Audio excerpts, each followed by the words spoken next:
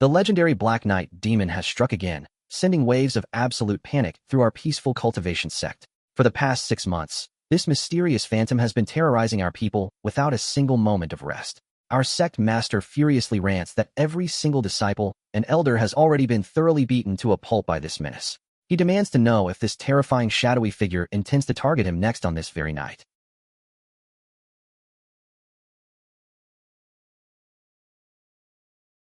He snorts proudly, declaring that as the grand leader of a prestigious sect, he refuses to be bullied by anyone. Today, he is determined to personally uncover the truth, eager to witness the grand reveal. He wants to see the true face hiding beneath the mask of this notorious Black Knight demon.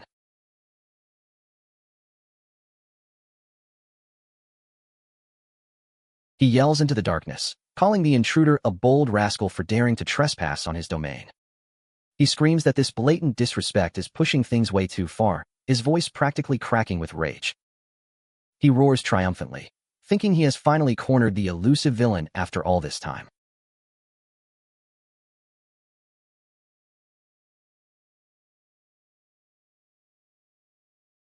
A neat little system notification pops up in my mind, confirming that my secret mission to motivate the sect master's training is complete. I sigh heavily, realizing this entire sect would completely fall apart without my selfless, nocturnal intervention. Allow me to introduce myself. I am Lu Changsheng, just your average, everyday disciple trying to survive. I reside on the beautiful Qingyun Peak, supposedly living the quiet life of an ordinary cultivator. Technically, I am the last closed-door disciple of my specific lineage, which sounds much fancier than it actually is. Unluckily for me, I was born with the rare myriad tribulations immortal body, a legendary curse disguised as a blessing. When normal, sensible people practice cultivation, they smoothly draw the spiritual energy of heaven and earth into their bodies.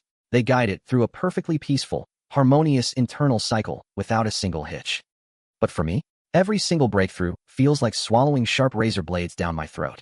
It is comparable to having a massive boulder violently smashed directly against my chest on a daily basis. Or perhaps like plunging my bare hands into a boiling pot of oil, just for a little extra spice.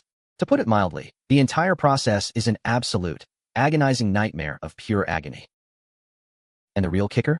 After 10 long years of enduring this excruciating torture to cultivate, I am somehow only a tiny, microscopic bit stronger than our dramatic sect master.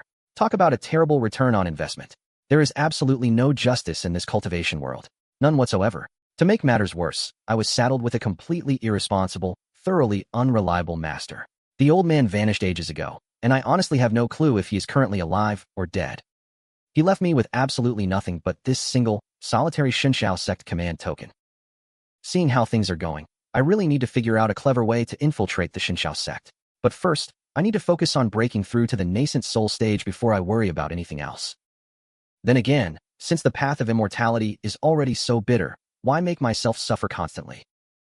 On a beautiful, bright morning like this, I deserve a little break from all the heavy lifting. I should definitely go find a few lovely junior sisters to help brighten up my day.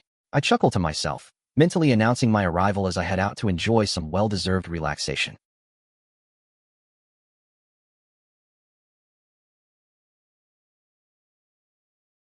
Nearby, a disciple is eagerly showering senior sister Tianyi with compliments upon her sudden return. He points out that despite being away for so many years, her progress has been absolutely staggering. He marvels at the fact that she has already successfully reached the impressive 6th layer of the condensing yuan stage. He praises her, saying she truly lives up to her grand reputation as a core disciple of Qingyun Peak. Yi Tianyi smiles modestly, claiming that the senior brother is being far too generous with his flattery. She mentions hearing rumors that Master took in a brand new little junior brother a decade ago. She recalls people saying this newcomer possessed an extraordinary, once-in-a-century talent for cultivation. He was supposedly hailed as a rare genius the likes of which the sect hadn't seen in 100 years. She looks around, curious to know if this legendary prodigy is currently present in the sect. The other disciple laughs and immediately points right in my direction to show her the reality.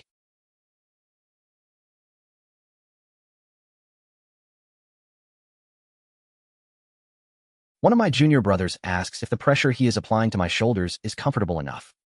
I lazily tell him he can use a bit more strength, as I can handle a much firmer touch. The disciple notes that I can certainly take a lot of force, adjusting his grip accordingly. He asks if this specific amount of pressure is more to my liking. He lets out a series of enthusiastic martial arts noises as his hands blur across my back. I sigh in pure bliss, complimenting the disciples because their massage techniques are getting incredibly advanced. The disciple pauses, letting out a humble, appreciative sound at my high praise. He gratefully smiles, insisting that it is only because I guided them so well in the art of relaxation. Meanwhile, Yi Tianyi watches us, whispering about how utterly outrageous this junior brother of hers turns out to be. She mutters that I am clearly acting like a local tyrant, abusing my position within the sect. She accuses me of forcing the younger disciples to go down the mountain just to collect protection fees. She claims that if people refuse to pay up, I simply have them rob them blindly without mercy.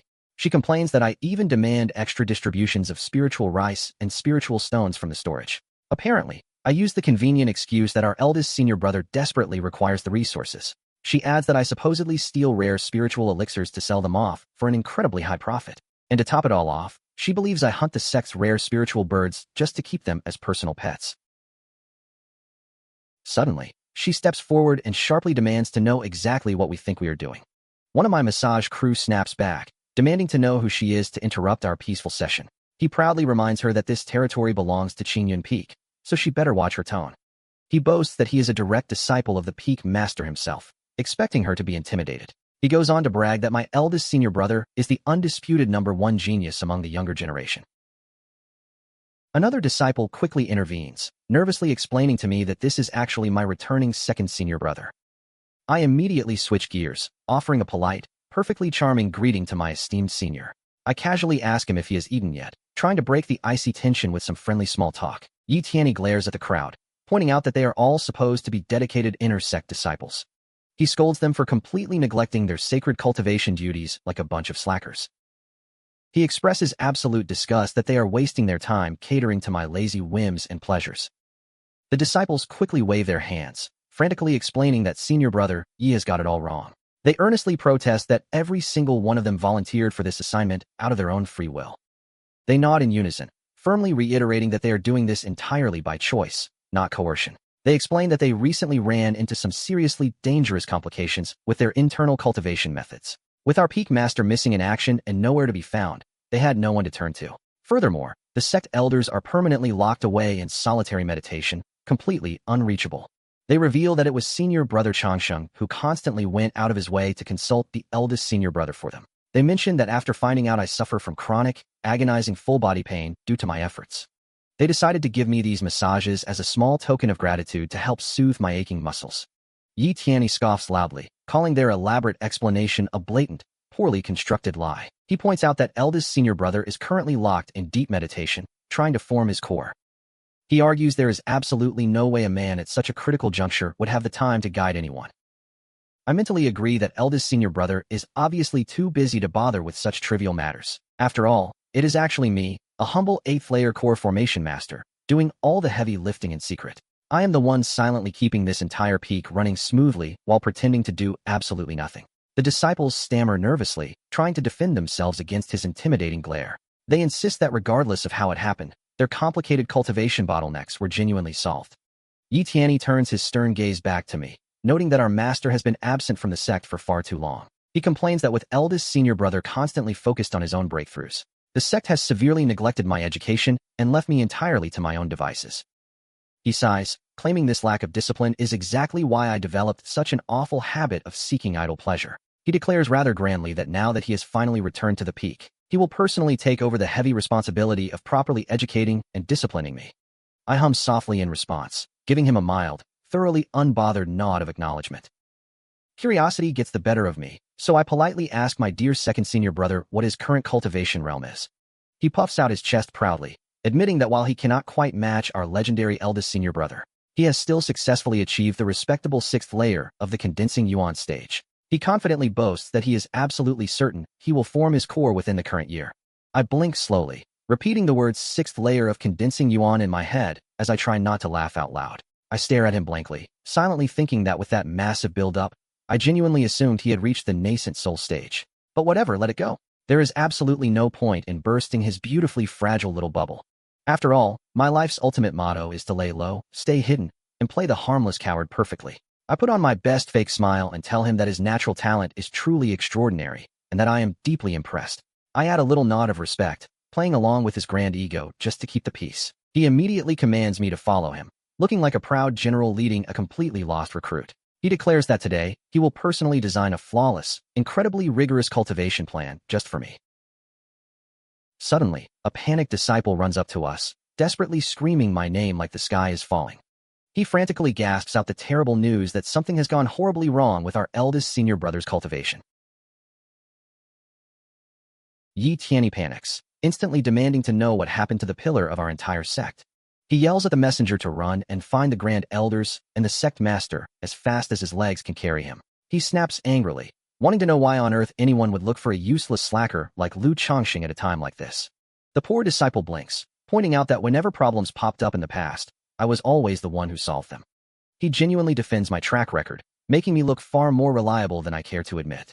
Yi Tianyi calls him a complete fool, his voice dripping with absolute frustration. He reminds everyone that eldest senior brother is the absolute strongest cultivator among the entire younger generation of the Qingyun Sect. He emphasizes that the man is currently locked away in a critical, life-changing retreat to form his golden core. He asks how something of such monumental importance could ever be trusted to someone else. He scoffs, wondering why they would ever rely on a notorious playboy disciple like Lu Changsheng. The messenger tries to speak up, sheepishly trying to correct him about a minor detail. Yi Tianyi sharply tells him to shut up, turning his glare to the younger person standing right next to him. He demands to know which specific elder this incredibly rude disciple belongs to. He scolds them for being so chaotic and undisciplined, running around the sacred peak without any manners. He rants that this kind of frantic behavior is completely unbecoming of a proper cultivator. I clear my throat and gently point out that he actually shares a surname with the leader of our sect. I casually drop the bomb that this is actually the sect master's treasured daughter standing right in front of him. Yi Tianyi stammers in absolute shock, finally recognizing her as the young lady Xianling. He stares in utter disbelief, murmuring that there is absolutely no way this can be the same person. He mutters that she definitely did not look anything like this back when she was just a little kid. I casually joke that girls change completely once they grow up, a standard law of nature he apparently forgot. Senior brother Xianling ignores his existential crisis entirely, turning directly to me with wide, frantic eyes. She urgently asks where our great eldest senior brother is hiding at this very moment. The messenger points back, saying the grand genius is trailing right behind them, looking completely miserable.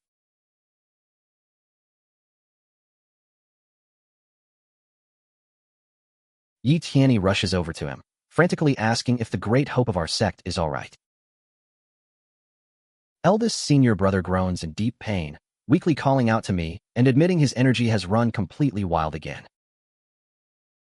I let out a heavy, thoroughly exhausted sigh, wondering how on earth he managed to mess up his internal pathways yet again. Honestly, it is getting a little ridiculous at this point. I grab him by the arm, telling him to walk with me so I can fix his terrible mess. I remind him that I explicitly told him to be extremely careful with his internal energy flow during training. But no, he didn't listen, and now look at the beautiful disaster we have on our hands. He went ahead and got himself thoroughly sliced up by his very own stray sword intent. I gesture for him to follow me into a quiet corner so I can stitch his spiritual energy back together.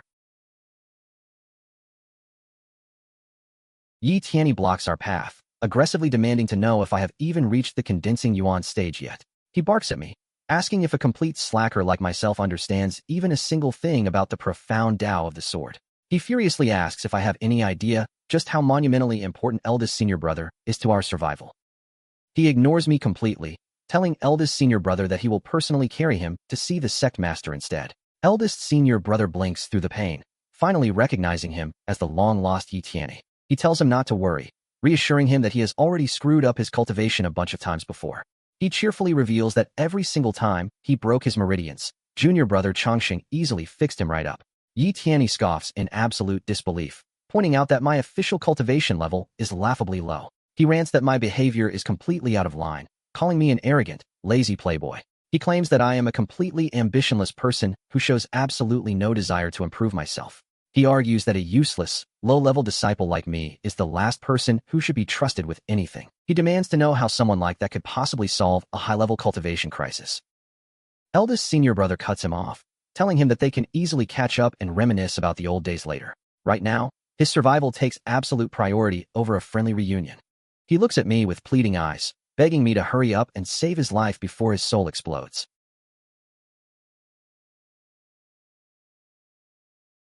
Yi Tianyi mutters under his breath, refusing to sit back and watch our top genius get ruined by my apparent incompetence. He turns around, determined to immediately notify the sect master about this dangerous madness. A brief moment later, eldest senior brother lets out a sigh of pure relief, laughing that he always knew I had the magic touch. He smiles warmly, declaring that all the special treatment he gave me over the years has finally paid off. Yi Tianyi freezes mid-step, his jaw hitting the floor as he realizes the healing process is already completely over. He stammers to himself, wondering how on earth a complete medical miracle could happen so insanely fast. Senior brother Xianling gasps in awe, absolutely amazed that her little junior brother is secretly a master of sword theory. She smirks triumphantly, loudly mocking whoever it was just a second ago that looked down on my incredible skills. Yi Tianyi can only squeak out a weak, thoroughly embarrassed response as his pride crumbles to pieces. Eldest senior brother turns to him, kindly suggesting that since he has just returned after a very long absence, he should feel completely free to ask me if there is anything about modern cultivation he doesn't understand. I lean in with a sly grin, asking him how exactly he plans to reward his favorite savior this time around. He chuckles and offers to grant me a wonderful, all-expenses-paid vacation down the mountain. He explains that by pure coincidence, some prominent representatives from the Ning family have just arrived. He wants me to act as his official proxy and go meet with them so he can avoid the headache. Senior brother Xianling gasps, asking if this is the very same Ning family that holds an official marriage contract with him. Eldest senior brother waves his hand dismissively, asking where everyone keeps getting this ridiculous idea of an engagement. He explains it was nothing more than a casual, completely meaningless joke made by our master many years ago. Either way, he begs me to please go and show them some excellent hospitality on his behalf. I give him a confident thumbs up, telling him to relax because he can absolutely leave everything to me. Down at the local tea house, a young man excitedly calls out to his older sister as they wait. He mentions hearing a rumor that the person meeting them today is the legendary, mysterious junior brother of senior brother Zhou. His sister sighs softly, admitting she heard that this particular disciple has a rather colorful, highly questionable reputation. I smoothly stroll into the room, chuckling as I ask if even the young Master Ning has heard the grand tales of my exploits. The sister quickly smooths things over, politely claiming that senior brother Changsheng is known to be an immortal walking among the clouds. She flatters me, saying it is only natural that beautiful stories of my character constantly spread across the land. The young man bows respectfully, offering a formal greeting to me as the representative. I sit down comfortably, telling Lady Ning that my eldest senior brother has already briefed me completely on why they are here. I invite her to fire away and ask whatever burning questions she might have brought with her. She hesitates for a second, innocently asking what kind of rare snacks our great eldest senior brother usually enjoys. I grin widely, telling her that he absolutely loves snacks, massive, mountain-sized piles of delicious treats, to be specific. Of course, I add that if she happened to bring along some legendary swords or priceless ancient manuals, those would also do nicely. I lean in a little closer, casually reminding her that she should definitely hand all those gifts directly to me first. I explain with a straight face that eldest senior brother is far too busy with his intense, grueling cultivation schedule. I claim that I am simply worried he wouldn't have the time to properly manage a collection of presents. I quickly assure them that this is definitely not me trying to secretly embezzle their high-quality offerings for myself. I look them dead in the eye, solemnly swearing that every single word coming out of my mouth is the absolute truth. Suddenly, a commotion breaks out downstairs as a waiter nervously speaks to an arrogant customer. The waiter politely explains to the aggressive young man that the premier Heaven-tier private room is already occupied. He apologetically asks if the esteemed guests wouldn't mind moving to a different, equally lovely room. The loud cultivator scoffs in absolute disgust at the mere suggestion of compromising. He loudly repeats the words, "change rooms," with pure disdain, his voice echoing through the restaurant. He looks ready to tear the entire establishment apart just to get his way. The arrogant troublemaker outside loudly boasts that he is a core disciple of the prestigious Qingyun Sect. He barks at the server, demanding to know how a grand cultivator like him could possibly be unworthy of a tiny private room. The poor waiter stammers, pleading with Master Sure that the room is genuinely occupied by other esteemed guests. The guy cuts him off sharply, telling him to shut up and order the people inside to get lost immediately. He threatens that if they do not vacate the premises right away, he will personally tear down this entire restaurant. I casually push the door open and advise the young man that acting with too much arrogance rarely ends well. I look at him with a calm smile, pointing out that such a terrible attitude is ultimately bad for one's health. He scoffs at me, aggressively demanding to know who I think I am to lecture him. He glares at me with pure venom, asking if I have some sort of pathetic death wish. He grunts, saying he originally intended to let me walk away unharmed if I simply scrambled out of his sight. But since I am practically begging for trouble, he claims he will gladly oblige. Back at our table, the younger Ning brother nervously whispers to his older sister. He warns her that this Shifeng is notorious for being an incredibly dangerous opponent to deal with. He looks at me with extreme doubt, anxiously wondering if senior brother Changsheng can actually handle a real fight. His sister reminds him that they are currently sitting right in the middle of the Qingyun Sect's sovereign territory. She reasons that even a fierce disciple from the Qingyun Sect wouldn't dare to push things completely over the line here. Shifeng barks at me, completely outraged by my total lack of fear in his presence. He struts forward, demanding to know if I have any idea who exactly he is dealing with. I smirk and mockingly ask if he isn't just looking at the grand, irreplaceable Lu Changsheng himself. He laughs scornfully, calling me a useless clown who only knows how to engage in petty scams and cheap tricks. He insults me further, describing me as a total waste of space who relies entirely on underhanded behavior. I lean against the frame and casually ask him if he understands the true power of a dominant local boss. He snorts with amusement, completely unfazed by my mild attempt at a threat. He mockingly questions what a weakling like me could possibly do to stop him. He asks if I intend to run away crying and call my great eldest senior brother to fight my battles for me. I chuckle and tell him that dealing with garbage like him doesn't require bothering our top genius at all. The younger Ning brother watches wide-eyed, completely baffled by the sudden change in atmosphere. He whispers to his sister, recalling the rumors that my reputation inside the Qingyun Sect was utterly terrible. He wonders how the stories could be so completely wrong given what is unfolding right before them. He notes that judging by their fierce expressions, these local Qingyun Sect disciples seem to hold me in incredibly high regard. A group of our rougher sect brothers suddenly storms up the stairs, looking ready for a massive brawl. Their leader calls out to me, shouting that they heard some blind fool was daring to show me disrespect. I put on an incredibly dramatic face and sigh, pointing at Shifeng like a victim. I tell them that this idiot servant was just throwing around some massive insults regarding our beloved Qingyun Sect. I amplify the drama, claiming he treats our entire school like absolute dirt beneath his expensive boots. I add that he even loudly proclaimed that every single disciple in the Qingyun Sect is nothing but pure garbage.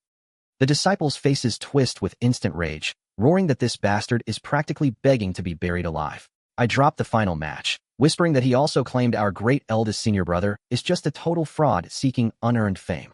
The lead disciple glares at the intruder, growling that these Qingyun Sect snobs have truly lost their minds. He steps up, bellowing that they have crossed a line they can never come back from. Shifeng stammers nervously, asking if they actually have the nerve to raise their hands against an elite like him. Before he can finish his threat, a chaotic chorus of painful screams echoes through the entire restaurant hall. He continues to shriek under the heavy barrage of fists, reminding everyone of his high core status. He yells that they are committing an absolute sin, but nobody seems to care about his titles anymore. I calmly instruct the boys to stuff a rag in his loud mouth and keep beating him until they are tired. I cheerfully tell them it is high time we showcase the proud, unyielding spirit of our great Qingyun Sect. A final, muffled groan escapes him as he is thoroughly pummeled into the hardwood floor. He drags his bruised body away, spitting out a vicious curse directed right at my face. He vows that he will absolutely make me pay this debt back with interest sooner or later. As they retreat, my internal senses pick up two distinct, hidden core formation auras lingering in the shadows. It becomes glaringly obvious that Shifeng's little public tantrum was entirely orchestrated for a darker purpose. They are trying to use me as a cheap piece of bait to hook a much larger fish. I narrow my eyes, determined to uncover exactly what kind of sinister masterminds are pulling the strings from behind. A short distance away in a secluded alley, Shifeng is furiously venting his frustration to his hidden companions.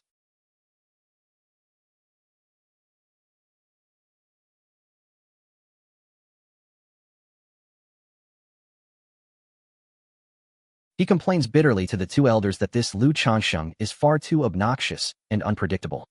He explains his original brilliant plan was simply to give me a thorough beating to see what would happen. He wanted to lure out Zhou Qingyu to accurately gauge the absolute limits of the man's hidden strength. He rants that he never expected a noble disciple to call a literal angry mob to jump him instead. One of the shady elders scoffs, saying such shameful behavior is completely expected from a weakling like me. He notes that since my official level is only at the measly third layer of spirit gathering, I have no choice. He adds that a notorious scumball and disgrace to the cultivation world would never fight fairly anyway. He reasons there is absolutely no way a cowardly trash like me would ever risk getting his own hands dirty. The other elder realizes that the enemy's ultimate target was indeed our eldest senior brother all along. He decides to put the plan to test Zhou Qingyu on the back burner for the time being. He points out that the Ning family only brought a single, solitary core formation guardian on this trip. He volunteers to draw that powerful protector away from the targets, leaving them completely vulnerable. He commands his partner to seize the perfect opportunity to slaughter the young Ning siblings. He sinisterly notes that if those highborn brats die on our land, a massive, bloody war will break out. He laughs, knowing the furious Ning family will never let the Qingyun Sect off the hook for such a tragedy. I quietly step out from behind the corner, surprising them with my sudden, unwanted presence. I casually ask how our peaceful sect could have possibly offended them enough to warrant such a nasty plot. I look at them, wondering aloud why they are trying so desperately to bring absolute ruin to my home. Shifeng gasps in horror, asking how on earth I managed to track them and hear their entire secret conversation. The first elder looks around, realizing with a cruel grin that I have foolishly come out here completely alone. He bursts into a loud, mocking fit of laughter at my incredible stupidity. He sneers, wondering where a pathetic piece of trash at the third layer of spirit gathering gets his confidence. He asks what kind of absolute delusion gave me the courage to stand before two powerful masters. He snarls that by walking into this dark alley, I have officially signed my very own death warrant.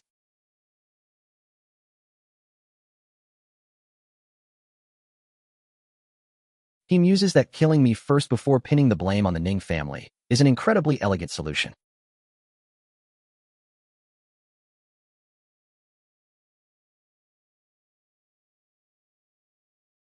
I let out a heavy sigh, truly wishing I didn't have to resort to violence on such a lovely afternoon. But since they are actively trying to destroy the very roof over my head, they have left me no choice. Facing a sudden 2-on-1 situation against seasoned killers is admittedly a bit tricky. I guess I will just have to put my skills to the test and see if I can survive the encounter. The elder draws his blade, arrogantly declaring that getting slain by his sword is the highest honor I could dream of.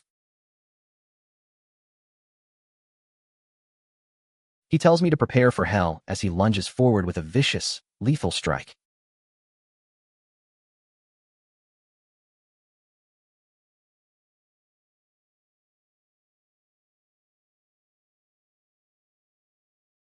But as I unleash a fraction of my power, his eyes fly wide with absolute, unadulterated shock.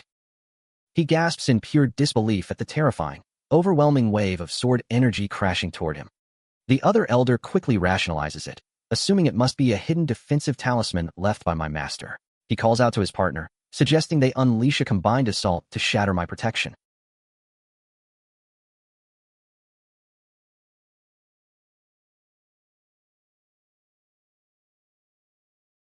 He reasons that no matter how powerful the Lord of Qingyun Peak is, he couldn't have given me endless tricks.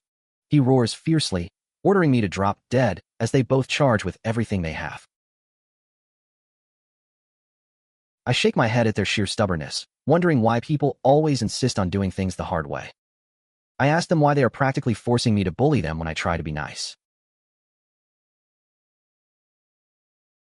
I unleash my true aura, and the sudden, massive spiritual pressure drops on the alley like a falling mountain.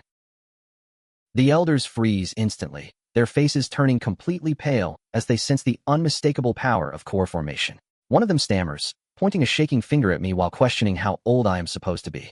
He screams in pure terror, unable to accept that a mere kid could possess such a monstrous level of energy. The other shrieks that I am a complete freak of nature, frantically telling his partner to run for their lives. They instantly scramble backward, desperately trying to find an escape route from this self-inflicted nightmare. I take a slow step forward with a cold grin, asking them if they truly believe they can just walk away from this. The cornered troublemakers instantly drop to their knees, desperately begging me to spare their miserable lives. I narrow my eyes, noting that plotting against the Ning family was already an incredibly foolish move on their part. But daring to bring their sinister schemes right onto the territory of the Qingyun Sect is a whole new level of stupidity. I calmly declare that by doing so, they have officially earned themselves a one-way ticket to the afterlife. Having dealing with threats outside while maintaining the peace inside, I really am a master of multitasking. I shake my head, thinking that I truly am the unsung, invisible guardian angel of this chaotic sect.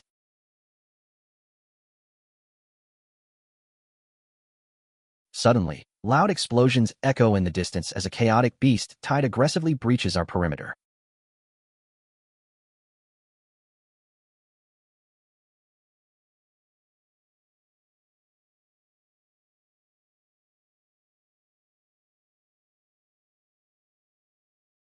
A nearby disciple screams out in absolute panic, frantically shouting for junior sister Luo to watch out.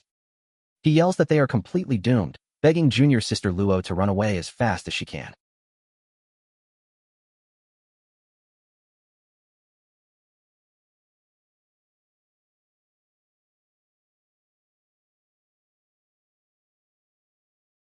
I quickly rush over to the scene, asking junior sister Luo if she managed to survive the blast unscathed. She looks up at me with wide, trembling eyes, breathlessly calling out my name in utter relief. She pats her chest, stammering that she is fortunately unhurt after that terrifying close call. She looks around in confusion, wondering which mysterious grand elder just secretly intervened to save her life. I give her a quiet, knowing smile, mentally thinking that the grand elder is actually just your beloved senior brother. A senior elder lands nearby, demandingly asking who on earth just set off the high-level emergency signal. A panicked disciple immediately grabs my arm, shouting that a massive disaster has struck. He gasps out that something has gone horribly, terribly wrong with our eldest senior brother. I frown slightly, asking him to calm down and explain exactly what kind of trouble we are facing now. He explains that the beast tide suddenly erupted without warning, catching everyone completely off guard. While all the heavy-hitting core formation beasts are currently being held back by our grand elders, a powerful, rogue core formation monster called a Qingfeng bird suddenly ambushed their specific group. In order to keep the younger disciples safe from certain death, eldest senior brother stood his ground alone. He purposely drew the terrifying creature away into the deep woods, all by himself. I stroke my chin, recalling that a standard Qingfeng bird usually only possesses the strength of a first-layer core stage. Even though eldest senior brother hasn't officially formed his own core yet, he is still a formidable fighter. Plus, considering I practically raised that stubborn guy myself, he should know a few good survival tricks. Dealing with a mere first-layer core monster shouldn't be enough to actually end his life. I reassure myself that he will most likely manage to slip away safely without any permanent damage. I turn to the weeping disciples, telling them to relax, because a basic first-layer beast can't finish him off. I declare with total confidence that their legendary senior brother is far too stubborn to die so easily. The disciple frantically shakes his head, crying out that the local peak master just confirmed the worst. He drops the terrifying news that the specific bird chasing him has actually mutated into a third-layer core monster. My jaw drops slightly, mentally screaming at the absolute absurdity of my brother's terrible luck. I wonder what kind of broken, chaotic matchmaking system the universe is using to constantly test him like this. Senior brother Xianling runs up to me next, her face pale as she asks what we should do next. She looks completely lost, looking at me as if I have a magical solution to stop a rampaging beast. I quickly pat her shoulder, telling senior brother Xianling that lucky people always find a way to survive disasters. I strictly command her to immediately lead the remaining disciples back to the safety of the main peak. I tell them not to worry about a thing, putting on my best fearless leader face to keep them calm.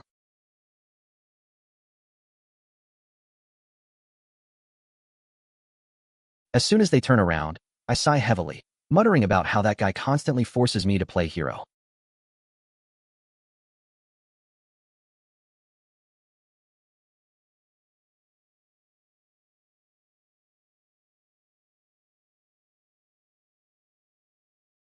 Deep in the dark forest, Yi Tianyi is currently helping our heavily wounded eldest senior brother lean against a tree. He gasps for breath, noting with relief that the terrifying monster hasn't managed to track them down just yet.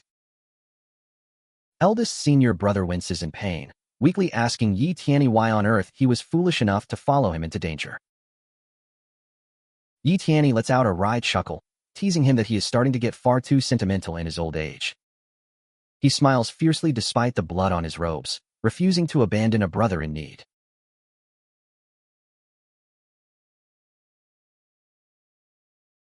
He nods firmly, declaring that today, the two of them will face this absolute nightmare together. He stands tall, ready to give everything he has to take down that oversized, feathered menace once and for all. Eldest senior brother sighs, joking that his only real regret is leaving our poor little junior brother completely behind. He worries that with them gone, there will be absolutely no one left to guide me away from my lazy habits. Yi Tianyi bursts out into a sudden, amused laugh despite the impending doom staring them in the face. He looks at his bleeding friend, telling him that he is seriously underestimating my bizarre ability to survive.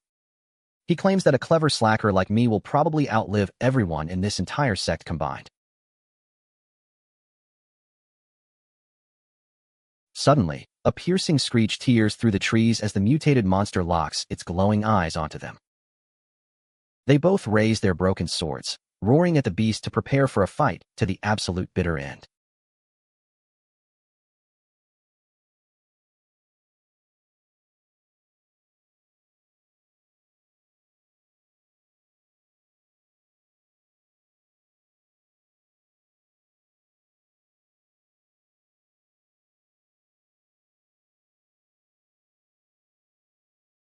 But after a brutal clash, Yi Tianyi crashes into the dirt, cursing that their best efforts still aren't enough.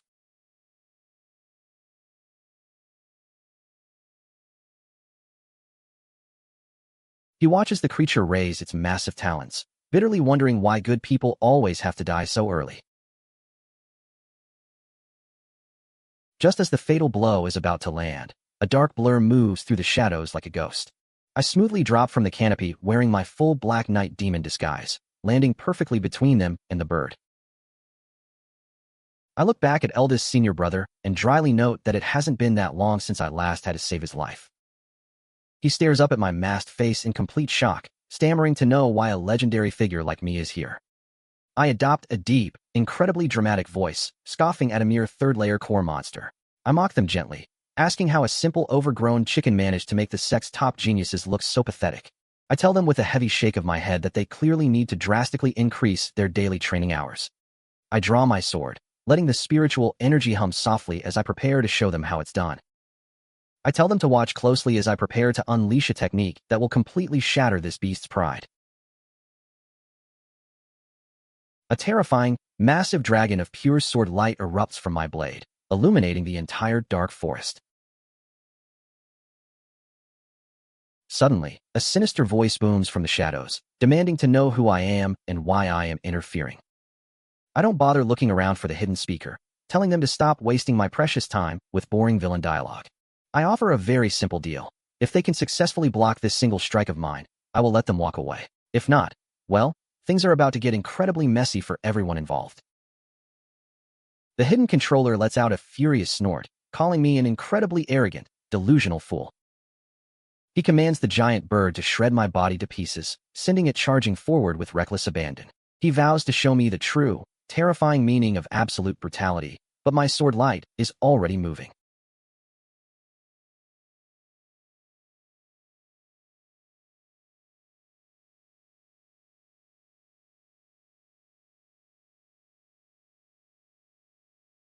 Yi Tianyi shields his eyes from the blinding flash, completely overwhelmed by the pure, majestic power of the attack.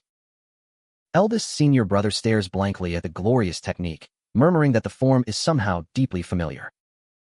He gasps as the realization hits him, recognizing the unmistakable, legendary style of our very own Qingyun Peak. He watches the majestic energy flow, suddenly gaining a profound new insight into his own stalled martial arts path.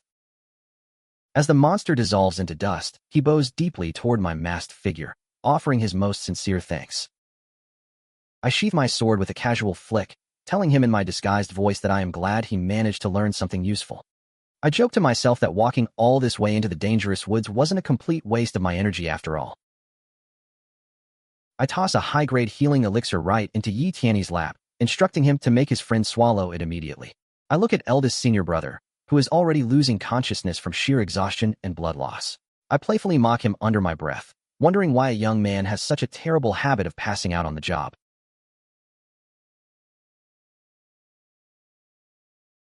A brief moment later, eldest senior brother slowly blinks his eyes open, groaning softly as he wakes up. He looks around at the dark surroundings, groggily asking if they have somehow been eaten alive by the monster. Yi Tianyi smiles weakly, shaking his head and telling him that they are thankfully still among the living. He explains that incredibly powerful, masked senior stepped in at the final second to save them both. I quickly project my voice from the trees, declaring that the annoying Qingfeng bird has been thoroughly dealt with. I command them to pack up their things and immediately head back to the safety of their sect gates. They both nod respectfully into the empty air, promising to follow the mysterious master's orders without delay.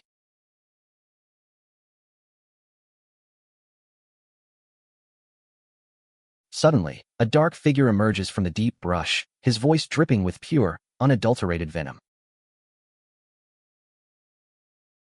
The mysterious summoner snarls, completely outraged that someone dared to butcher his prized spiritual pet. He barks that if we think we can just walk away from this insult, we are living in a complete fantasy world. I tilt my head beneath my mask, realizing that this entire chaotic beast tide was entirely his doing. The villain sneers, pointing a finger directly at our dazed, wounded eldest senior brother. He boasts that this elaborate disaster was specifically designed as a flawless execution trap meant just for him. He grumbles that he never anticipated an intrusive core formation powerhouse would randomly drop out of the sky. But he lets out a sinister laugh, claiming that he fortunately brought along a backup plan for unexpected guests. Yi Tianyi gasps in horror as the man unheeds a dark artifact, instantly recognizing the legendary Qianluo Tower. He realizes with dread that this dangerous assassin must belong to the notorious, rival Qingyun Sect.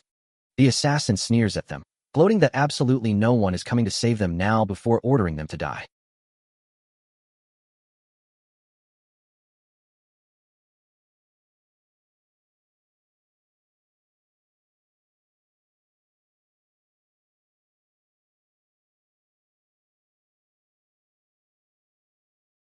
Eldest senior brother pushes Yi Tianyi away, frantically telling him to find an opening to escape. He urges him to bring this vital news regarding the enemy's plot straight back to our sect. He tells him to beg the Grand Ancestor to personally come down from the mountain to save us. The killer scoffs, mocking their desperate plans and asking if they honestly think they can run away. He confidently declares that absolutely no one is leaving this dark forest alive today.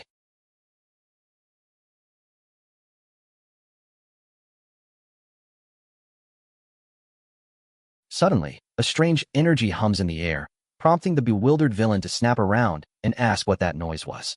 He barks into the shadows, demanding that whoever is hiding show their face and step forward. I casually project my voice from the surrounding trees, asking him if he is looking for me. The massive, floating Qianluo Tower suddenly shakes violently and shatters, forcing a shocked cry from his mouth. I dust off my hands, teasingly asking him if he honestly thought I was securely trapped beneath his little cup. He stares at the broken pieces on the ground, stammering that a complete breakthrough like this shouldn't be possible. I smile under my mask, idly tossing the core artifact in my hand and asking if he means this specific trinket. He trembles in disbelief, yelling that the treasure is a high-grade spiritual artifact that cannot be destroyed. He frantically demands to know how on earth a low-tier cultivator could have smoothly broken free from its suppression. I chuckle and tell him that his precious little tower is indeed a rather impressive piece of equipment. Unfortunately for him, his own personal cultivation is just far too weak to handle its full potential. He gasps in pure horror as my full power radiates outward, instantly identifying my strength as the 8th layer of core formation. He recoils in absolute terror, begging to know what kind of terrifying monster is hiding behind the mask. He mutters to himself, unable to comprehend how the Qingyun Sect could possibly harbor such a hidden powerhouse. I smile proudly at his sheer terror, silently thinking that I truly am an absolute genius at dramatic entrances. I look at the trembling assassin and tell him that I actually quite admire his pure, unyielding innate energy. Eldest senior brother looks up weakly, confusedly asking me if this villain doesn't actually belong to the Qianluo Sect. I turn my head and ask him who on earth told him that anyone carrying a specific weapon must belong to that school. I point out the flawed logic, noting that stealing artifacts from other sects is a very popular pastime around here. I look back at the bound killer and casually ask him if he happens to hold a bitter grudge against the Qianluo Sect. When he frantically shakes his head no, I shrug and say that settles the matter perfectly. I inform the boys that I have already completely sealed up his spiritual pathways with my internal energy. I instruct the two of them to drag his miserable body back to the Qingyun Sect for a thorough interrogation. They both bow deeply, instantly responding that they understand my grand instructions perfectly.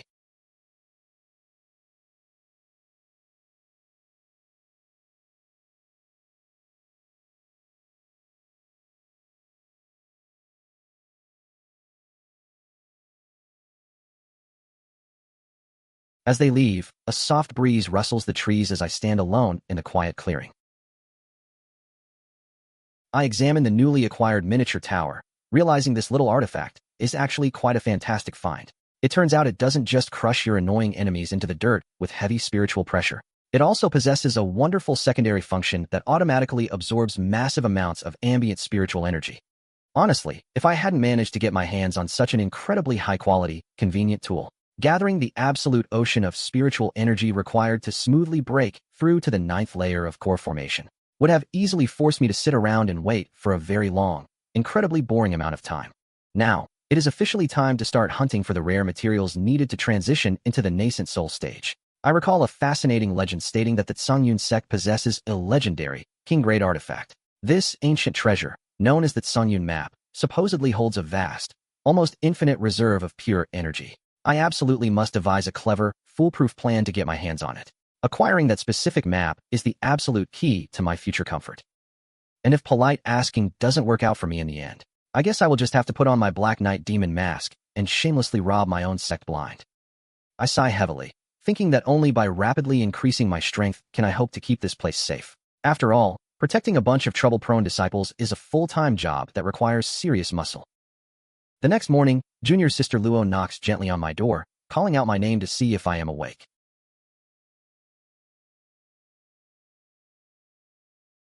I open the door and ask junior sister Luo what kind of emergency has brought her here so early. She looks up at me with an eager smile, breathlessly trying to deliver a message. She explains that eldest senior brother explicitly told her to bring me straight to the Grand Hall immediately. She drops the exciting news that the legendary, long-awaited Qingyun secret realm is finally about to open up. Up at the Grand Hall, our stern sect master announces to the gathered crowd that the secret realm opens tomorrow. He explains that their absolute top priority for this specific mission is to retrieve a lost treasure. He tasks them with locating the Qingyun map, an ancient artifact that vanished from our school many centuries ago. Upon hearing that the map is physically locked inside that specific pocket dimension, my interest is instantly piqued. I smile inwardly, silently cheering that my primary target is practically waiting for me to go pick it up. The sect master turns to our top genius, officially declaring that senior brother Qingyu will lead the expedition. Then he glares coldly in my direction, flatly stating that Lu Changsheng will be staying behind this time. I instantly pout, feeling incredibly targeted, and dramatically ask why on earth I am being left out of the fun. He snorts with complete disdain, asking if I am genuinely unaware of just how pathetically weak my own cultivation level is. I immediately turn to eldest senior brother, whining loudly and gesturing for him to come to my defense. Eldest senior brother steps forward, respectfully telling the sect master to place his full trust in his capabilities. He promises that he will personally do everything within his power to locate and safely bring back the map. As for his beloved little junior brother, he kindly requests that I be allowed to accompany the team after all. He offers to personally look after my safety and ensure that I don't get into any irreversible trouble. The sect master lets out a long, reluctant sigh, looking thoroughly exhausted by our combined persistence. He waves his hand dismissively, grumbling that he will give in to his request just this once. He strictly warns the entire room that numerous dangerous rival sects will also be infiltrating the realm. He demands that everyone exercise absolute caution, as a single careless mistake could result in a total massacre. As we exit the hall, eldest senior brother reminds me to immediately find him as soon as we cross the portal. He instructs me to stay close to his side, so he can easily shield me from any sudden dangers. I roll my eyes mentally, thinking that sticking to his side would completely ruin my secret plans to steal the map. If he is constantly watching me like a hawk, sneakily hunting down ancient treasures becomes an absolute impossibility. But out loud, I put on my most innocent smile and tell him that his plan sounds absolutely wonderful. I eagerly nod, lying through my teeth about how much I am looking forward to leaning heavily on his incredible strength. I quickly inform him that I need to make a brief trip down to the market town before the big day. I explain that I merely need to purchase a few basic supplies to properly prepare for the upcoming journey. I bid him a cheerful farewell, taking my leave early so I can smoothly escape his overprotective gaze. Because when it comes to breaking through to the terrifying nascent soul realm, things are bound to get incredibly intense. With my unique, cursed physique, the sheer physical agony of the process is only going to multiply exponentially. I absolutely need to stock up on some powerful, high-grade, pain-numbing herbs to keep myself from screaming.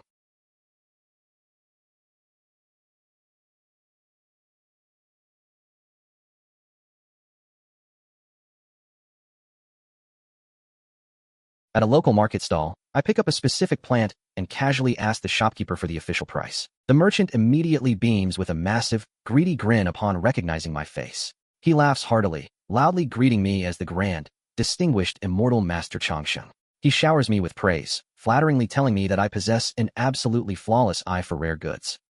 He boasts that this specific crimson spiritual herb is an incredibly rare, precious find. He proudly swears on his professional reputation that his shop holds the only specimen available. He guarantees that I won't find a single duplicate of this plant anywhere else in the entire city. I stare at the plant in quiet amazement, utterly shocked to randomly stumble upon a genuine scarlet spirit herb. This happens to be the absolute most critical ingredient required to smoothly suppress the pain of my next breakthrough. I nod slowly, keeping my cool while agreeing with his assessment of the item's high quality. I casually mention that I have actually been searching high and low for this exact plant for several years now. The merchant rubs his hands together, smoothly stating that since a grandmaster like me requires it, he can offer a deal. He states that I can happily carry it away right now for the modest price of just 1,000 spiritual stones.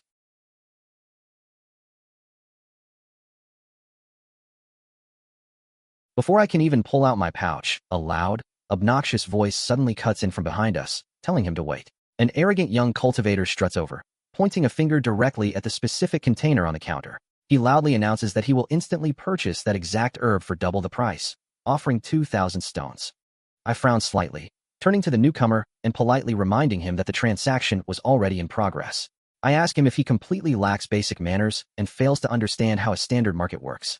The snobbish stranger just bursts out laughing, arrogantly declaring that the only rule he follows is that the highest bidder wins. He looks down his nose at me, sneering that if I can't afford it, I should just pack up and crawl out of his sight. A familiar, confident voice suddenly chimes in behind me, asking who on earth claimed senior brother Changsheng was broke. I turn around in surprise, asking my junior sister what brings her to this part of town. She smiles warmly, explaining that a few of the shops just further down the street belong to her family estate. She tells me she merely wandered over here to inspect the properties and check on business. She giggles softly, adding that she certainly didn't expect to witness such an amusing little comedy show. I offer her a helpless shrug, jokingly apologizing for making her watch me participate in such an awkward scene. The arrogant guy interrupts us with an impatient shout, demanding to know if I am actually going to buy the herb or not.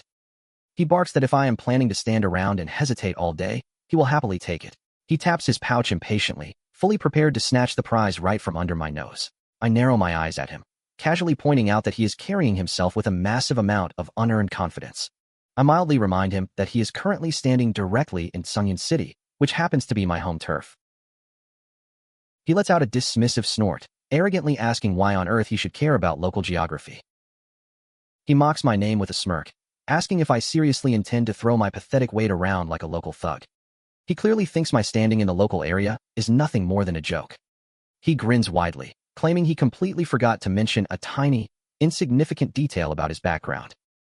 He proudly boasts that he hails from the Qingyun Sect, expecting me to instantly drop to my knees in terror. My junior sister leans in closer, nervously whispering that the Qingyun Sect is an absolute titan in the cultivation world. She reminds me that they are a top-tier powerhouse that normal schools shouldn't carelessly provoke. She gently tugs my sleeve, suggesting that it might be much wiser to just drop the matter and walk away. The guy's companion speaks up, addressing him as a fellow disciple and pointing at the counter. He explains that their grandmaster explicitly ordered them to bring back this specific, vital ingredient. He claims that this plant isn't actually a cheap scarlet spirit herb at all. He proudly declares that it is secretly a legendary, incredibly rare scarlet yellow herb instead. I smile faintly, repeating his own favorite logic about how the highest price always wins the item. I smoothly raise the bid, calmly announcing a brand new price of 4,000 spiritual stones. He immediately counters with 8,000, so I don't skip a beat and casually shout out 10,000. His face twists in fury, snarling to ask if a lowlife like me is absolutely certain about making an enemy out of him. I look him dead in the eye, calmly asking what kind of irrelevant nobody he thinks he is to threaten me. I grin at his hesitation, teasingly asking if he is already prepared to quit bidding like a coward. He slaps his gold on the counter, growling that he will permanently remember this insult for the rest of his days. He lets out an incredibly dramatic, furious huff, his face flushing red with absolute irritation. He points a finger at me, stating that back when I decided to humiliate Sherfong, I should have anticipated retribution. He claims I should have known that a day of reckoning would inevitably come back to haunt me. He adds with a malicious smirk that he forgot to inform me of one key detail. He reveals that the bruised Sherfong happens to be his very own beloved younger cousin. He shakes his head in disgust, refusing to let an ordinary local cultivator get the upper hand. He slams down a massive bag, yelling out an outrageous bid of 20,000 spiritual stones to crush me. He demands that the shopkeeper hand over the precious scarlet yellow herb to him immediately. The merchant blinks in complete astonishment, asking how on earth he figured out the plant's secret identity. The elite disciple laughs smugly, claiming he simply overheard the truth with his superior senses. He bursts into a loud, incredibly obnoxious fit of self-satisfied laughter at his own perceived brilliance. He mocks me openly, stating that a pathetic weakling at the fourth layer of spirit gathering is nothing to him. He scoffs at the idea that a local slacker could ever dream of pulling a fast one on a grand genius like himself. He calls my little competitive attempt a complete, utterly laughable delusion. He sneers, mockingly thanking me for driving up the hype and practically delivering the prize to his hands. My junior sister watches him walk away, turning to me with an incredibly worried expression. She asks if that specific plant was actually an absolute necessity for my personal cultivation goals. She sweet-talks me, offering to pool her own private savings together if I still want to chase after him. I let out a soft chuckle, playfully asking her where she can actually see a rare scarlet yellow herb in this cheap market. She freezes in place, staring at me as the realization slowly dawns on her face. She blinks, asking if my entire performance just now was a deliberate, beautifully executed trap. I smile and note that those elite disciples from the Qingyun Sect are certainly as fabulously wealthy as the rumors say. The guy didn't even blink an eye before tossing out 20,000 stones for a common weed. Meanwhile, the guy's companion suddenly stops him down the street, suspiciously looking at the package. He asks if he seriously believes that a common merchant would just leave a legendary treasure sitting on a table. He suggests they might have been thoroughly swindled by a couple of clever local actors. Back at the stall, the merchant happily slides a heavy pouch across the wooden counter toward me. He cheerfully informs me that this contains my exact cut of 12,000 spiritual stones from the prophet. He politely invites the grandmaster Changsheng to carefully count the coins and verify the amount. I wave my hand dismissively, telling him there is absolutely no need to bother with tedious counting. I chuckle, reminding him to send a mental thank you note to that incredibly generous, gullible elite master.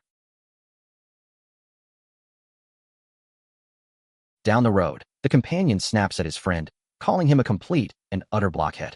He points out that he allowed a notorious, low-level slacker from a local school to completely play him like a fiddle. He rants that they just spent a fortune on a completely ordinary, basic medicinal root.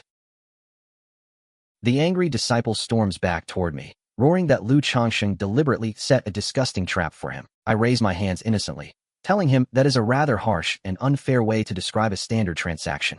I remind him that a fair market operates entirely on mutual agreement and personal choice. He draws his weapon, screaming that I have a lot of nerve to mock a grand elite to his face. He looks ready to slice me in half right on the spot to reclaim his stolen dignity.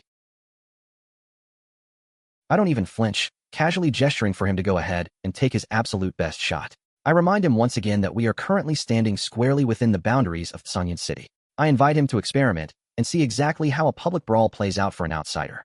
I ask him if he thinks he can successfully end my life before I can blink, or if my massive local guard network will arrive first to thoroughly stomp him into the pavement. His cooler-headed companion grabs his shoulder, sharply commanding the idiot to stand down immediately. He reminds him that they have a far more critical, secret mission to focus on during this visit. The angry cultivator sheathes his blade, pointing a trembling finger at my face and telling me to watch my back. He glares at the shopkeeper next, cursing him for daring to conspire with a local loser to rob him blind. The merchant just chuckles smoothly, proudly announcing that he is a dedicated member of the Heavenly Mystery Pavilion. He explains that running a humble market stall here is merely a small, relaxing hobby of his. My junior sister gasps, recalling that the pavilion is a terrifyingly massive force that rivals any major sect. She turns to me with wide eyes, asking if I already knew about the shopkeeper's hidden, powerful background. I shake my head with a grin, admitting that I didn't have the slightest clue about his grand alignment. Honestly, I was just guessing based on his relaxed posture. but seeing how the old guy effortlessly maintained perfect comedic timing with my completely improvised scam. It was pretty obvious he possessed some serious backing to not fear a bunch of angry hotheads. She frowned slightly, mentioning that the original herb still looked incredibly vital to my health. She wonders if I am genuinely fine with just letting that precious plant slip away into enemy hands. She looks a bit disappointed that we are leaving empty-handed after all that elaborate effort. I offer her a mysterious smile, telling her there is absolutely no need to rush into a panic. I predict that with a little bit of cosmic luck, that exact herb will smoothly find its way back to me tomorrow. Later that evening, I stop walking in a deserted alley, asking the shadows if they aren't tired of stalking me. The angry Shenxiao disciple steps out, snarling that after humiliating him, I am foolish to expect a safe escape. He thinks he has cornered a helpless victim away from the protection of the busy city guards. I turn around slowly with a relaxed smile, telling him that I actually have zero intention of running away. After all, I still need to properly retrieve my precious herb from his storage pouch. He lets out a harsh, mocking laugh, reminding me that my official power is stuck at a pathetic low level. He calls me a miserable piece of trash at the fourth layer of spirit gathering, who is completely out of his depth. He looks around the dark, completely abandoned clearing, noting with a cruel grin that the location is wonderfully quiet. He grins maliciously, adding that this quiet place is absolutely perfect to become my final resting ground.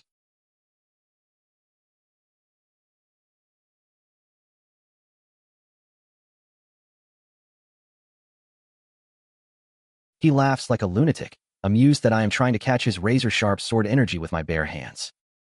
He loudly calls me a complete idiot, expecting me to be chopped into pieces in a matter of seconds. But when my fingers effortlessly snap his lethal energy like a dry twig, his jaw hits the floor in complete shock. He stammers in terror, declaring that I cannot possibly be the useless Lu Changsheng and demanding to know my true identity.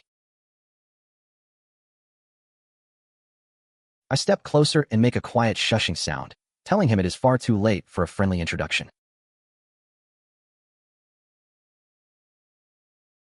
He trembles as my suppressed aura surges, realizing with absolute dread that he is facing a genuine core formation master. He gasps to himself, unable to fathom how such an incredible power could be hiding right under his nose. He whines in disbelief, wondering how the notorious local slacker could secretly be a terrifying powerhouse. I smile coldly, advising him that in his next life, he should definitely clean his glasses before picking a fight.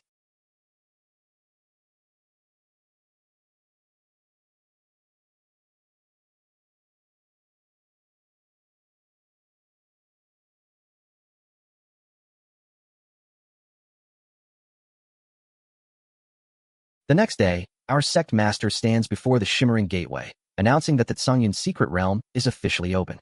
He addresses the visiting schools, reminding everyone that according to our previous agreement, they may enter the trial. However, he firmly states that every outsider must strictly abide by the absolute laws of our Qingyun Sect. He expects total obedience while they are guests on our sacred ancestral territory.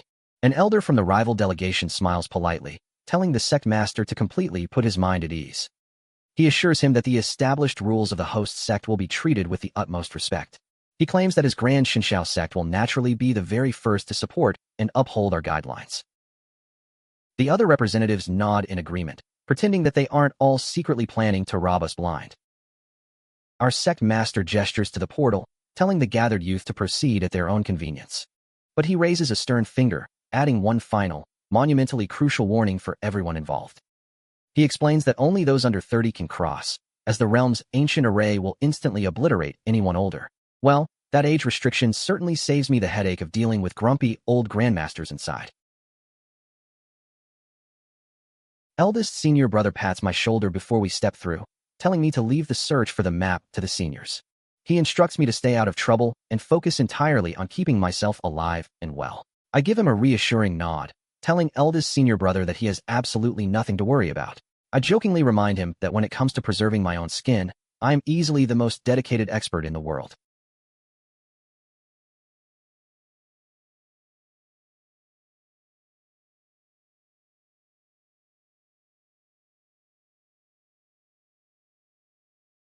The moment I cross the threshold, I take a deep breath and marvel at the breathtaking landscape of the secret realm. The natural spiritual energy floating around this pocket dimension is incredibly thick and potent. I smile to myself, thinking that if I could just hide in a cave here without anyone bothering me, I would probably achieve my grand nascent soul breakthrough in record time. Suddenly, a loud rustling sound comes from above, making me wonder what kind of creature is hiding in the canopy. Before I can react, something heavy drops right out of the sky and hits me squarely on the head.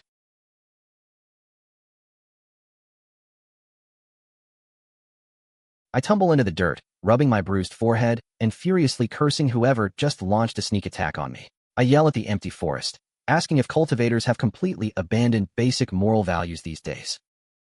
I challenge the invisible culprit to stop hiding like a coward and step out to face me in fair combat. I look around carefully, but the surrounding woods are completely silent and devoid of any human life. I look down at my feet, realizing that a bizarre, ancient-looking scroll is the actual object that knocked me down.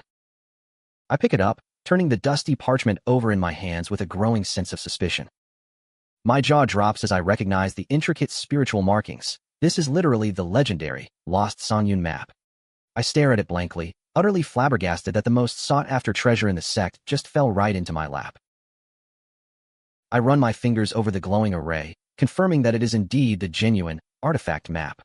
I let out a soft laugh, amazed that a task meant to take weeks was completed without me taking a single step. I suppose the real reason this map remained hidden from the world for so many long centuries is because every previous seeker who got close was probably knocked unconscious or killed by the impact.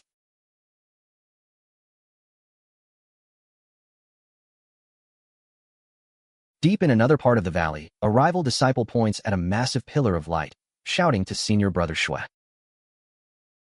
He excitedly announces that the Grand Qingyun map has officially manifested somewhere in the area. The leader snorts greedily, declaring that once they find it, the glory of our rival school will be absolute. Meanwhile, an arrogant Shinshao cultivator holds one of our disciples by the throat, demanding to be led straight to me. He growls fiercely, threatening to end his pathetic life right on the spot if he refuses to cooperate. Our brave disciple spits blood, mockingly telling the thug that he is living in a complete dream world. He gasps out that our great eldest senior brother will personally track him down and avenge this insult. The assassin sighs, telling him it is a shame he chose to throw away his only chance at survival. He decides he will simply use a brutal soul-searching technique to rip the location right out of his brain. As for our grand hero Zhou Qingyu, he claims the man is currently trapped in a lethal ambush of his own. He scoffs, knowing our top genius is far too busy fighting for his own life to worry about saving anyone else. He lets out a dark chuckle as he discards the body, heading off to hunt down his true target.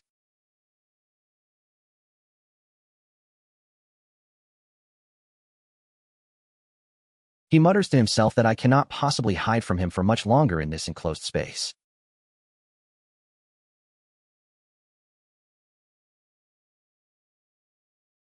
Back in my secluded cave, I watch the ancient map hover in the air, deeply impressed by its majestic aura. The treasure is truly remarkable, effortlessly channeling a massive, swirling vortex of spiritual energy directly into my body.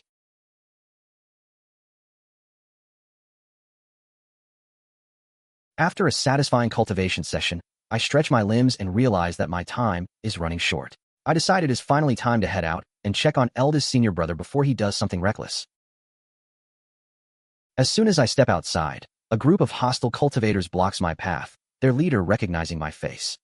He sneers arrogantly, asking me where exactly I think I am going in such a tremendous hurry.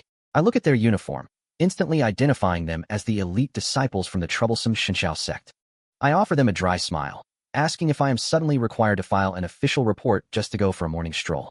The leader bursts into a loud, mocking laugh, thoroughly amused by my relaxed attitude. He gloats about how much exhausting effort it took to finally corner me in this desolate valley. He vows that there is absolutely no way he will allow his valuable prize to slip through his fingers now.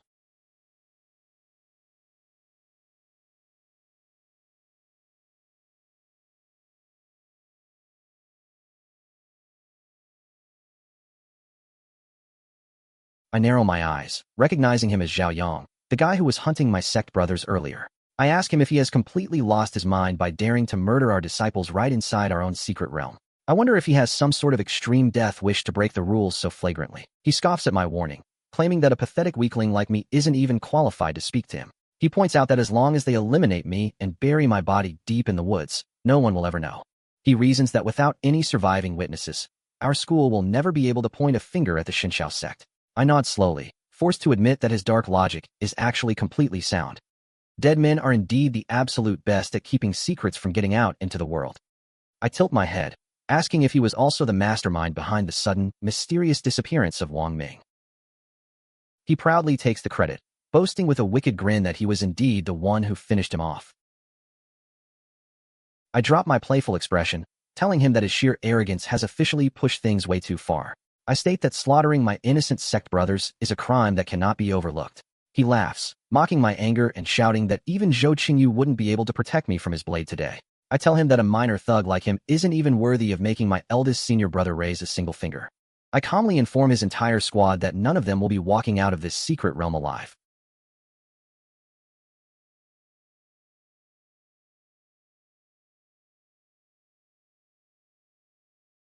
Zhao Yang laughs hysterically, pointing out that my public cultivation is only at the 4th layer of spirit gathering. He mockingly asks if I came all this way just to entertain him with some hilarious stand-up comedy.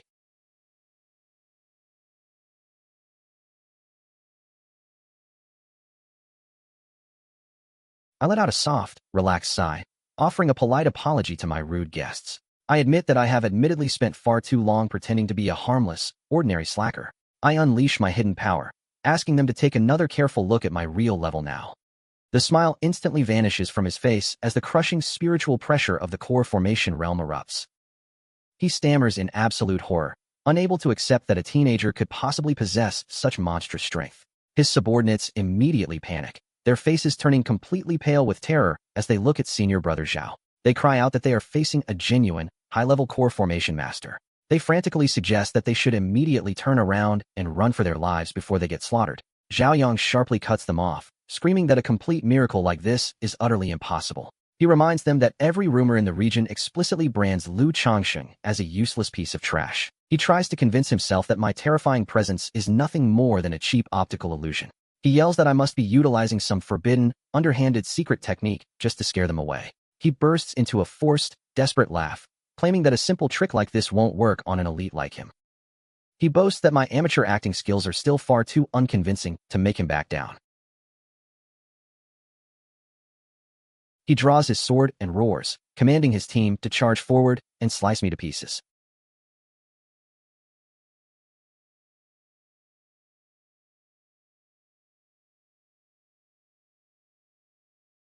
The arrogant lackeys charge straight forward, looking completely confident that they can easily take me down.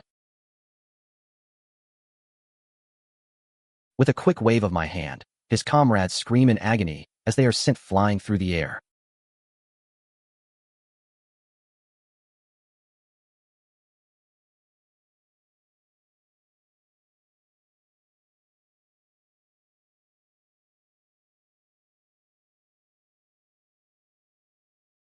I brush off my robes, thinking to myself that these elite Qingyun Sect disciples really aren't as tough as they claim to be.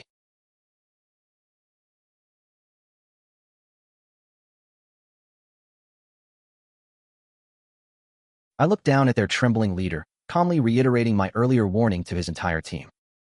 I repeat that not a single soul from the Qingyun Sect will be walking out of this secret realm alive today. I take a slow step forward, pointing my blade directly at him and telling him it is finally his turn. The young master stammers out my full name, his voice shaking with pure terror as he backs away. He frantically screams that I cannot possibly kill him, trying to use his family lineage as a shield. He boasts that he is a direct descendant of the powerful elder Zhao, a grand figure in their school.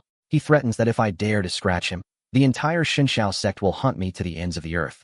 He honestly thinks his clan's high reputation is enough to scare me into submission. I chuckle softly, asking if that means his grand sect places a massive amount of value on his survival. He eagerly nods, proudly shouting that he is a top-tier core disciple within their organization. I offer a sly grin, muttering that his high status makes things absolutely perfect for my new business venture. Outside the gateway, the powerful elder Zhao looks up as a massive spiritual phenomenon shakes the sky. He wonders aloud if that spectacular display means the legendary Qingyun map has finally manifested inside. He barks at his scouts, demanding to know if their scanners can pinpoint the exact person who claimed the treasure. Suddenly, a ripple forms in the portal, and a scout shouts that a cultivator is exiting early. I step through the swirling vortex wearing my full Black Knight demon outfit, loudly calling out for the Qingyun Sect. The elder steps forward with a heavy frown, introducing himself as Zhao Jing before demanding my identity. He glares at my masked face, wanting to know what kind of rogue cultivator dares to address him so casually. I dangle his beloved relative by his hair, casually asking how much he is willing to pay to buy back his core disciple. He explodes in rage, calling me a complete scoundrel for daring to lay a single finger on his precious young. I wave my hand dismissively to cut off his rant, telling him he has exactly two options available. He can either hand over 20,000 high-grade spiritual stones right now without a single complaint, or he can sit back comfortably and watch me snap the brat's neck right in front of his eyes. He roars furiously, asking if I actually have the nerve to strike his clan, and I invite him to test my patience. A senior official from our own sect jumps in, frantically yelling at me to halt before a war breaks out. He grumbles that a mere 20,000 stones isn't worth losing a life over. He throws a heavy bag of gems into my hands, announcing his name and demanding the hostage's immediate release. He tells me to drop the boy now that the exact ransom has been paid in full.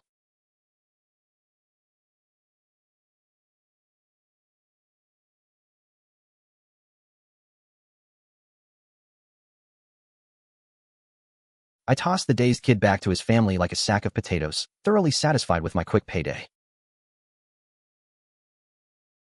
Elder Zhao inspects the boy's ruined meridians, gasping that the Black Knight demon has completely broken his potential. He laments that even if the boy manages to wake up, he will likely remain a mindless simpleton forever.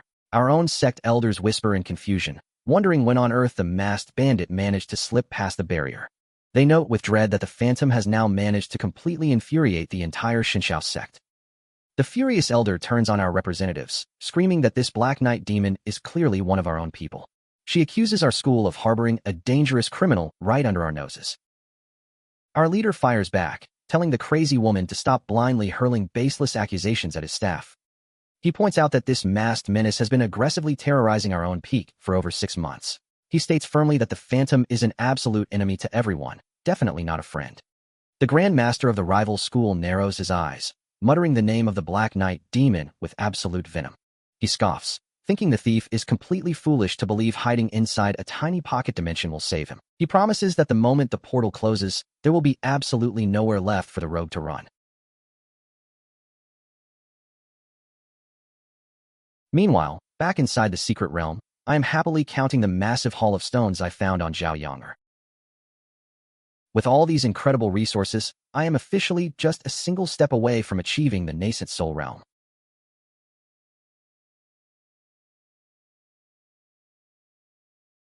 Suddenly, a rustling in the bushes reveals a heavily bleeding Yi Tianyi, who gasps for me to run away immediately. I rush over to catch him, my eyes narrowing as I ask who on earth managed to injure my senior brother so badly. A mocking laugh echoes from the trees as a couple of rival cultivators step into the clearing. Their leader sneers, noting that the wounded boy is indeed a worthy disciple of the great Zhou Qingyu. He admits that for a dying man, he certainly possesses quite an impressive talent for running away. But he smiles wickedly, asking if they honestly believe they can outrun their impending doom. The second killer spots me and chuckles, greeting me mockingly as the legendary, useless junior brother. He asks if I am simply cowering in the bushes waiting for my miserable life to come to a peaceful end. Yi Tianyi demands to know what kind of atrocious crimes they have committed against our eldest senior brother. The attacker scoffs, stating that the grand genius brought this entire disaster entirely upon himself. He explains that the stubborn hero insisted on gathering a squad of disciples to guard the ancient valley entrance. He notes that because the fools stubbornly blocked the path to the sacred legacy grounds, they had to break through. He claims they had absolutely no choice but to deploy lethal force to clear the obstruction. I tilt my head in interest, catching the phrase legacy grounds and adding it to my mental itinerary. The lead killer snorts, telling his partner that he has absolutely no desire to waste any more time chatting with a slacker. The accomplice, Shifeng, gestures toward me and tells senior brother Li that he can happily leave the useless one to him. He draws his sword with a grin, volunteering to personally finish off the bleeding Yi Tianyi. He declares proudly that the era of our peak's dominance has officially come to a bloody conclusion.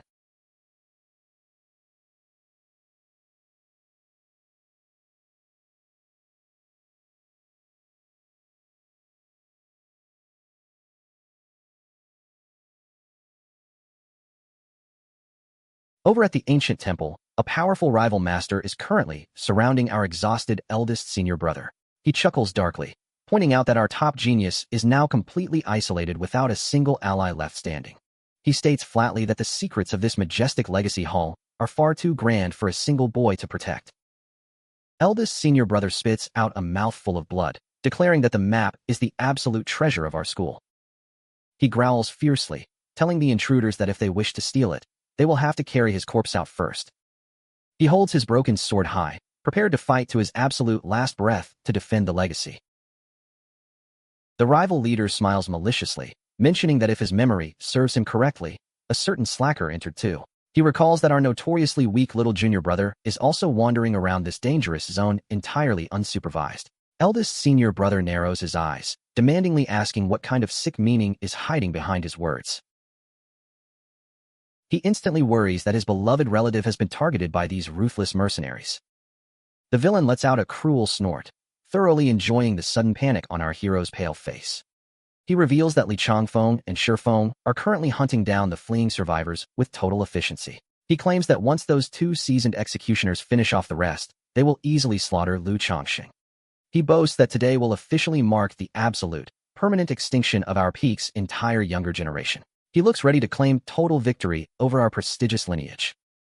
Eldest senior brother scoffs through the pain, shouting that those two pathetic garbage aren't even worthy of touching my robes. The villain tells him that instead of worrying about others, he should probably focus entirely on his own impending doom. He declares that leaving the grand Zhou Qingyu to rot inside this secret realm is an incredibly satisfying conclusion.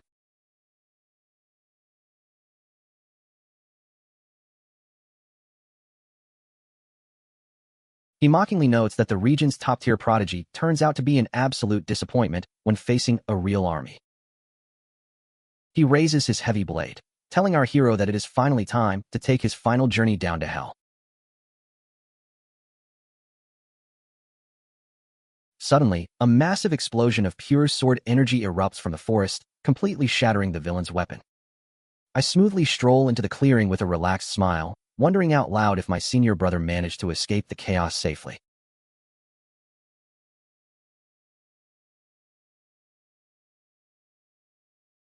The rival leader recoils in absolute shock, staring at my casual posture and wondering where this freak materialized from.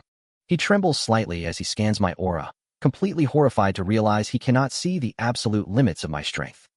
He barks out a sharp question, demandingly asking who on earth I am to dare interrupt an official execution. He reminds me that this brutal conflict is strictly a private matter between the Qingyun Sect and the Qingyun Sect. He warns me that stepping into a war between two grand organizations is an incredibly foolish decision for an outsider. I just chuckle softly, pointing out that his precious Qingyun Sect lackeys just tried to ambush me in the woods. I calmly inform him that since his people initiated the violence, his school cannot possibly escape the heavy blood debt. I casually mention that Lu Changsheng and his little partner have already been thoroughly erased from the physical world by my hands. The master rages, screaming that anyone who dares to slaughter an elite disciple of the Qingyun Sect has committed an absolute sin. He bellows into the sky, declaring that regardless of whatever hidden identity I am masking beneath these robes, there is absolutely no way I will be escaping from this sacred ancient valley alive today.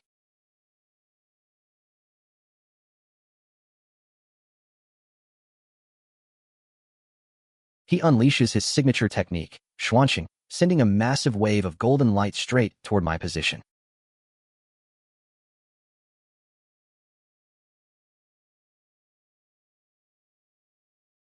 He boasts that as the absolute top-ranked prodigy of his generation, his strike is completely flawless. I don't even bother drawing my blade, simply raising a single finger to shatter his ultimate attack like cheap glass while calling him garbage. Xuanqing stumbles backward, gasping that the core formation stage is flatly impossible for someone like me. He stares in horror, unable to believe that the notorious Black Knight demon is actually under 30 years old. I wave my hand dismissively and tell him he is being far too noisy for a man about to lose a fight. Suddenly, a booming, ancient voice echoes from his body, noting my incredibly young age and high cultivation level. The hidden voice demands to know exactly which premier sect I belong to. I chuckle and point out that I was wondering why a minor talent like Xuanqing would ever have the sheer audacity to behave with such staggering arrogance. It turns out he merely has the parasitic soul of some grumpy old fossil hiding deep inside his body. The ancient voice chides me, saying that a fiery, explosive temper is a terrible trait for a young man. Changsheng screams frantically, begging the Grand Elder to murder us both immediately. He gestures to the massive gateway, shouting that the sacred legacy hall is right behind them. He adds that the legendary Qingyun map is undoubtedly locked somewhere inside those walls. The old spirit laughs confidently, telling his junior to relax, because inside this secret realm, his grand authority is the only absolute law that matters. Eldest senior brother pales, weakly warning me that this is the Grand Elder of the Qingyun Sect. He notes with terror that the old monster possesses the terrifying power of the 7th layer of core formation. I scoff under my breath, thinking that a mere 7th layer core formation cultivator is incredibly foolish to recklessly deploy a soul-splitting technique in front of me, since he was generous enough to send a fraction of his spirit directly into my path. I suppose I will happily permanently bury this specific part of his soul right here in the dirt. The Elder's phantom roars, calling me a completely reckless fool who doesn't know his own limits. He commands me to drop dead as a massive wave of dark energy erupts from his hands. He unleashes his ultimate ancestral technique, Lu Changsheng, sending a crushing shockwave toward me.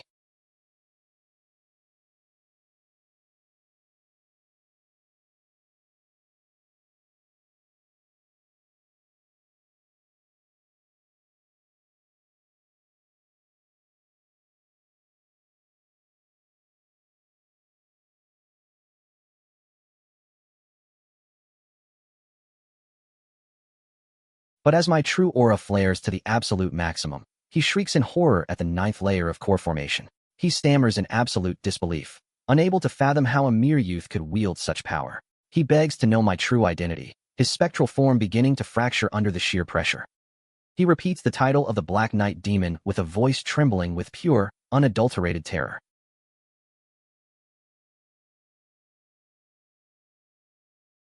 He screams into the empty air, completely losing his mind over a sub-30 prodigy at the 9th layer.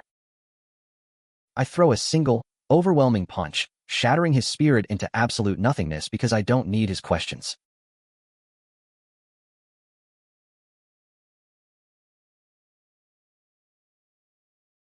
Far away in the real world, the actual Grand Elder collapses at his altar, his aura violently plummeting. His attendants panic, frantically whispering to each other about what could have caused such a sudden disaster.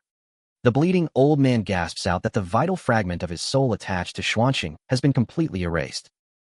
He clutches his chest in sheer shock, unable to accept that his powerful magic was so effortlessly destroyed.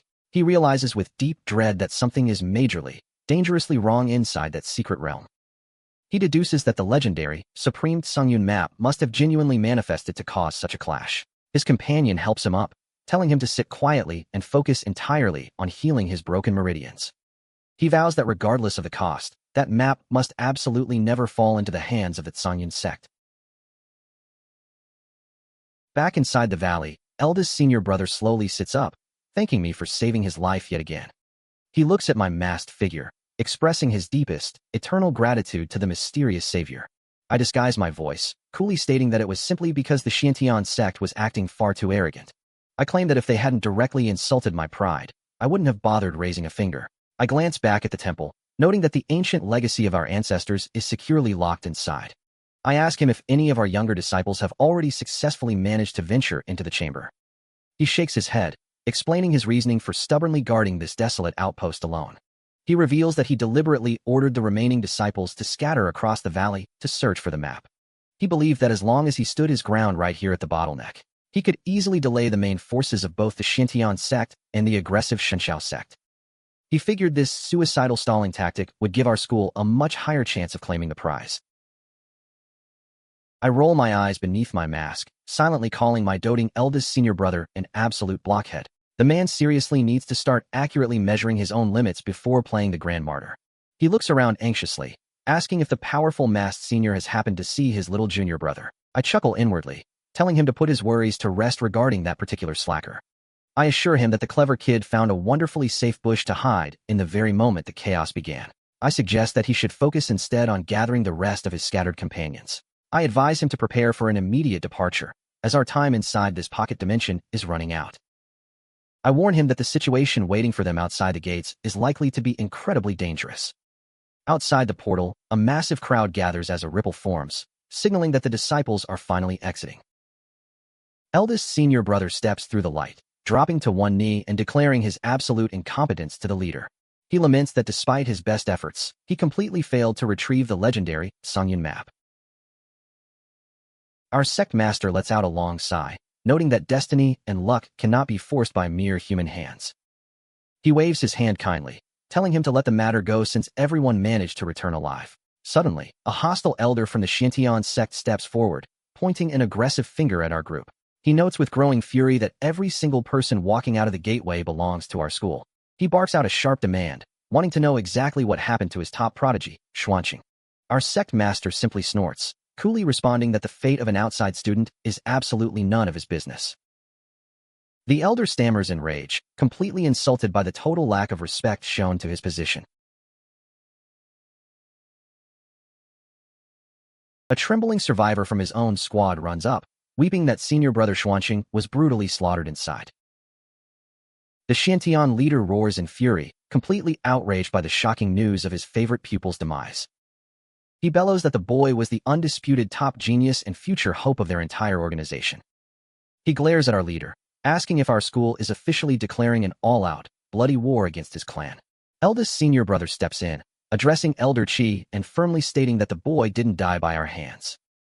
He points out the absolute absurdity of the accusation, noting a vital detail about the victim's defenses.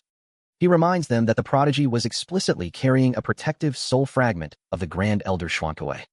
He reasons that an ordinary squad of young students could never hope to pierce through a high-level shield like that.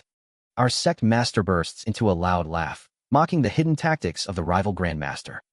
He scoffs at the idea of an old fossil sneakily smuggling his own spirit into a trial meant for children.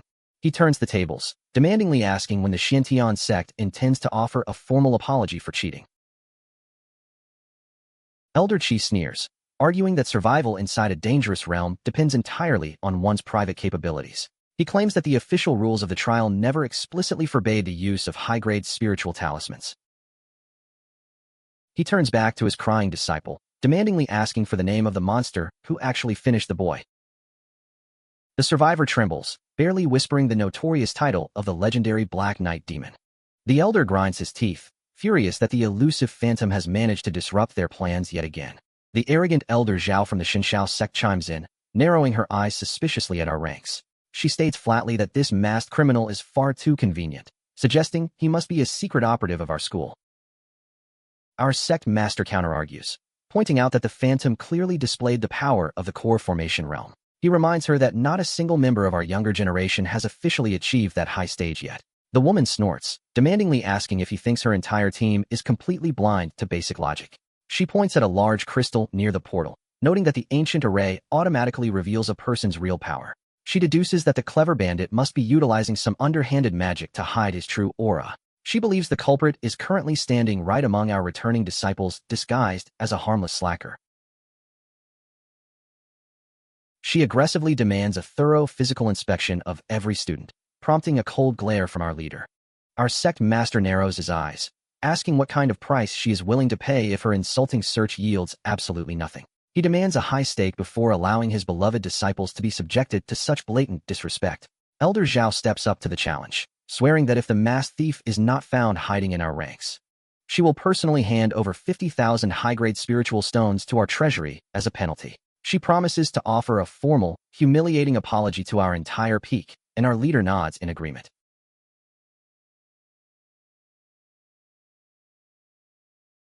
The inspection begins, and the scanning mirror flashes harmlessly over Zhou Qingyu, much to her intense disappointment. She snarls, waving her hand and barking at her guards to immediately bring forward the next student in line. One by one, every single disciple from the Qingyun Sect steps before the glowing crystal without triggering a single alarm. The elder stares blankly at the perfectly normal results, her face twisting in complete, utter incomprehension. The rival elder trails off mid-sentence, clearly wondering if the dreaded Black Knight demon could still be hiding right under her nose.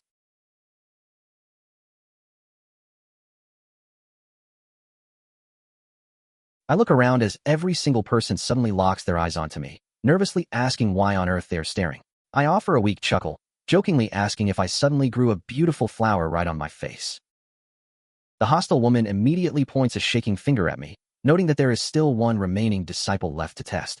Our sect master steps forward, coolly telling Elder Zhao Jing that our people have already fully complied with her ridiculous demands. He reminds her that it is common knowledge across the entire region that my cultivation is stuck at a miserable, basic level. He scoffs, asking if there is genuinely any logical reason to waste time scanning a total slacker like me.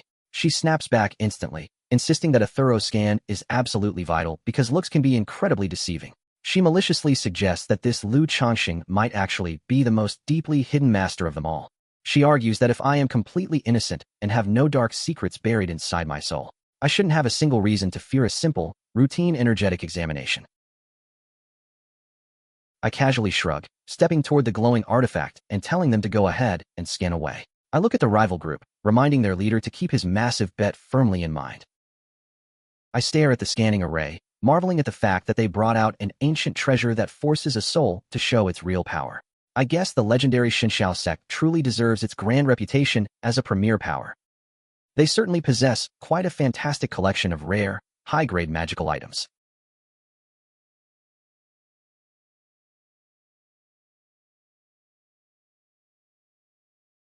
I smile brightly, thinking to myself that I originally intended to keep my recent progress a total secret for a little longer. But since they are forcing my hand, I suppose I will just have to give them a spectacular show. I decide it is finally time to drop the ultimate loser act and show them what I am made of. I lay all my cards perfectly flat on the table, fully prepared to reveal my brand new level. I puff out my chest and proudly announce that I am an absolute, once-in-a-generation genius. The mirror flashes a bright green light, and a nearby elder dryly notes that every other cultivator present is at least in the condensing yuan stage. He scolds me, asking why on earth a pathetic weakling at the 6th layer of spirit gathering is acting so incredibly excited. Our sect master chuckles at my dramatic display, turning to the stunned woman and declaring the trial officially over. He extends an open hand, demandingly asking where his 50,000 promised spiritual stones are hiding. The rival elder stammers in pure disbelief, muttering that the mysterious thief must still be lurking inside the pocket dimension. The Qingyun Sect leader snorts, pointing out that the gateway has already completely snapped shut for the season. He reasons that a legendary, elusive bandit like the Black Knight Demon wouldn't be stupid enough to get himself locked inside a cage. He draws his blade, announcing that his own supreme master just sent a direct spiritual message. He bellows fiercely, declaring that absolutely no one will be permitted to leave this mountain today. Suddenly, a booming voice echoes from the clouds as our ancient ancestor descends, mocking their pathetic display of authority. The old man laughs, noting that the Qingyun Sect's grand leader must be itching for another thoroughly humiliating beating. He reminds them that their greedy disciples were the ones who originally came begging to enter our secret territory. They all swarmed our gates like a pack of hungry wolves, eager to steal our rare ancestral treasures. And now that their own foolish plans completely blew up in their faces, they have the nerve to blame our school. He sternly reminds them that the Qingyun Sect never invited a single one of them to this gathering. He gives the entire hostile crowd exactly 10 seconds to pack up their things and scramble off his property. He fiercely vows that anyone still standing around after the countdown will remain buried here permanently. Elder Zhao realizes they are completely outmatched, sharply commanding her remaining troops to immediately fall back. She throws a heavy bag of gems at our feet, growling that she will personally report this extreme disrespect to her superiors. She vows into the wind that the core disciples of the Qingyun Sect will never be allowed to perish without a brutal retaliation. As the outsiders flee, our sect master bows deeply, leading the remaining crowd and offering a formal greeting to our grand ancestor. The old man sweeps his gaze over the group, demandingly asking if anyone managed to find where the Qingyun map ended up. Eldest senior brother hangs his head in deep shame, weakly admitting that his team was entirely too incompetent. He apologizes profusely for failing to safely bring back the supreme treasure of our lineage. The ancestor lets out a heavy, disappointed sigh, looking thoroughly exhausted by their lack of luck. He mutters to himself that the ancient scroll hasn't shown its face to the physical world in many centuries anyway, so it's nothing new. Suddenly, his sharp eyes lock straight onto my position, narrowing as he reads my public cultivation at the 6th layer of spirit gathering. He points a crooked finger at me, demandingly asking which specific peak was foolish enough to take in such a weak student. I roll my eyes mentally, wondering why this old fossil is suddenly singling me out for a lecture. I tell myself that just because he spends all his time training his physical body into a steel wall, that doesn't mean I am going to let him completely intimidate me into a corner. I quickly wipe the annoyed look off my face, flashing him my most charming, entirely harmless smile instead. I take a respectful step forward, addressing him as our grand, beloved ancestor. I proudly declare that I am a dedicated disciple originating from our very own Qingyun Peak. The old man squints his eyes, letting out a soft, thoroughly unconvinced grunt as he processes my words. He grumbles that he doesn't recall that specific mountain ever harboring such a laughably weak cultivator. I sigh internally, wishing he would just drop the matter and let me sneak back to my quiet cave in peace. This eccentric old guy is seriously starting to test my immense store of patience. He suddenly bursts into a small, mysterious chuckle, looking at me like he just uncovered a very amusing secret. He waves his hand dismissively, telling me that I have played my little game for long enough. He reveals a shocking detail, claiming he personally held me in his arms back when I first arrived at the sect as a tiny baby. He turns back to our sect master, noting that if his internal calendar is correct, a major event is right around the corner. He mentions that the legendary Grand Dynasty tournament is officially scheduled to commence very soon. He points out that in all previous years, our Qingyun Sect was the sole organization chosen to represent the entire Yu Kingdom. He slaps my back, casually announcing that for this year's lineup, they will be handing one of the coveted entry slots straight to me. Our sect master pales in absolute horror, frantically reminding him that our school is only granted 30 total spots for the event. He explains that historically, every single representative we send down the mountain is a premier elite. He notes they are all consistently ranked at or above the impressive 5th layer of the condensing yuan stage. He looks at me with pure pity, suggesting that Lu Changsheng falls quite a bit short of the absolute minimum requirements. The ancestor lets out an angry snort, sharply asking who exactly holds the ultimate supreme authority around this sect. He barks at his junior, asking if a simple manager dares to overrule the explicit command of the clan founder. He stomps his foot, declaring that his decision is absolute, final, and completely non-negotiable. I can only stand there with my jaw hanging open, utterly devastated by this sudden, catastrophic development. Our sect master quickly bows his head, sighing that he understands his grand instructions perfectly. The old man turns back to the horizon, muttering that the cunning leader of the Qingyun Sect is definitely plotting revenge. He warns them that a massive, full-scale invasion could smoothly drop on our heads at any given moment. He yells at the gathered youth, ordering them to immediately stop slacking off and get back to their intense daily training. As soon as he leaves, I look at eldest senior brother and ask if our ancient master has completely lost his mind. The entire school only has 30 precious tickets to the most important tournament in the region, and he randomly decides to throw one directly into my hands like a piece of cheap garbage. Eldest senior brother quickly covers my mouth, scolding me for talking such absolute nonsense about our elders. He smiles warmly, suggesting that this dangerous assignment might actually be a wonderful opportunity to test my limits. He explains that the Grand Dynasty tournament is an incredibly big deal for ambitious young cultivators. He mentions that anyone who manages to secure a high rank will earn a direct invitation to join a top-tier powerhouse. He notes that the winners are smoothly allowed to enter elite organizations like the Supreme Qingyun Sect itself. He chuckles and adds that even though a slacker like me stands absolutely zero chance of actually winning a match, the important thing is simply participating in the journey and making some beautiful memories along the way. The moment the words, joining the Qingyun Sect, hit my ears, my internal gears instantly grind to a halt. I immediately switch my attitude entirely, firmly declaring to myself that I absolutely must attend this event. But if I want to ensure my absolute safety once I infiltrate a terrifying, high-level organization like that, I have no choice but to immediately force a breakthrough to the nascent soul realm right now.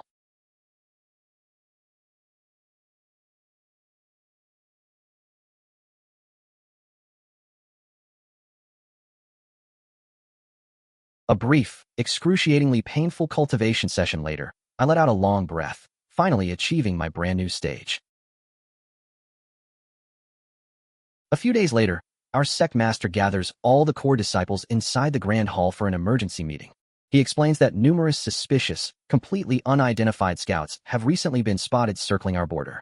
They are lurking right outside our sovereign perimeter, watching our every move like hawks. He looks at the map on the wall, stating that if his tactical instincts are correct, the situation is grim. He deduces that this covert operation is undoubtedly the work of our bitter rivals over at the Qingyun Sect. One of our hot-headed elders slams his fist on the table, aggressively addressing the sect master with a fierce roar. He rants that those Qingyun Sect thugs showed absolutely zero mercy to our students inside the secret realm. The hot-headed elder slams his fist again, fiercely suggesting that we should just launch a direct attack on their front gates. A nearby senior elder quickly raises a hand, sternly warning his passionate martial brother to stop speaking such absolute nonsense. He turns back to our leader, bowing politely to address the sect master directly before making his proposal. He declares that regardless of whatever aggressive stance the Qingyun Sect chooses to adopt against us, our entire council will absolutely never allow those intruders to run rampant across our sovereign territory.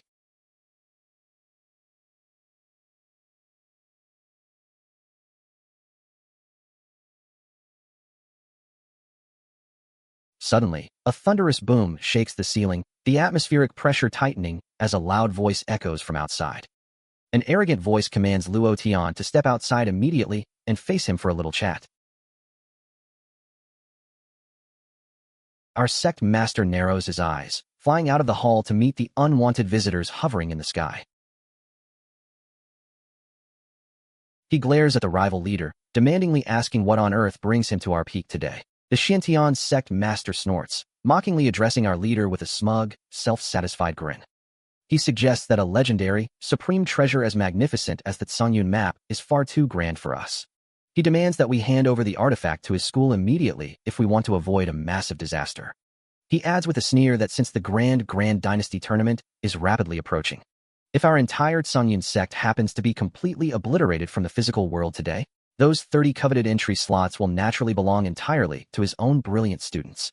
Our sect master scoffs, realizing the enemy has deployed their entire military force just to crush our home. The rival leader chuckles darkly, noting that his own school isn't the only organization eager to watch us burn.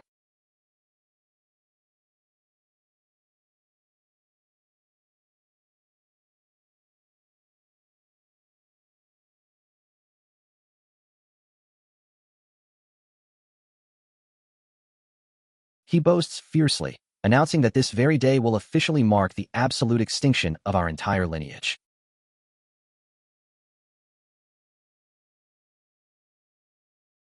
Our leader lets out a sudden, massive explosion of spiritual energy, shocking the invading forces. The enemy leader stammers in shock, realizing our sect master has somehow achieved the 9th layer of core formation. Our sect master smiles fiercely, confirming that his recent breakthrough is indeed completely genuine. I tell them I would love to see how they plan to take me down, mostly because I am curious and slightly because I enjoy bad comedy. I watch the dramatic standoff from a safe distance, thoroughly enjoying the sudden panic among the invaders.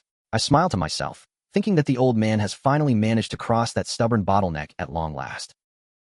He was stuck hopelessly at the 8th layer for so many years that I was honestly starting to get worried. It turns out that my secret midnight activities as the Black Knight Demon were the perfect motivation he needed to improve. Beside me, eldest senior brother watches the sky anxiously, gently reminding me to stay alert and watch my back.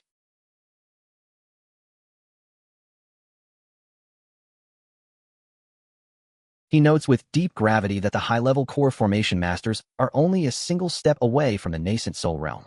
Up above, the enemy leader recovers his composure, snarling that our master is far too dangerous to be left alive. Suddenly, a booming laugh echoes from the peak as our ancient ancestor materializes in a flash of gold light. The old man shouts a mock greeting at his old rival, calling him a grumpy, old rascal. He invites him to step forward, offering to personally entertain him with a proper, bone-crushing duel. I nod sagely, calculating that our ancient ancestor should easily secure an absolute victory in a fair fight. Plus, with our sect master holding a definitive advantage in pure energetic layers against his current opponent. A minor, second-rate school like the Qingyun Sect shouldn't be able to cause any serious structural damage. Suddenly, an elite shadow detaches itself from the trees nearby, and I casually ask how long they plan to remain hidden. I look toward the dense brush, wondering aloud when they intend to stop playing their boring sneaking games. Elder Zhao steps out from the shadows, gasping in pure astonishment that a mere slacker smoothly detected her presence. I sigh heavily, noting that her Grand Qingyun Sect has apparently decided to jump into bed with a bunch of local thugs.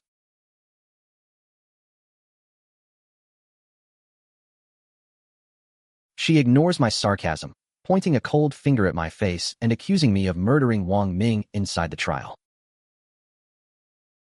I offer her a perfectly relaxed, unbothered nod, calmly admitting that the accusation is actually completely true. I explain that I was incredibly generous, happily letting that greedy idiot carry away my precious crimson spirit herb. But the stubborn fool simply didn't know when to be satisfied, insisting on chasing me down a dark alley, since he left me with absolutely zero alternative options to preserve my own peace and quiet. I had no choice but to smoothly send his miserable soul on a one-way trip down to the underworld. She rages, screaming that once she carves my body into tiny pieces to avenge her fallen student, she will personally hunt down that elusive, masked Black Knight demon to finish the job. I let out a soft chuckle, telling her there is absolutely no need to waste her precious energy going on a long hunt. She blinks in confusion, demandingly asking what kind of stupid meaning is hiding behind my words.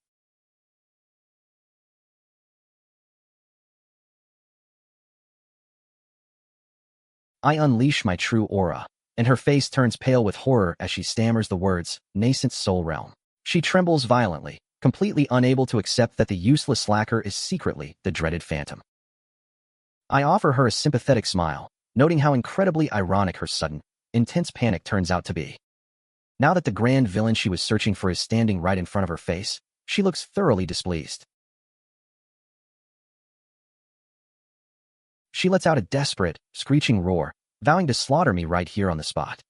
She swings her sword wildly, screaming that she will personally claim my head to appease the soul of her beloved Yonger. I don't even bother moving a single inch, raising a single finger to effortlessly freeze her weapon midair. I ask her where a minor, low-tier core formation cultivator gets the sheer audacity to behave so arrogantly before me.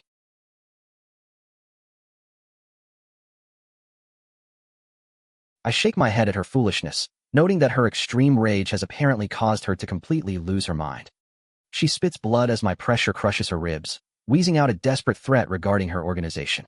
She gasps that the supreme, nascent soul grandmasters of the Qingyun Sect will absolutely never let me get away with this. I tilt my head with a thoroughly amused grin, casually asking if that is supposed to scare me.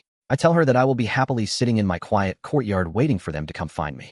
Unfortunately for her, she won't be around to witness the beautiful show as I smoothly snap her neck.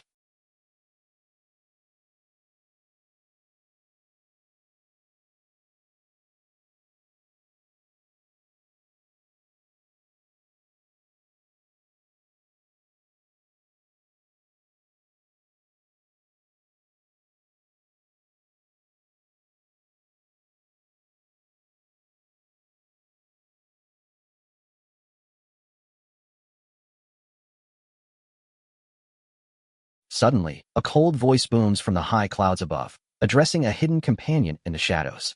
The speaker grumbles that if they continue to sit back and watch the comedy show without intervening, their entire operation today is going to end up as a complete, thoroughly embarrassing failure. A terrifying, massive pressure descends on the mountain as a grand figure manifests, demandingly asking who killed their elder. Our sect master pales as he looks up, his voice shaking slightly as he recognizes the supreme uniform of the enemy.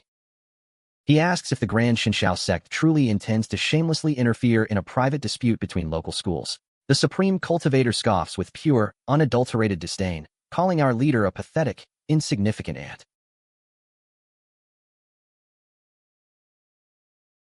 He barks that a low-level cultivator has absolutely zero right to question the grand decisions of a venerable master. He releases a wave of energy that violently slams our council members directly into the stone pavement. Our ancient ancestor flies up to block the next strike, roaring at the intruder to shut his arrogant mouth. He fiercely reminds him that this territory belongs exclusively to the sovereign domain of the Qingyun Sect. He shouts that this sacred peak is definitely not a cheap playground for the arrogant bullies of the Qingyun Sect. He raises his heavy iron fists, telling the old monster that if he wants to commit a massacre, he has to go through him first. The Grandmaster, Venerable Yu, lets out a cold snort, stating that his organization remembers our ancient ancestral ties. He offers a single, final compromise, demanding that we immediately drag out the notorious Black Knight demon. He rants that the masked bandit has crossed the line by slaughtering their elite disciples and top elders. He promises that if we surrender the criminal right now, he will graciously grant our school a single chance at survival. Our sect master wipes the blood from his chin and bursts into a loud, incredibly defiant laugh. He proudly declares that the Qingyun Sect has absolutely zero history of betraying its own family to save its skin. He states flatly that selling out a fellow martial brother to an outsider is a complete impossibility for our clan. He tells the two invading powerhouses that if they genuinely wish to wipe our name off the face of the map, they should probably step forward together and see if their combined strength is actually enough to accomplish the task.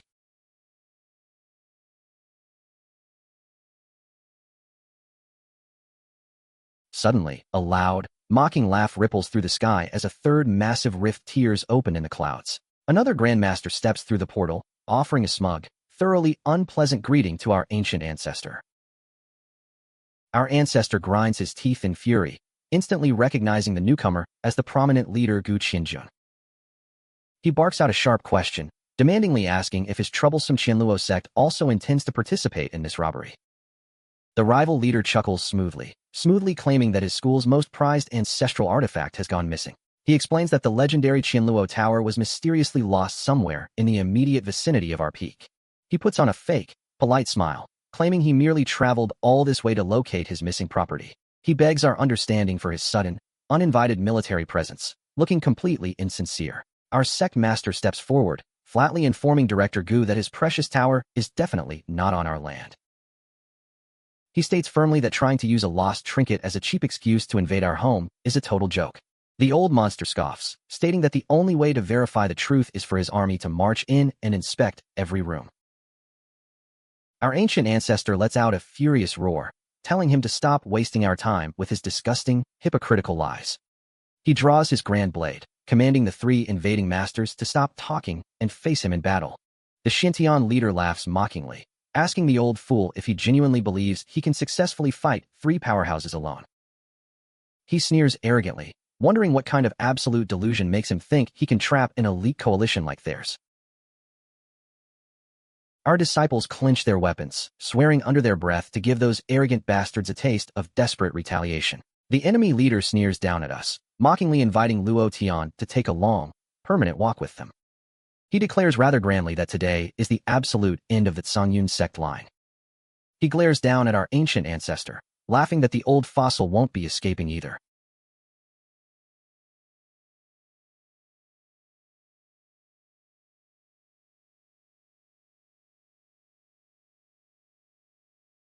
Venerable Yu grunts as his spell hits our ancestor, reluctantly admitting that physical body cultivators are surprisingly durable.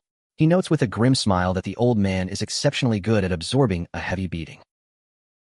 He raises his glowing sword, inviting our ancestor to test his luck against another lethal strike. Our sect master screams in absolute panic as the massive blade sweeps down toward the bleeding patriarch.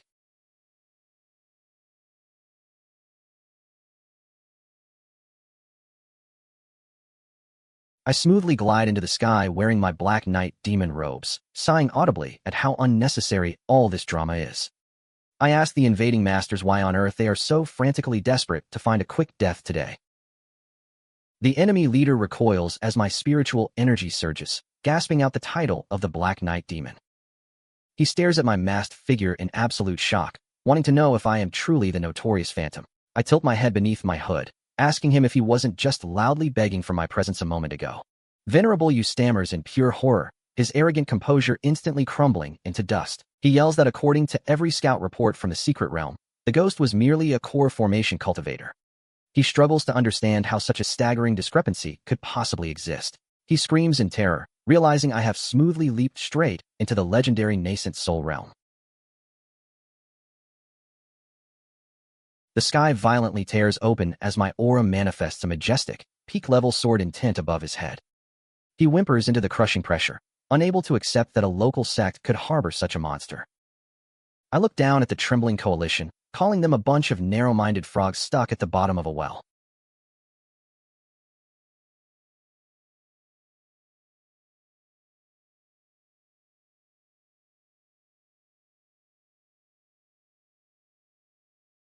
I focus my gaze on Venerable Yu, who frantically covers himself while boasting about his high status in the Qingyun Sect. He wheezes out a desperate warning, asking if I am genuinely stupid enough to offend a premier powerhouse.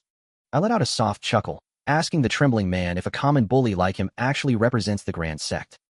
Gu Qianjun lets out a forced, nervous laugh, mockingly repeating the Phantom's title as he backs away. He throws down a flash talisman, snarling that he will permanently remember my face for our next encounter. He vows into the wind that our very next meeting will officially mark my ultimate, bloody execution day. Our sect master lands beside me, sighing heavily that it's a massive shame the slippery scoundrel managed to escape. I smile lazily beneath my mask, casually asking if he honestly believes that idiot can outrun my tracking arrays. Miles away in a dense forest, Gu Qianjun gasps for breath, smugly thinking a lowlife cultivator could never catch him. He scoffs at my confidence, claiming the idea of a local rogue capturing him is an absolute joke. Suddenly, he stops dead in his tracks, blinking in utter confusion as he looks around the familiar clearing. He stammers in complete horror, unable to accept that he has somehow run straight back to his starting point. He mutters frantically to himself, swearing that his ultimate escape technique was executed flawlessly. I smoothly step out from behind a massive tree, offering him a polite, thoroughly amused apology. I informed the panicked grandmaster that I had completely sealed off this entire spatial zone before he even started running. He instantly drops his weapon, falling to his knees and frantically begging the grandmaster to spare his miserable life. He pleads desperately, promising that if I am willing to grant him a single path to survival, he will gladly surrender his entire fortune, high-grade storage pouches, and rare magical artifacts directly to my hands.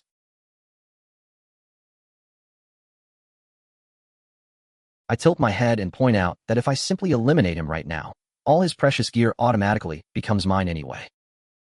He weeps into the dirt, entirely stripped of his pride as he repeats his frantic pleas for mercy. His voice shakes with pure terror, looking completely pathetic compared to his grand entrance earlier. I take a step closer, mockingly asking him what happened to that magnificent, unyielding confidence he displayed an hour ago.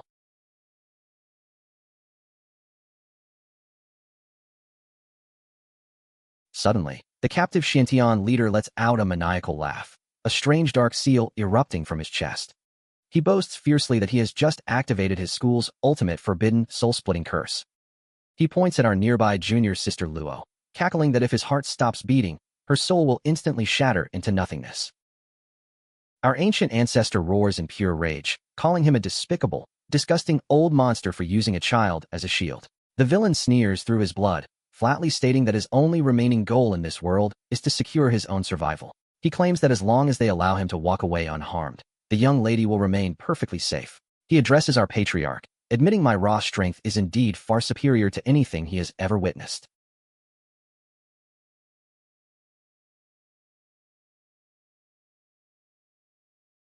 However, he boasts that his premier soul curse is an absolute masterpiece that cannot be undone by brute force. He laughs, mockingly asking if a rogue master thinks a high-level spiritual seal can be easily dissolved.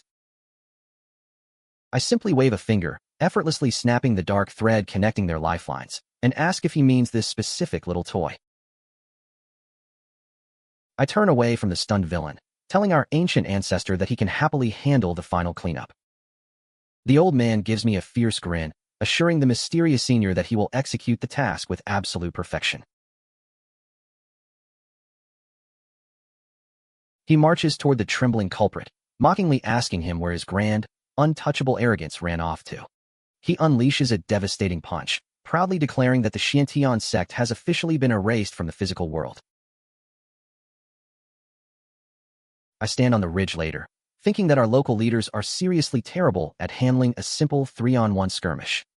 It looks like my nighttime persona is going to have to drastically increase the severity of their training schedule. The Black Knight Demon is definitely going to have to crack the whip a lot harder to get these slackers into shape. I take out my Vanished Master's command token, sighing heavily as I stare at the ancient metal. I wonder where on earth that irresponsible old man has been hiding himself for all these long years. I seriously hope he didn't sneakily leave me with a massive, catastrophic mess to clean up inside the Qingyun Sect. Suddenly, I spot senior brother Xianling wandering down the mountain path, looking completely dazed and lost. I call out to her, casually asking what kind of trouble has managed to disrupt her peace today. She blinks out of her thoughts, breathlessly calling my name as she rushes over to my side. She frantically drops the big news that the legendary Grand Dynasty tournament is officially about to commence. She explains that senior brother Qingyun explicitly sent her to drag me to the main pavilion immediately. Well, it looks like the long-awaited galactic sorting hat event has finally arrived at our doorstep. Up at the assembly, our sect master notes that since our rivals have been thoroughly wiped off the map, our newly empowered Qingyun Sect has smoothly inherited a massive monopoly over the regional selection. He proudly announces that we have successfully claimed a grand total of 80 entry slots for the tournament. He turns to our top genius, officially placing the entire group under his direct command for the journey. He reminds him that while achieving glory for our lineage is an incredibly important goal, preserving his own physical safety and returning home alive takes absolute priority over everything else. Eldest senior brother bows deeply, respectfully promising to uphold his grand instructions to the letter. Later, I show my two senior brothers the official invitation scroll for the upcoming Elite Youth Mixer. I point out a rather glaring, hilarious detail printed right on the fancy gold paper. I note that my specific name is completely, utterly missing from the roster of invited guests. I argue that since they clearly don't want me there, I should probably stay in my room and sleep instead. Eldest senior brother frowns deeply, arguing that the three brothers of Qingyun Peak must always stand together. Yi Tianyi nods in agreement, saying they can't possibly allow their favorite junior to be excluded from the fun. He bluntly adds that even though my actual fighting capability is laughably low, and my public reputation across the valley is admittedly complete garbage, I hold up a hand and dryly thank him for his incredibly brutal honesty, suggesting he stop talking immediately. I tell him his description is wonderfully accurate, but it's really not helping my self-esteem right now. Eldest senior brother continues his rant, pointing out the underlying political insult of the situation. He grumbles that purposefully leaving out a single member of our specific mountain peak is a direct provocation. He claims the local organizers are explicitly trying to humiliate our lineage in front of the world. He declares that to preserve our pride, our entire trio must absolutely crash that party together. Yi Tianyi adds another fascinating piece of gossip he just picked up regarding the guest list. He reveals that the host family has explicitly invited the top personal student of the Qingyun Sect's Venerable Yu. I blink in surprise, my internal gears instantly turning as I process the title of that elite master. Eldest senior brother recalls an ancient story, mentioning that back when our irresponsible master was still around, he accidentally overheard the old man casually chatting about a close relationship with that specific venerable. He reasons that by connecting with this student, we might smoothly uncover the true whereabouts of our missing teacher.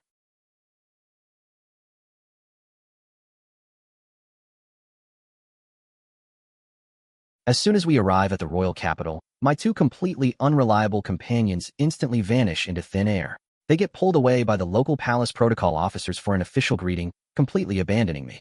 I am left standing all by myself in the crowded banquet hall, feeling thoroughly rejected. Suddenly, a snobbish voice cuts through the noise as an arrogant stranger struts over, mistaking me for our top genius. The guy puffs out his chest proudly, loudly announcing that he is the chief disciple of the Wuliang Sword Sect. The snob sneers, loudly declaring that the Qingyun Sect is getting worse with every single passing generation. He scoffs at my presence, amazed that they actually sent a pathetic ant at the spirit gathering stage to represent them. I look at him with a thoroughly bored expression and dryly tell him that my business is absolutely none of his. I ask him why on earth he thinks other people are forbidden from attending this grand banquet. I wonder if he truly believes that he is the only one worthy of standing in this crowded room. He grinds his teeth, calling me a useless little bug who only knows how to throw around cheap, petty insults. He sneers, asking if I also came crawling here just to beg and flatter the personal disciple of Venerable Yu. He looks down his nose at my robes, flatly calling me a complete piece of uncultivated garbage. I yawn lazily and point out that desperately trying to flatter powerful masters is a pathetic hobby reserved strictly for weaklings. He instantly explodes in rage, drawing his blade and shouting that I am practically begging to be slaughtered.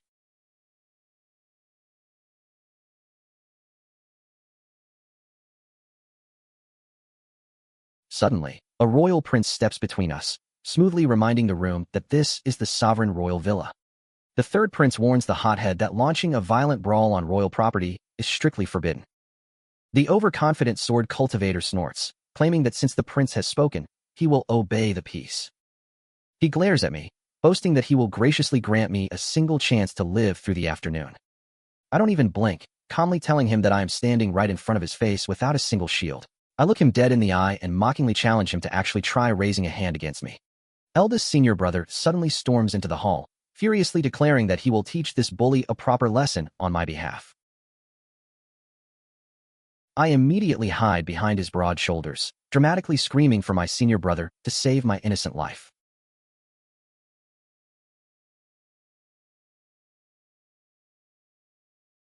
Eldest senior brother glares at the challenger, mockingly calling him a common loser who has already been thoroughly beaten by our peak.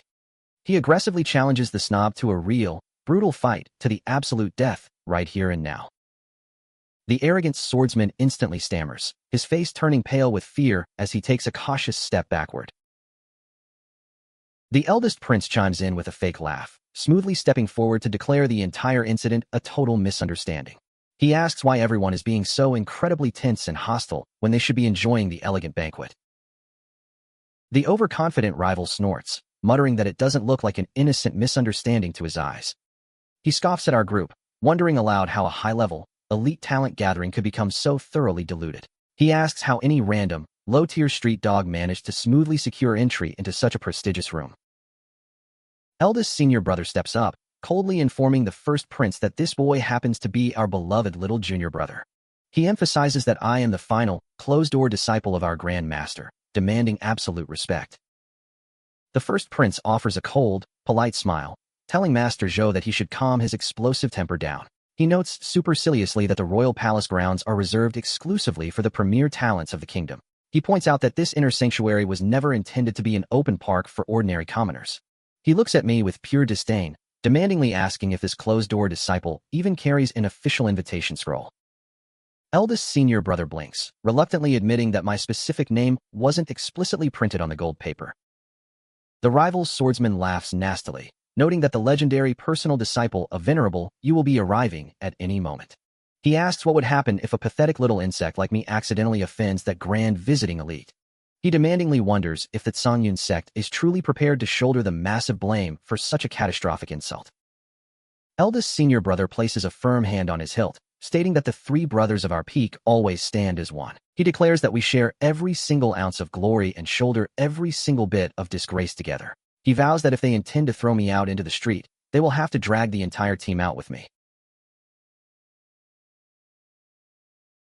The prince glares back coldly, sharply reminding him that he is currently standing inside the absolute center of the royal capital. He barks that this grand palace is definitely not a local peak where the Qingyun Sect makes all the laws. Eldest senior brother narrows his eyes, demandingly asking if the prince is officially declaring an all-out war against our school. He stands tall, his spiritual energy humming softly as he pushes the royal authority to its absolute limit. The first prince chuckles smoothly, claiming that Master Zhou has completely misunderstood his pure intentions. He explains that he is strictly focusing on the simple, bureaucratic matter of the missing invitation scroll. He offers a smooth deal, stating that if this young junior brother can somehow produce a valid pass, His Highness will gladly offer a formal, humiliating public apology right here on the spot. Eldest senior brother grinds his teeth in frustration, knowing fully well that I don't possess the required paperwork. I smoothly step forward, calmly announcing to the entire room that I don't have a single piece of invitation paper on me. The prince smiles triumphantly, mockingly telling me that it is a massive shame before calling for his elite royal guards. He waves his hand dismissively, summoning the heavily armed soldiers to clear the room of intruders. He flatly orders them to give me 50 brutal cane strikes before dragging my broken body out into the dirt. I casually reach into my robes and toss my vanished master's command token onto the table, asking if he recognizes it. I smile faintly, wondering if a grand prince has ever laid eyes on an authentic, high-level elder medallion before. The prince picks up the token with a scoff, asking if I seriously think a cheap piece of carved metal can deceive him. He mocks the ancient script, assuming I merely bought a fake toy at a local market stall to save my skin. I look at his arrogant face with total pity, quietly whispering that he is going to deeply regret his sheer ignorance very soon. Suddenly, a clear voice ripples through the courtyard, noting that the gathering seems incredibly lively today. The arrogant prince instantly drops his token, rushing over to greet the newcomer, calling him Master Yi with total flattery. The visiting elite, Yi Tianyi strolls into the inner hall, looking thoroughly unimpressed by the massive crowd. He sweeps his cold gaze over the room, noting with a soft grunt that quite a few people have swarmed the villa. He looks down at the prince's sister, Shuling, casually complimenting her for organizing such an elaborate welcome. Princess Shuling blushes deeply, bowing politely, and claiming that managing this event is merely her basic duty. She gushes with absolute joy, stating that having a grand genius grace their humble capital is the highest honor of her life. Yi Tianyi stops mid-step, looking toward our standoff and curiously asking what kind of commotion is unfolding over there. The prince quickly waves his hand, dismissively calling our intense argument a tiny, completely irrelevant little interlude. He frantically gestures toward the inner banquet tables, eagerly inviting the grand guest to follow him inside. But the grand prodigy ignores him entirely, his eyes locking onto the ancient command token lying forgotten in the dirt. His face turns completely pale with shock as he picks it up, demandingly asking who on earth was foolish enough to throw this artifact away. The prince stammers in confusion, his tiny brain failing to comprehend why a simple piece of junk is causing such a reaction. I clear my throat casually, stepping forward to inform Master Yi that the discarded medallion actually belongs entirely to me. He turns around sharply to scan my face, noting with a heavy frown that I am clearly wearing the robes of a Qingyun disciple. He demands to know how a low-level student from a local school managed to acquire a supreme elder pass from his own sect. The prince's jaw hits the floor, his voice cracking as he asks if this token genuinely represents a grand elder of the Qingyun Sect.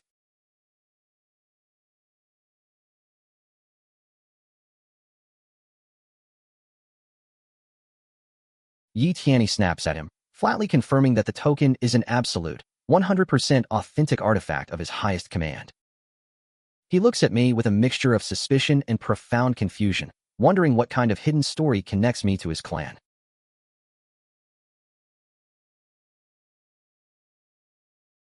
He focuses his intense gaze back on my face, demandingly asking where exactly I managed to unearth this priceless artifact. I offer him a calm, perfectly relaxed smile, explaining that my irresponsible old master simply left it behind as a parting gift. He narrows his eyes, demandingly asking for the specific name of this mysterious teacher of mine. I drop the name of Gu Qianjun, watching with extreme amusement as the phrase instantly sends a shockwave through his team. He gasps in absolute, unadulterated horror, realizing that I am the direct personal disciple of his long-lost Uncle Gu.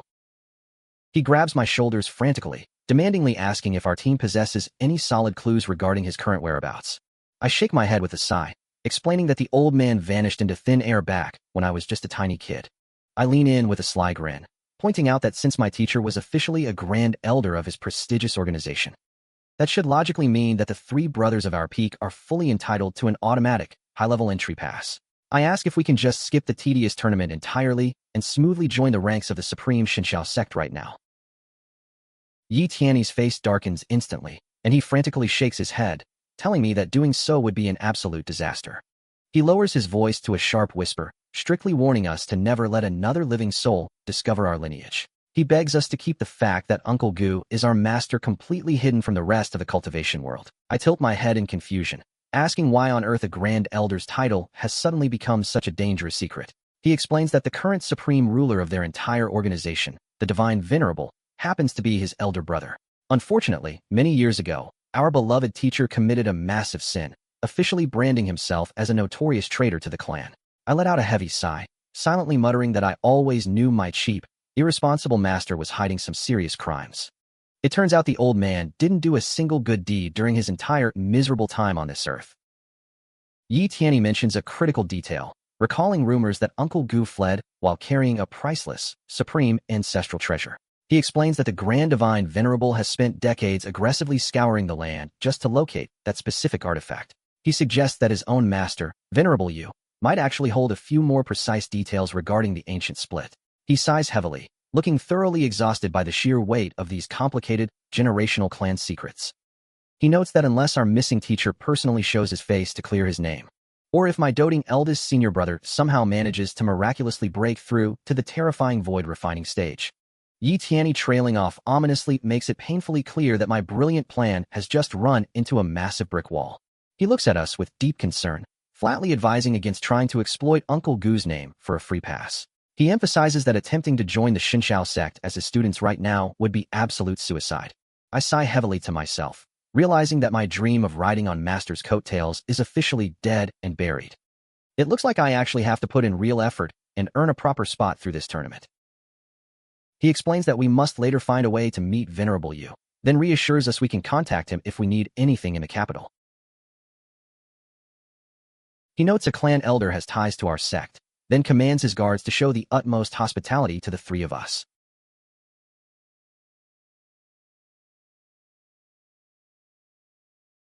Before we head inside, I block the path of the arrogant sword cultivator, asking him if he thinks he can just walk away after slapping my brother. The first prince narrows his eyes in anger, demandingly asking what on earth a low-level slacker like me is implying. I deliver a thunderous slap straight across his face, letting my action serve as the absolute, crystal-clear definition of my meaning. The furious prince clutches his bright red cheek, instantly screaming like a maniac for his personal guards to mobilize. He orders them to capture me immediately, promising to make my life an absolute, agonizing hell, while Shuling frantically tries to hold him back. He glares at my completely relaxed face through his guards, his voice dripping with pure venom as he repeats my full name. He snarls fiercely, swearing into the wind that he will permanently remember this ultimate humiliation for the rest of his days. I offer him a polite, thoroughly mocking bow, cheerfully telling him that his hatred is an absolute honor.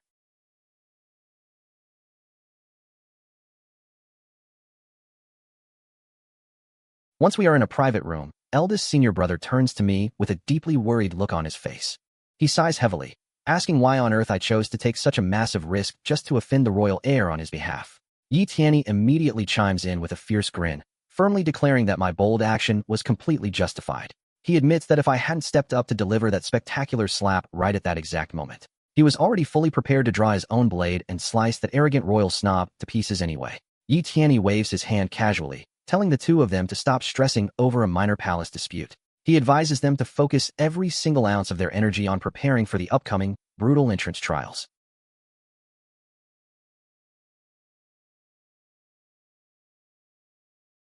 Deep inside a dark chamber across the city, a shadowy subordinate bows low before the formidable Venerable Yu. He reports that after conducting an exhaustive search, they have successfully eliminated all alternative possibilities inside the secret zone.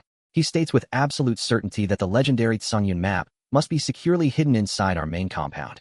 Venerable Yu snorts with immense disdain, calling his failed local vanguard an absolute, thoroughly incompetent waste of space.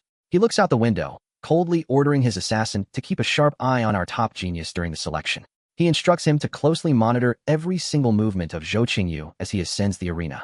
He hands him a vial of dark liquid, commanding him to sneakily infect the boy with a horrific, bone-melting poison. He laughs like a classic theatrical villain, eager to witness exactly how our sect handle this cruel dilemma. He wants to see if our leaders will prioritize saving their star pupil or clinging to their ancient map. The assassin hesitates, nervously pointing out that if Venerable Yu or the Supreme Divine Venerable catches wind of this plot, the old menace cuts him off sharply, telling the cowardly lackey to shut his mouth and execute the plan without delay.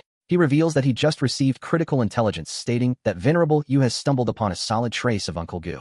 Because the High Masters are currently far too preoccupied chasing that rogue trailer, they have zero time to watch this area. Steward Bai bows deeply into the floor, confirming that he understands his master's sinister directives perfectly.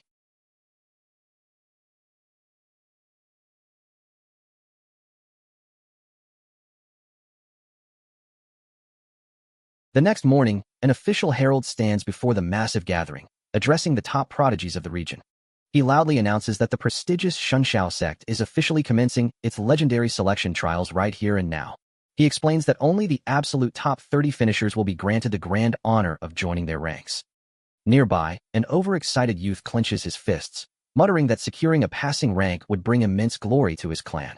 He smiles dreamily, imagining how proud his entire hometown would be if he successfully makes the cut. Another candidate gasps in pure awe, staring at the grand banner of the Titan school with wide, worshipful eyes. He mutters to his friend that he would gladly accept the lowest, most miserable outer disciple status just to get in. The herald raises his staff to quiet the roaring crowd, commanding absolute silence for the grand reveal.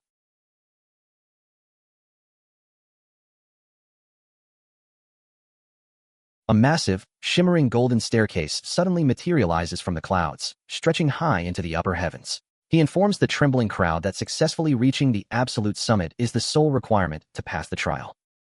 I tilt my head as I inspect the structure, processing the surprisingly straightforward nature of their challenge. I smile internally, thinking that climbing a flight of stairs sounds incredibly basic compared to standard tests.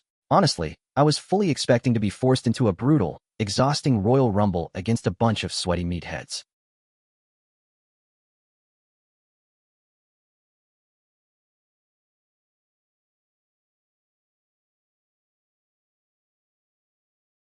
But as I look closer, I sense a terrifying, heavy gravity array woven into the golden steps. This staircase is clearly designed to crush an ordinary cultivator's bones into fine powder if they aren't careful.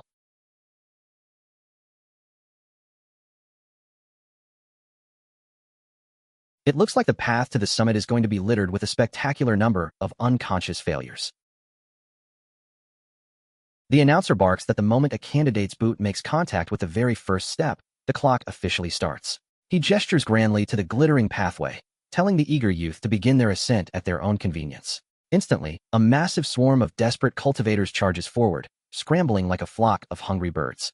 Eldest senior brother looks back at me with deep concern, frantically reminding his favorite slacker to prioritize survival. He strictly instructs me to immediately abandon the trial and step down if the heavy pressure becomes too agonizing. I offer him a perfectly reassuring, totally innocent smile, telling my doting brother to put his mind at ease. I promise him that I have a flawless plan to keep my fragile skin entirely out of harm's way. Suddenly, the arrogant first prince bumps past us, growling a vicious warning directly into my ear.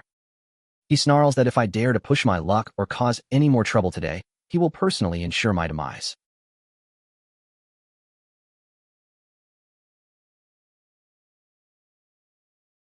Meanwhile, the assassin Qingyun watches our trio from the crowd, mockingly muttering our names under his breath.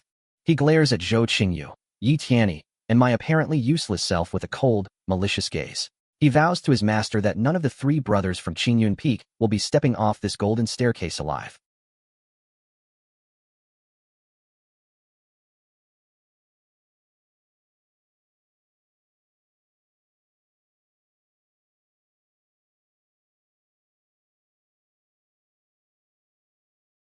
A few minutes into the climb, the cocky first prince suddenly stops, gasping for breath as his knees begin to buckle. He stammers in absolute agony, wondering how on earth the invisible crushing force could be this intensely powerful. He looks up in pure shock as I casually stroll past him without a single bead of sweat on my face. I offer him a sympathetic shrug, making up a hilarious excuse about how my low-tier power is probably a blessing. I claim that because my internal energy reserve is so pathetically small, the heavy array barely registers my presence. The idiot actually blinks and nods, completely buying my ridiculous, improvised explanation to salvage his broken ego.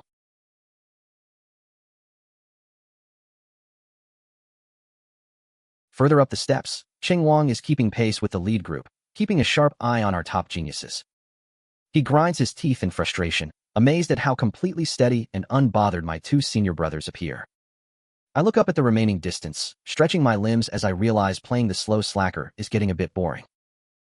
I smile faintly, deciding it is high time to smoothly accelerate my pace and claim the top spot at the summit.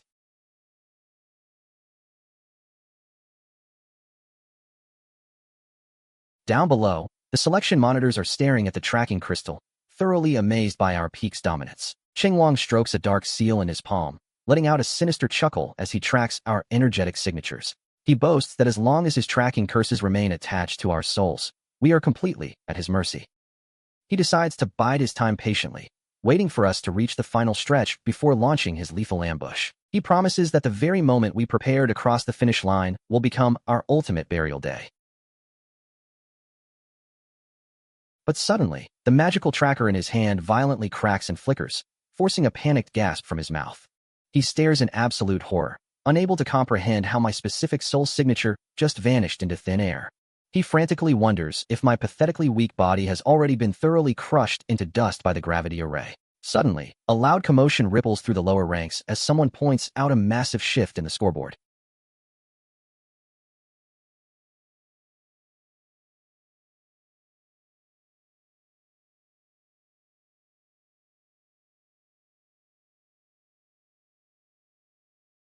In a secluded, misty pocket dimension hidden within the stairs, an elite assassin throws a flurry of daggers into the fog.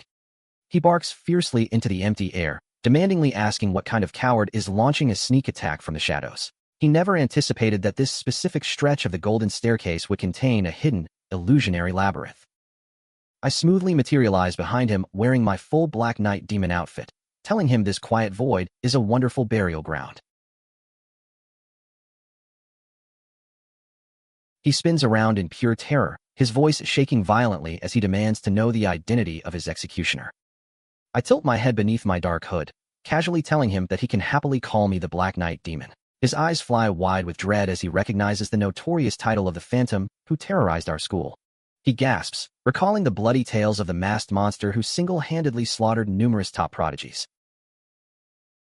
I let out a soft chuckle, thoroughly amused to realize that my grand nocturnal reputation has managed to spread this far.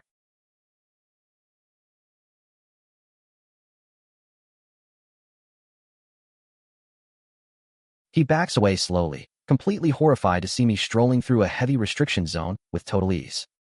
He stammers frantically, claiming that he has thoroughly memorized the face of every single high-level master in this trial. He argues there is absolutely no logical way a hidden powerhouse of my caliber could have smoothly bypassed his radar. He unleashes his ultimate weapon, screaming into the mist to demand my real, unmasked name.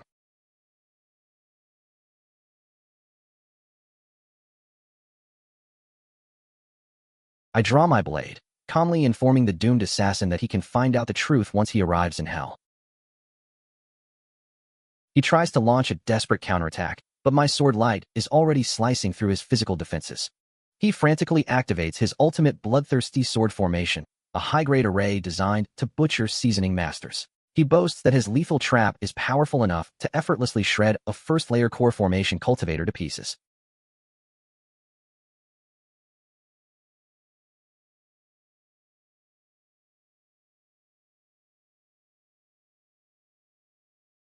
The arrogant youth gapes at me in pure disbelief, totally unable to comprehend how his trump card failed so miserably.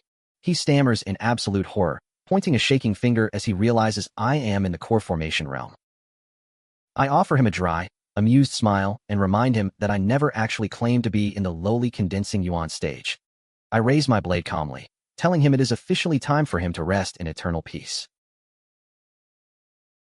Terrified, he lets out a desperate, screeching roar, frantically begging his sect's ancestor to save his life. A massive, shimmering spiritual projection suddenly tears through the sky, demanding to know who dares to be so bold.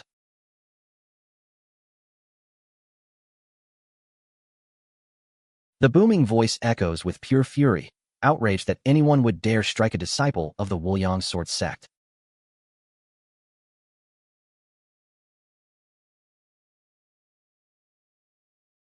Far below at the viewing square, the monitors wince as they wonder which rogue nascent soul master just unleashed their power. The crowd gasps in sheer awe, whispering in panic that a grandmaster's spiritual avatar has officially descended. An official turns to his superior, nervously calling for Steward by to notice the sudden energetic anomaly. He anxiously wonders if a brutal, unauthorized duel has somehow broken out right inside the golden trial staircase. Steward by narrows his eyes, muttering grimly that it unfortunately appears to be exactly the case.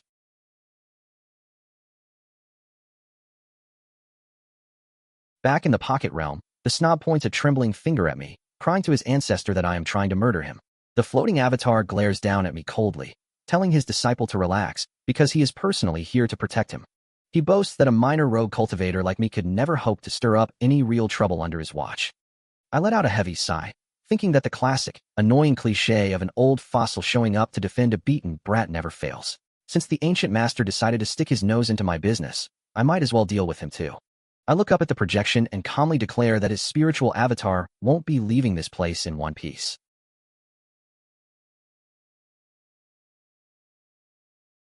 The phantom roars in absolute fury, calling me an arrogant, insolent outsider before launching a crushing strike. The beaten disciple cheers blindly from the ground, frantically telling his master to watch out for my counterattack. The old projection scoffs, confidently swearing that before the dust even settles, I will be completely erased from existence.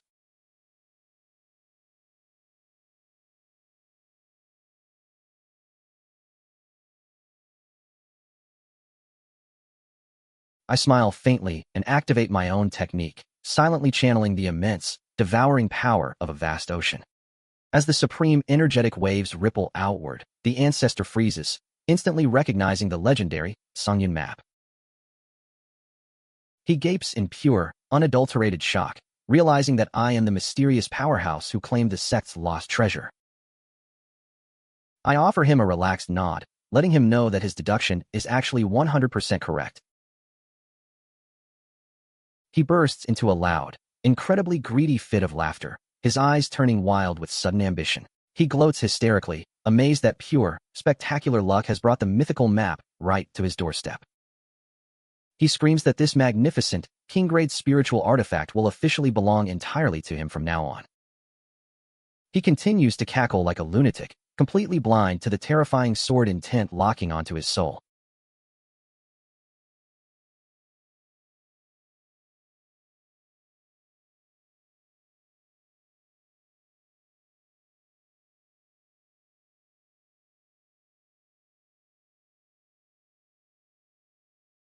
The disciple blinks as my energy completely shreds the projection, frantically whimpering about where his ancestor vanished to.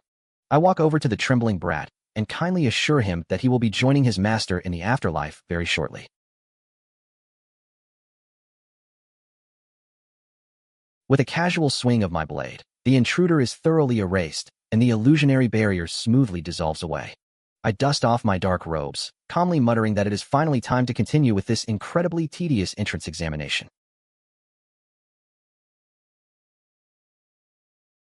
Down at the square, a spectator points a trembling finger at the scoreboard, shouting for everyone to look closely. He gasps in shock, noticing that the top genius of the Wuliang sword sect has suddenly plummeted entirely out of the top 5. Another cultivator blinks in absolute disbelief, arguing that a sudden drop like that makes zero sense.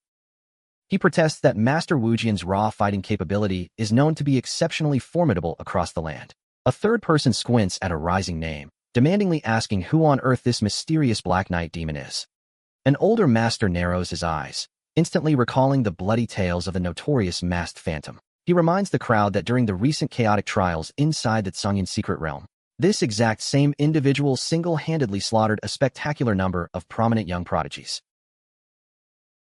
Suddenly, a scout screams that the fallen star's name has completely vanished from the crystal tablet. He trembles in terror, realizing that such a sudden erasure can only mean one horrifying thing. It means the elite Master Wujian has officially met his bloody demise right inside the Golden Trial staircase. Steward Bai frowns deeply, muttering that this specific staircase was strictly enchanted to test a candidate's natural talent. He notes that under ordinary circumstances, the array holds absolutely zero lethal danger for the youth. This sudden, violent crisis is actually the perfect excuse I need to personally slip into the trial area. He turns to his sub-officer, Qingyun, stating his strong suspicion that a dark force has breached the perimeter. He declares that he is going to immediately cross the threshold to conduct a thorough investigation himself.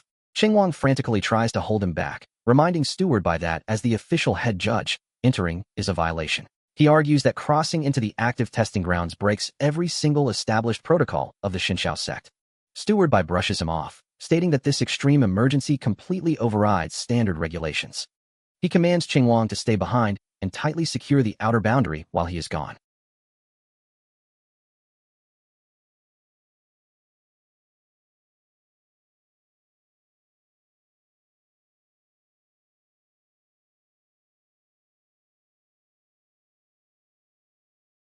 In a rocky desert layer of the stairs, the first prince stands over a heavily wounded Yi Tianyi, mocking his weakness.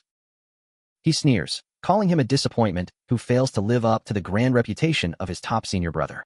Yi Tianyi spits out blood, mockingly pointing out that a royal prince has to resort to cheap, underhanded ambushes to win.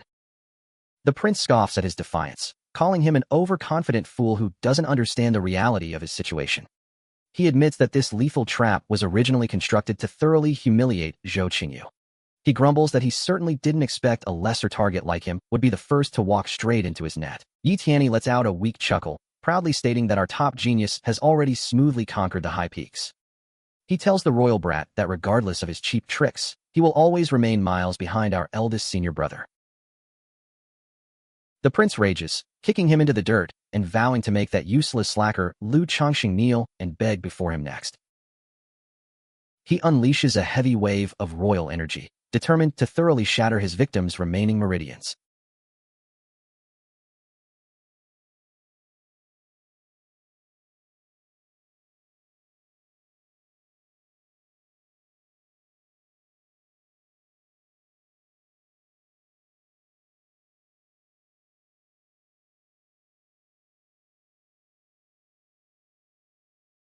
He scoffs at the boy's struggle, calling it the pathetic, meaningless resistance of an ant trying to shake a massive tree. He laughs cruelly, mocking him for completely overestimating his own tiny, insignificant capabilities.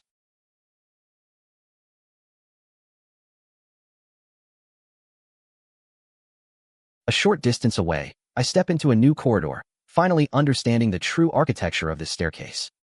Once a cultivator crosses the midway point of the climb, the path splits into completely separate energetic zones. Every single step is essentially a miniature, isolated pocket dimension running on its own laws.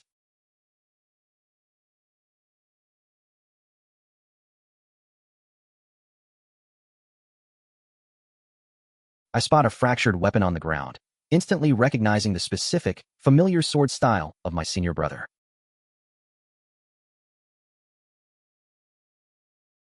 I pick up the broken hilt, letting a fraction of my true power flow into the metal to act as a homing compass.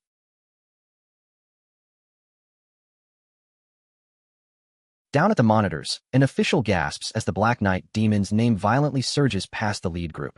He stares in absolute awe, frantically wondering what kind of hidden monster is executing such an impossible climb. Another scout notices that the ranking for our second senior brother has remained completely frozen for a very long time. He anxiously speculates that the young man might have gotten himself thoroughly trapped inside a gravity loop.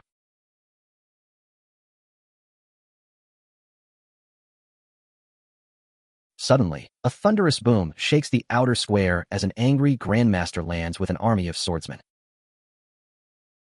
The local disciples instantly pale, rushing forward to offer a trembling greeting to the formidable ancestor. The old man, Lu Dong, roars fiercely, commanding his entire vanguard to tightly surround the sacred mountain perimeter. Qingyun steps forward with a deep frown, reminding him that this summit is currently under the protection of the Qingyun Sect. He barks out a sharp warning, demandingly asking what kind of madness Lu Dong thinks he is executing today. The furious master glares at him, mockingly addressing the young official while pointing a finger at the staircase. He bellows that the top pride and future hope of his Wuliang sword sect was just brutally murdered inside his trial area. He declares that today, he will absolutely never back down until he drags the hidden executioner out into the light. He vows to carry the culprit straight back to his ancestral halls to face a slow, excruciatingly painful death. Qingyun warns him that daring to disrupt our grand selection is an insult that could bring absolute ruin to his clan. He asks if his little sword school is truly prepared to face the world-ending wrath of a premier powerhouse sect. Lu Dong scoffs, whispering to himself that the legendary Qingyun map has officially manifested inside those steps. He reasons that if he can somehow manage to steal that magnificent treasure during the ensuing chaos, his personal cultivation level will instantly soar straight to an absolute, untouchable new height. If push comes to shove, he can easily abandon his sect entirely and live comfortably as a rogue grandmaster. But out loud, he puts on a dramatic face, shouting that he is acting solely to avenge his fallen pupil. He claims his only remaining desire is to capture the vile killer who slaughtered his favorite disciple. He promises that the very moment the criminal is securely in his chains, his army will immediately evacuate. Meanwhile, back inside the trial, the arrogant prince drags himself across a burning, illusionary desert layer. He gasps for breath, muttering that crossing this final expanse will smoothly bring him straight to the summit entrance.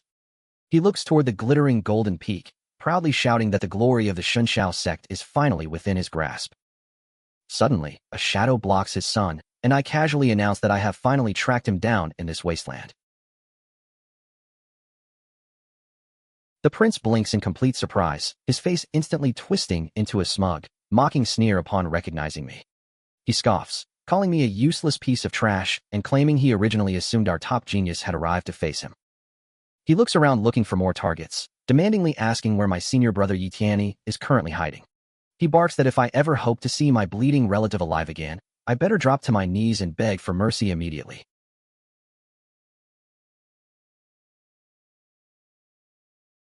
The overconfident royal prince smugly barks at me to drop to my knees, fully believing he holds all the cards.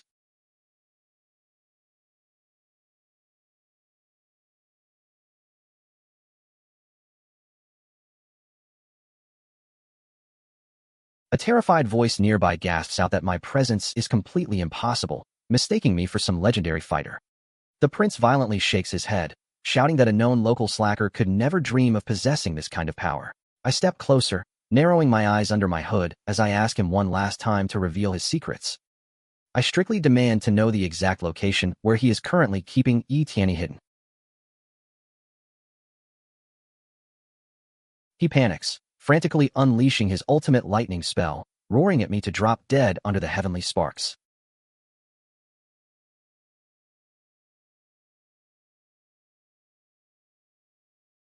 He pours every ounce of his remaining spiritual energy into the flash, praying it will be enough to vaporize me.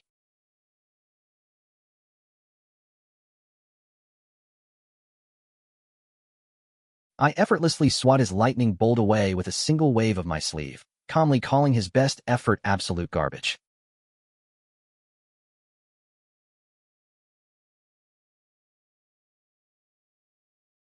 He recoils in terror, quickly pulling out a hidden blade and holding it directly against Yi Tianyi's neck.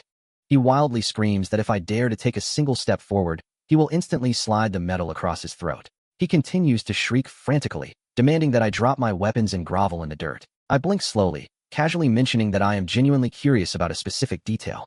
I ask him who exactly is the mysterious mastermind pulling his strings from the dark background. He glares back with pure malice, snarling that his private alliances are absolutely none of my business. He tries to back away slowly, demandingly barking at me to stand down and permit him to safely evacuate.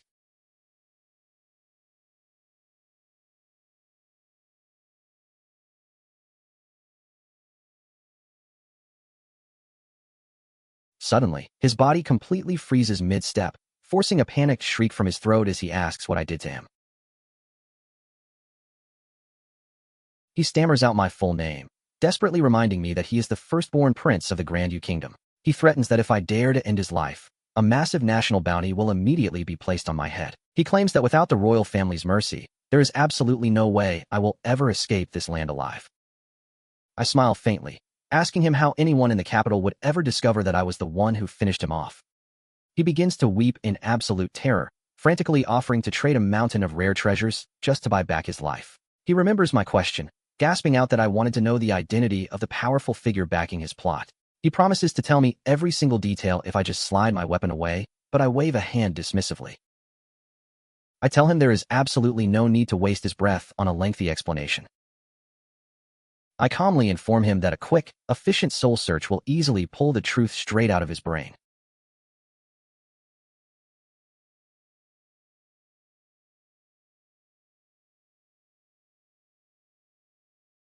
In his memories, a sinister voice flashes, ordering him to devise a foolproof method to eliminate the three brothers of our peak. The mysterious controller promises that once Zhou Qingyu and his companions are thoroughly erased from the world, he will personally guarantee his automatic, high-level entry into the ranks of the supreme Qingyun Sect.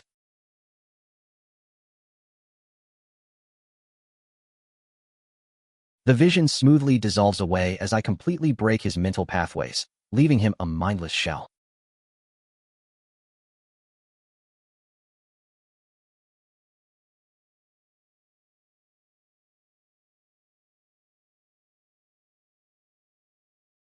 I gently pick up the unconscious Yi Tianyi, thinking he desperately needs to head back to his safe room to recover. Meanwhile, back at the viewing square, Yi Tianyi is keeping the furious sword master from launching an all-out attack. He points out that as a grand patriarch of an esteemed school, launching a mass blockade here is highly inappropriate. Lu Dong snarls back, flatly stating that this conflict is strictly a private matter belonging to his Wuliang sword sect. He warns the young master to stay completely out of his way if he doesn't want to get caught in the crossfire.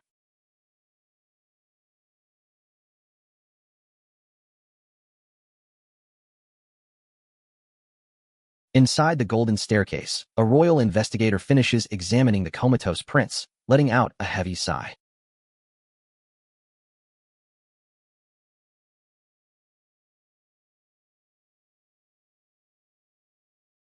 He notes with grim horror that the boy's internal core has been completely smashed into absolute pieces. He reports that his spiritual sea is entirely ruined, meaning the royal heir is permanently a useless cripple. The local king roars in pure, unadulterated rage, his voice echoing fiercely across the mountain. He bellows into the sky, vowing to hunt down whoever dared to ruin his treasured son and future legacy. He fiercely promises to make the mysterious executioner suffer a slow, agonizing death that defies imagination.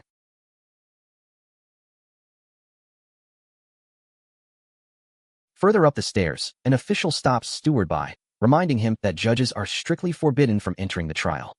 He emphasizes that crossing into the active testing grounds breaks every single established law of the Qingyun Sect. Steward by brushes him off, stating that several critical energetic anomalies have recently disrupted the staircase. He claims he is merely conducting a routine walkthrough to ensure the integrity of the selection process. He spots our group and smoothly alters his tone, asking if my two senior brothers managed to survive the recent chaos. I offer him a perfectly relaxed smile, reassuring him that both of them are currently doing exceptionally well.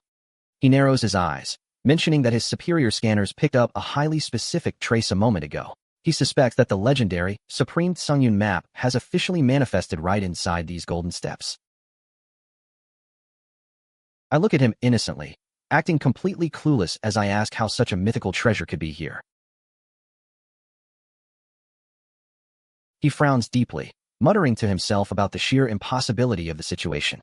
He recalls that according to every grandmaster's report, the map never actually exited the ancient secret realm. He shakes his head, deciding to put his doubts aside and personally search the surrounding corridors for clues. Suddenly, Zhou Qingyu stumbles and coughs violently, demandingly asking Steward by for the meaning of his actions.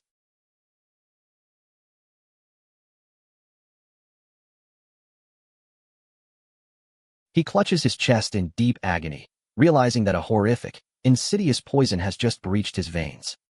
He glares at the judge, realizing this corrupt official sneakily infected his body during their brief conversation. Steward by lets out a dark, calm chuckle, reassuring him that the toxin won't immediately claim his life. However, he adds with a wicked smile that if his school fails to hand over the ancient map within the hour, the final outcome for his brilliant cultivation path is going to be incredibly messy and permanent.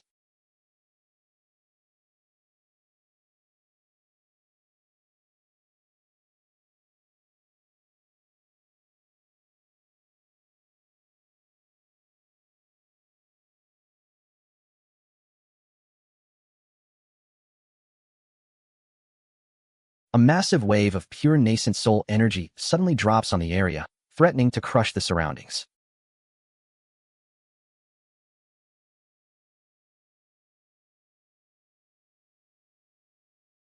My internal senses instantly pick up the distress signal from the hidden tracking mark I left on my senior brother.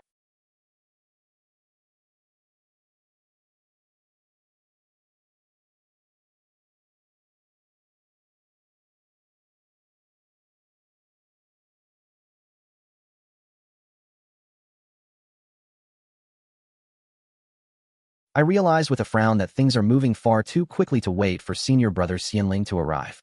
I have no alternative choice but to step in directly and pull Zhou Qingyu away from this trap myself.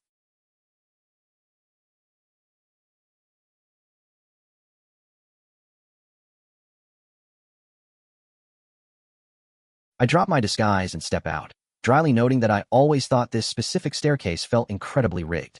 It turns out a corrupt high official was sneakily running a dirty, underhanded operation behind the scenes.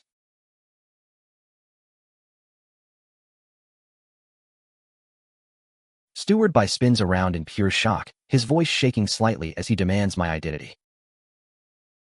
I pull out the ancient, glittering scroll from my robes, asking him if this happens to be the exact treasure he is seeking. He gasps in absolute, unadulterated horror, unable to accept that a common slacker is carrying the lost map.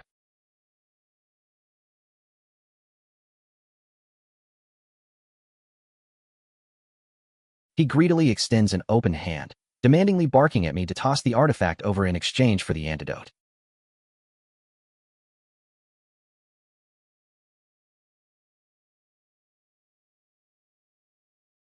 He stares at the majestic, swirling, energetic vortex, confirming that it is indeed the genuine ancestral item.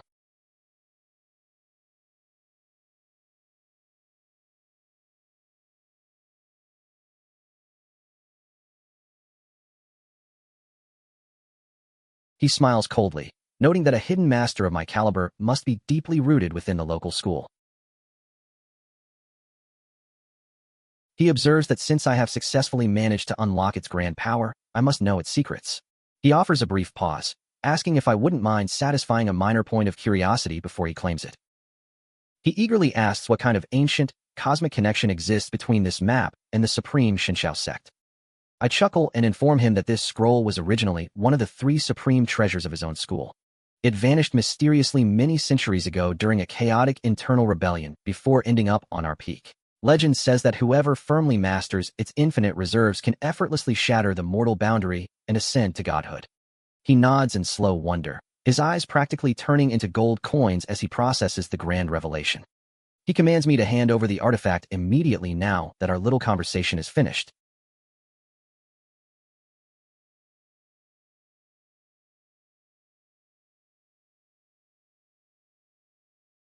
I toss the scroll straight into his hands, mockingly offering him my most sincere thanks for the quick trade. But as he grabs it, I unleash a fraction of my true power, coolly noting that a minor thug like him is unworthy of such gear. He bursts into a loud, incredibly arrogant fit of laughter, triggering a hidden defensive array within the corridor. He reminds me that we are currently standing directly inside his absolute personal territory. He boasts that as the chief judge, he exercises total, supreme control over the staircase's spatial laws.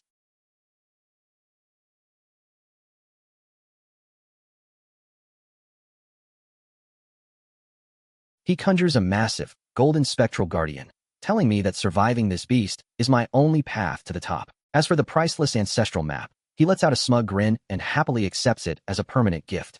He turns around to escape into the upper layers, fully believing he has won the ultimate prize.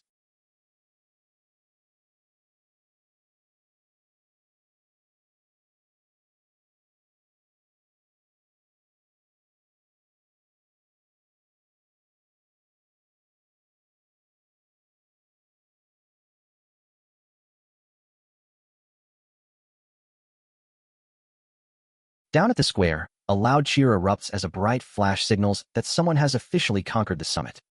The spectators crowd around the crystal tablet, eagerly waiting for the official final scores to manifest. A cultivator marvels in sheer awe, wondering what kind of spectacular genius is leading the race. He notes with absolute astonishment that the winner effortlessly demolished the supreme Golden Guardian in record time. Further down the steps, a tired candidate gasps for breath, noting he is only a tiny distance away from victory. He smiles confidently, fully believing his name will smoothly secure a spot within the top 30 ranks.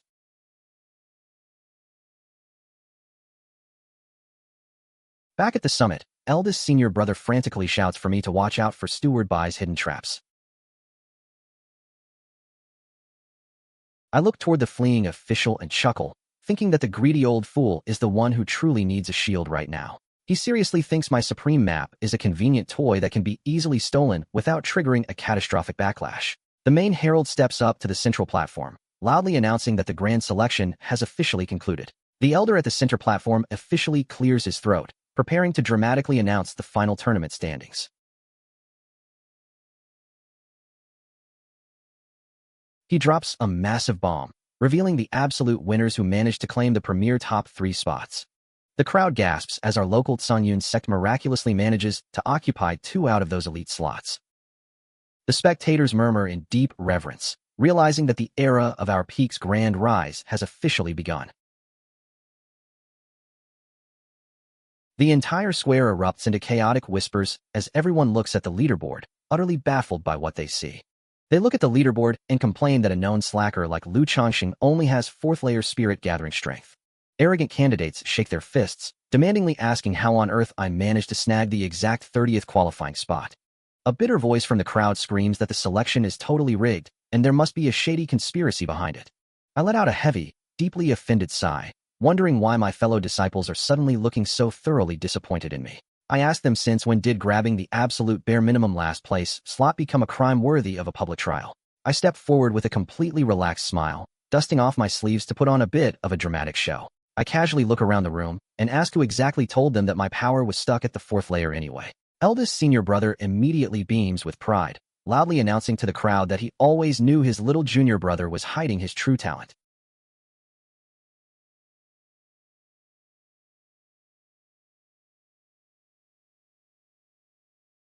He nods enthusiastically, thoroughly satisfied that his overprotective faith in my abilities has been beautifully validated. Yi Tianyi smiles proudly, stating that a personal disciple of our esteemed master could absolutely never be a useless failure.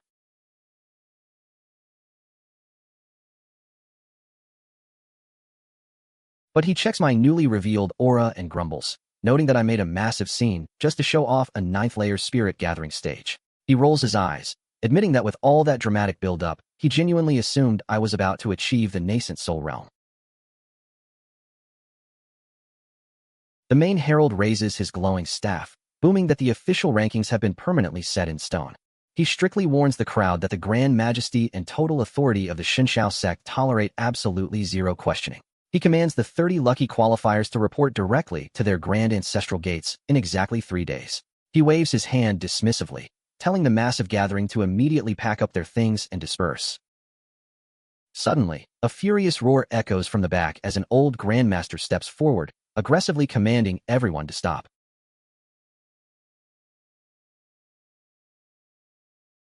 The leader of the Wuliang Sword Sect bellows that his top student, Wu Jian, was brutally slaughtered right inside the Golden Steps. He points a trembling finger at the survivors, fiercely swearing that the bloodthirsty executioner is currently standing in this very room. He draws his sharp blade, declaring that absolutely no one is permitted to take a single step off this mountain until he gets answers.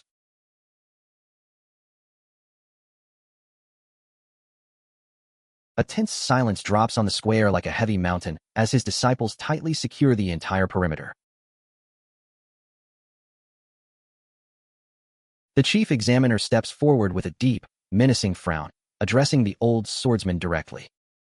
He barks out a sharp warning, demandingly asking if he genuinely possesses the sheer audacity to disrupt a sacred selection trial. The furious master quickly smooths over his tone, claiming that Steward Bai has completely misunderstood his pure intentions. He explains that his only remaining goal in this world is to identify the vile monster who killed his favorite pupil. He points out that since the official entry examination has already successfully concluded, his search shouldn't interfere with their business.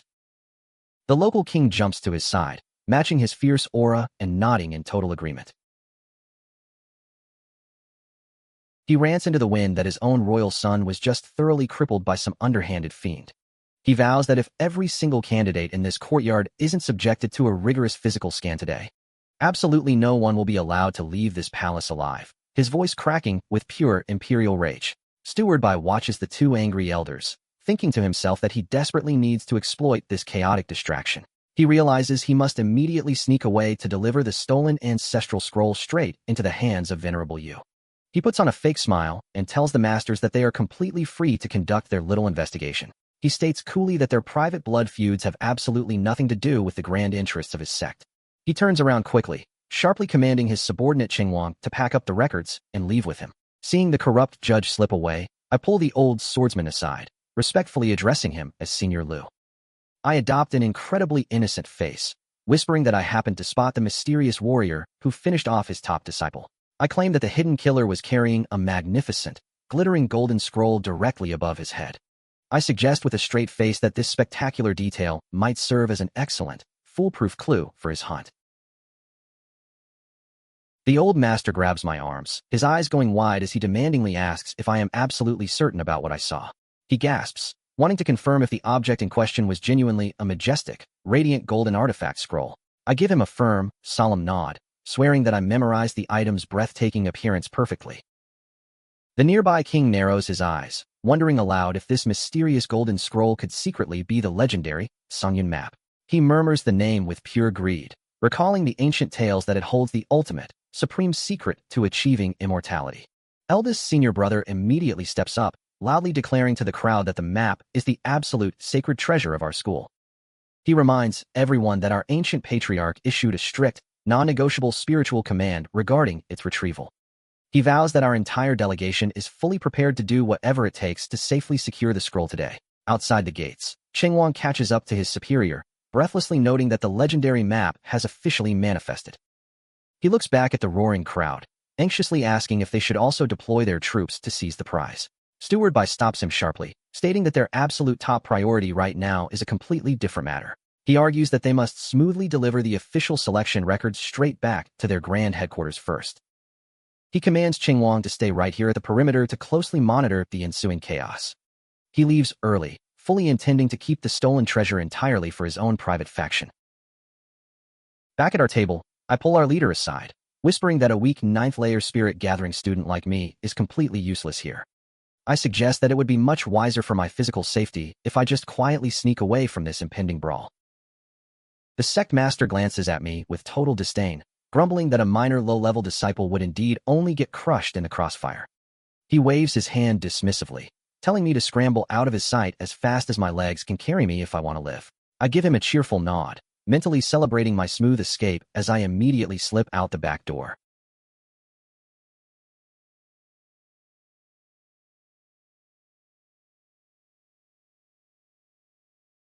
A short distance down the mountain road, Steward Bai is currently contacting his secret communication array, his voice trembling with excitement. He proudly informs the Dark Masters that the supreme Qingyun map is finally securely inside his storage pouch. He promises that he is already accelerating his pace to bring the treasure straight to their hideout without delay.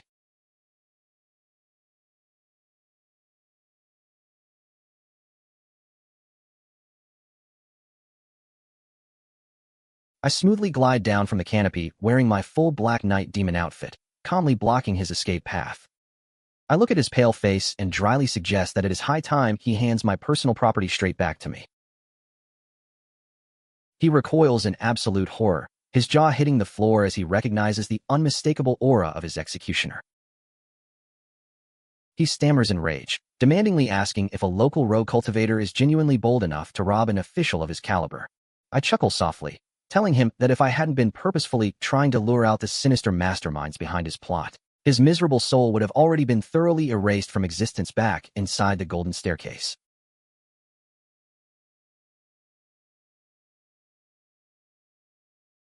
He tries to recover his composure, sneering that if I am wise enough to immediately stand down and walk away, he will graciously pretend this little unauthorized confrontation never actually occurred on his watch. Otherwise, he fiercely vows that this deserted forest will smoothly become the final resting ground for my nameless corpse. He summons a massive, growling spiritual beast, and I tilt my head, mildly impressed to see a genuine nascent soul-level monster. I look at him with total pity, asking if he truly believed that my ancestral map was a cheap toy he could easily claim. He tries to command his pet, but the creature suddenly freezes in pure terror as the scroll inside his pocket begins to burn. He screams in utter incomprehension, stammering about how a lowlife could possibly override his high-grade bindings. He swears that he personally executed a powerful spell to completely wipe my spiritual signature off the parchment. I smile lazily beneath my hood, noting that if I hadn't explicitly permitted him to take the bait in the first place, I would have never been able to accurately verify his hidden alignments and dark motives. I mock him gently, amazed that a grand, distinguished head judge of the premier sect could become so thoroughly blinded by common greed the moment a legendary treasure crossed his path. I raise a single finger, commanding the map to unleash its true, catastrophic power onto the clearing. I tell the trembling official to watch closely, as he is about to witness the absolute majesty of an authentic king-grade artifact. A terrifying storm of pure sword light erupts from the scroll, instantly illuminating the dark valley. After a single clash, his oversized spiritual pet crashes into the dirt, and I dryly note that his beast is a bit of a disappointment. I step closer, casually suggesting that he should hurry up and call his grandmaster, Venerable Yu, to save his skin. Suddenly, a thunderous boom shakes the entire forest as a massive dimensional rift tears open in the clouds above us. Back at the square, the old swordsman rants to his guards, realizing that the golden scroll tracker has completely moved away. He inspects his tracking crystal, noting with a heavy frown that the signal is rapidly heading toward the northern border.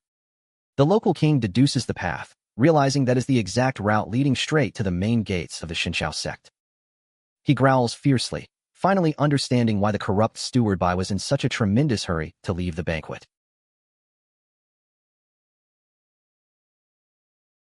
It turns out the old fox had already sneaked the treasure into his own hands, prompting the masters to immediately give chase. In the deep woods, I lock my eyes onto the massive shadow emerging from the rift, telling the judge his time has run out.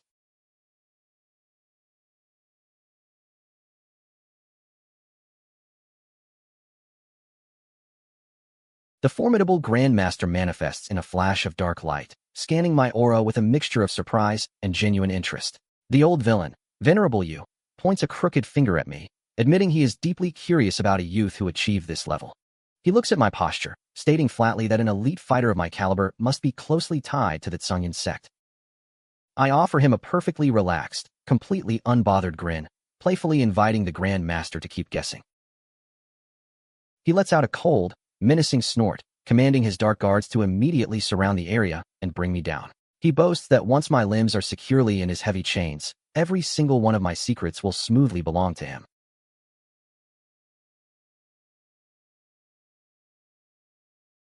I narrow my eyes slightly, recognizing his majestic uniform as one of the 4 supreme protectors of the premier school. I chuckle inwardly, thinking that a truly legendary boss has finally decided to step out of the shadows to play with me. I quickly realize that the terrifying entity floating before me is merely a spiritual avatar created by the Qingyun Sect master. The real powerhouse is actually staying somewhere incredibly far away from this desolate mountain forest. Even a supreme legendary master like Venerable, you couldn't possibly physically arrive at this location so insanely fast. Meanwhile, the aggressive old swordsman Lu Dong storms up to our leader, demandingly calling his name. He barks fiercely that this masked phantom must have some sort of deep, hidden connection to our school. Our sect master flatly states that the intruder only refers to himself as the notorious Black Knight Demon. He explains that the bandit's true identity remains an absolute, impenetrable mystery to every single person in the region. Venerable Yu lets out a cold, sharp snort of total impatience, completely done with our tedious explanations. He unleashes a massive, crushing wave of energetic intent, commanding my masked figure to immediately drop dead.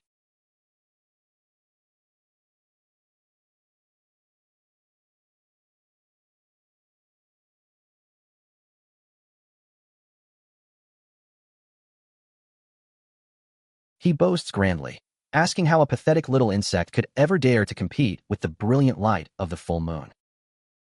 He roars that he will effortlessly vaporize my entire existence with a single, casual wave of his hand.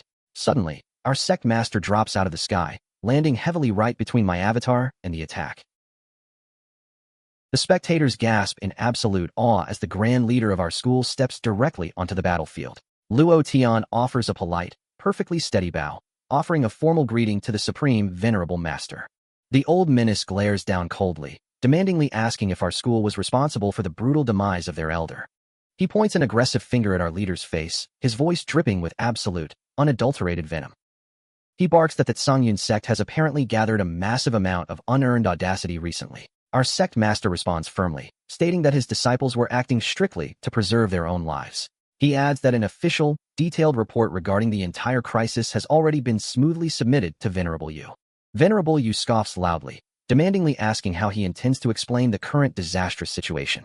He asks if ambushing and trying to slaughter a high-level head official of his sect right in this forest is also considered a perfectly normal, necessary act of self-preservation by his brilliant students.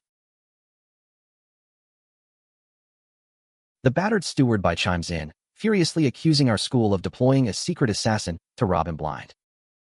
He rants that this extreme insult to their grand organization cannot be casually overlooked. He demands that our leader offer an immediate, thoroughly humiliating explanation to the supreme Venerable Yu.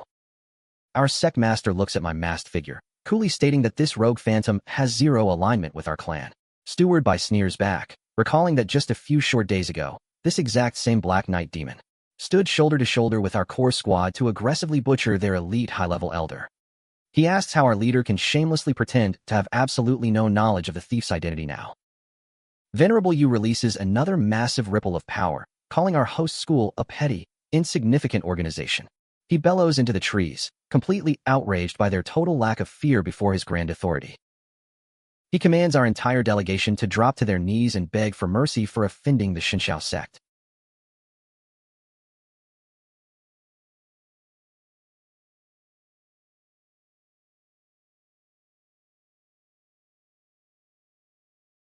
Eldest senior brother frantically draws his broken sword, shouting for the old tyrant to let go of our leader. The Avatar snorts with absolute disdain, calling his sudden defiance a pathetic, meaningless act of insubordination.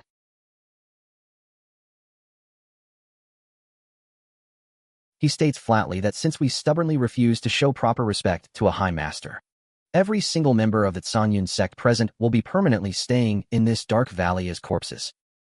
The greedy Lu Dong chuckles to his lackeys, mocking our leader's foolish decision to talk back to a god.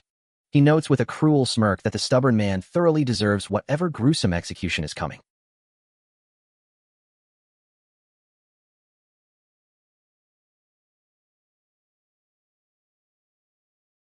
I smoothly glide back into the center of the clearing, dryly reminding the old fossil that I am still very much alive. Venerable Yu barely glares in my direction, calling me a pathetic, insignificant ant that can be crushed at any moment. He claims that eliminating a minor rogue cultivator like me takes absolutely zero effort from his grand spirit.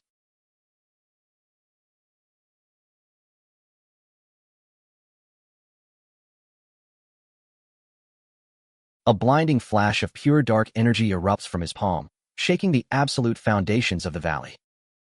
He roars fiercely, ordering my soul to immediately dissolve into the void under his supreme pressure. I let out a soft laugh, drawing my sword and noting that he is carrying himself far too grandly for a basic projection. He seriously needs to stop treating me like some sort of soft, helpless vegetable that can be easily bullied. I unleash a massive wave of ocean intent, the pure majestic force completely shattering his dark spell in a second.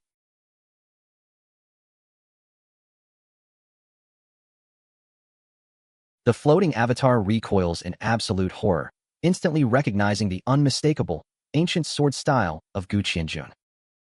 He stammers through the cracking light, staring at my mask and declaring that he finally knows my true lineage. He warns me that a marked target like myself will never be able to successfully hold onto the ancient map. He vows that his entire organization will be eagerly waiting at their grand gates to crush my bones before dissolving.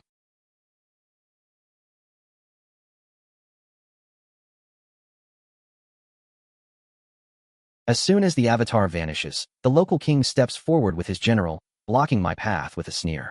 He reminds me that we are currently standing squarely within the sovereign boundaries of the Yu Kingdom. He proudly boasts that on this specific dirt, his royal decree is the only absolute law that matters. He commands me to hand over the glittering Qingyun map to his hands immediately if I want to live. He promises to graciously spare my life and let me walk away if I surrender the treasure without a fight. I tilt my head in complete amusement, asking if a couple of minor local bosses genuinely think they can take me. Lu Dong steps up beside him, admitting that my raw strength is admittedly quite formidable for a youth. However, he notes with a greedy grin that after fighting a high-level avatar, my energy reserves must be completely drained.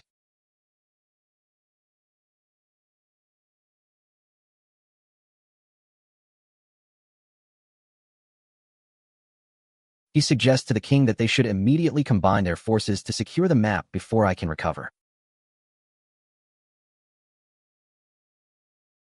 Our sect master stumbles over to my side, breathlessly admitting he has zero clue about my true identity. But he warns me that both of these corrupt elders have successfully achieved the second layer of the nascent soul realm. He urges the mysterious masked senior to immediately fly away and preserve the sacred artifact while he stalls. The greedy swordsman laughs mockingly, asking if they seriously believe an escape is possible in this enclosed valley. He barks fiercely, ordering me to drop the scroll right now unless I want to be sliced into ribbons. Our leader ignores his threat completely, proudly declaring his high status as the pillar of our peak.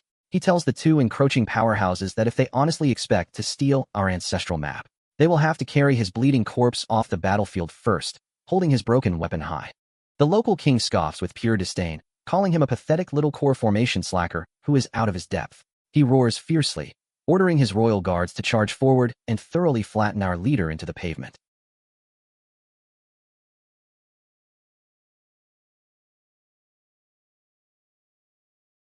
I sheath my blade with a casual click, telling the two old fossils that their little comedy show is getting tedious.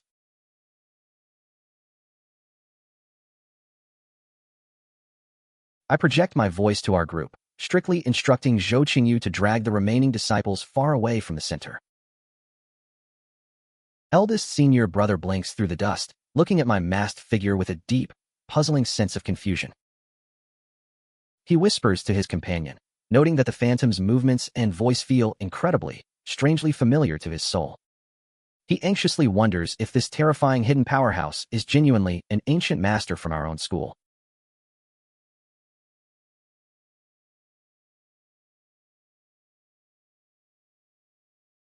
I throw the ancient scroll into the air, asking the two greedy elders if they are truly ready to receive their prize. I tell them it is high time they witness the absolute, catastrophic reality of the map's true capabilities.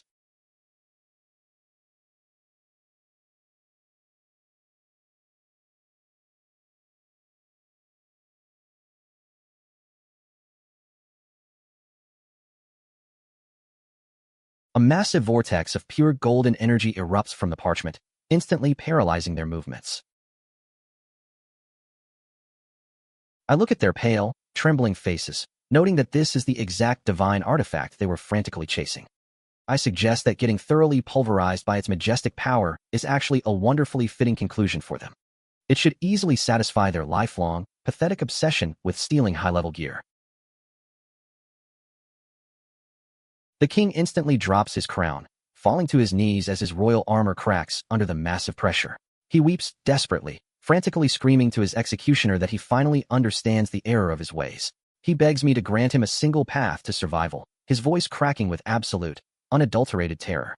He promises that if I spare his life, he will open the infinite vaults of his royal treasury directly for my use. He claims I can happily select any mountain of rare gems or ancient manuals I desire, looking completely pathetic. I look down at his groveling figure, coolly noting that he doesn't actually regret his corrupt actions at all. The only thing his tiny brain understands right now is the cold, terrifying reality of his own impending demise. With a quick flick of my wrist, the golden light sweeps down, thoroughly erasing the two masterminds from the world.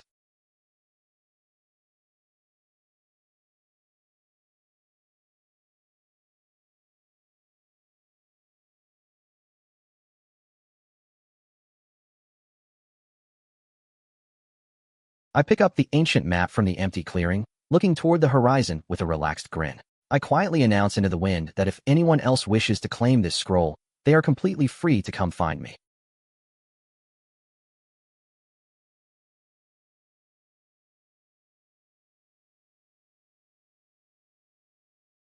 Later that evening back in my quiet cave, I marvel at how a total string of bizarre accidents smoothly pushed me to the second layer of nascent soul. Though to be perfectly honest, the excruciating physical agony of my cursed physique almost ended my life during the process. I recall the final, annoying letter my missing master left behind on my desk many years ago. The old man wrote that he was officially taking off to search for a magical cure to soothe my continuous breakthrough pain. He promised that the very next time our paths crossed in this vast cultivation world, he would absolutely bring along a flawless, brilliant solution to fix my broken energetic pathways. I shake my head at the memory, muttering about what a thoroughly unreliable, chaotic guardian he turned out to be. If I don't manage to track that old fox down before my next major energetic milestone, the terrifying heavenly tribulation of the higher realms is probably going to split my body into absolute pieces anyway.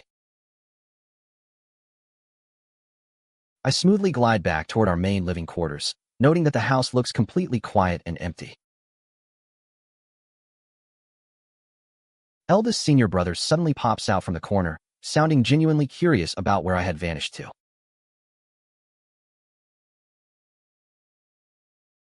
I jump slightly, asking him what he is doing hanging around here at this odd hour. He replies with a grin that it looks like we both just happened to make it back to base at the exact same time.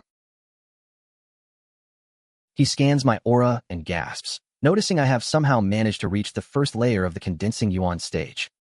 He looks at me with wide eyes, asking if I have truly achieved another breakthrough while out of sight. I panic internally, realizing I completely messed up by failing to properly suppress my aura after that last breakthrough. My myriad tribulations immortal body is clearly getting far too excited for its own good. I blame the intense gravity array on the golden staircase for my lack of control. I tell him with a straight face that the trial was indeed a highly educational and beneficial experience. He narrows his eyes, wondering out loud if I might actually be the infamous Black Knight demon behind that mask. He considers jokingly swatting me to see if I retaliate, but he sighs and decides against it. He reminds me that we are scheduled to depart for the Qingyun Sect headquarters first thing tomorrow morning. He insists we must immediately report to the main hall to receive final instructions from the sect master. I tell him to head on ahead, as I am planning to wait for a moment right here. He nods, telling me we should be moving along quickly to avoid keeping the leader waiting.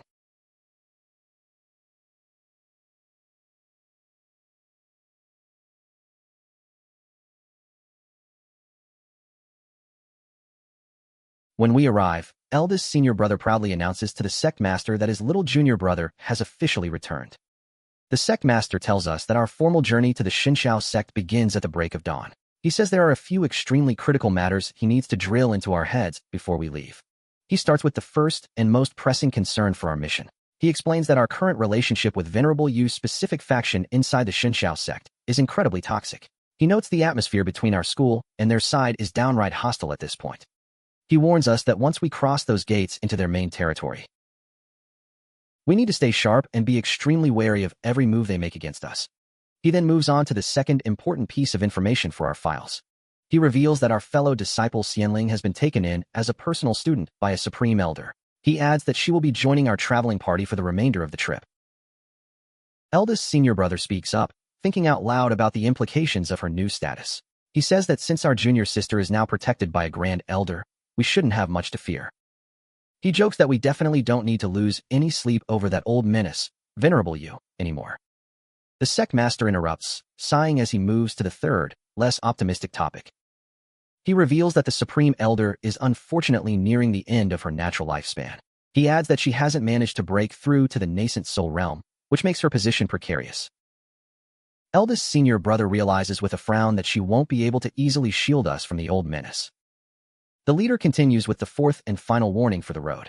He mentions the power struggle occurring among the four legendary supreme masters of the Qingyun Sect. He notes that the famous War Venerable has been missing in action for quite a long time. He concludes with his final, most urgent instruction for the team. He commands us to find a clever way to apprentice ourselves under the more friendly divine Venerable or Moon Venerable. I think about the old menace, Venerable Yu, who somehow recognized me despite my clever disguise. That old guy definitely has some weird, suspicious insight into my secret identity. I debate whether I should play it safe and just stick to the shadows, or if I should aggressively cozy up to the Moon Venerable to keep myself protected. He warns that this mission is crawling with deadly, hidden dangers. But he also admits that the potential for gaining immense power is practically everywhere we look. He wishes us luck, saying that whether or not we manage to ascend depends entirely on our own skill.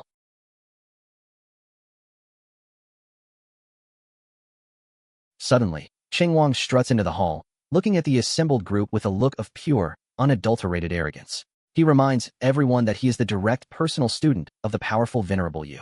He notes he arrived bright and early specifically to welcome the new arrivals. He asks if we really think we can waltz into their home after insulting his master so flagrantly. He mocks the idea, noting that since we offended his grandmaster, we have zero future. He sneers, asking if we genuinely expected to be granted entry into the prestigious Qingyun Sect. He lets out a harsh, mocking laugh at the sheer absurdity of our goal. He advises us to be careful, as he isn't the type to show any mercy to his rivals. I chuckle and ask if he remembers the ancient, well-established traditions of their own school. I note that the Supreme Divine Venerable hasn't accepted a single new student for over 30 years. Cheng shrugs, claiming he has no idea what is going on inside his master's head these days. He says he is just following the orders his sect master gave him for the day. He smirks, warning us not to blame him if things turn ugly later on. He tells us that we better keep our heads down and follow the strict rules of the organization. He points out that since the Grand War Venerable has been missing for decades, the old laws don't matter. He claims that around here, power is the only rule that genuinely dictates behavior. Finally, we arrive at the main gateway and report our presence to the guards on duty. We stand there confidently, stating that the representatives of the Qingyun Sect have come to report for duty. The gatekeeper eyes Zhou Qingyu, asking if he is the supposedly talented genius they heard so much about. He says our sect has managed to produce at least one halfway decent fighter this year. Eldest senior brother remains polite, asking the guard if they can head in to begin the apprenticeship process. The guard looks at the two of them, asking when they can start their formal training. He tells us the formal rite of apprenticeship will commence at the first light of dawn tomorrow. He gestures to his subordinates, ordering them to lead us straight to the temporary guest quarters. Suddenly, a group of Shunshao disciples blocks our path, shouting that a bunch of losers aren't fit to be here. They laugh, ordering us to turn around and scramble back to our own pathetic mountain within 3 seconds. They threaten to show us exactly how much they despise our sect if we don't vanish immediately. I mutter to myself that the old menace, Venerable Yu, is clearly starting his petty power games again. I ask our guides why we are being blocked when we already passed every single required trial.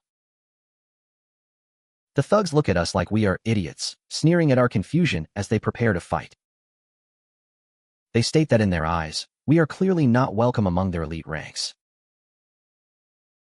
They boast that their supreme organization absolutely refuses to accept any pathetic weaklings into its family.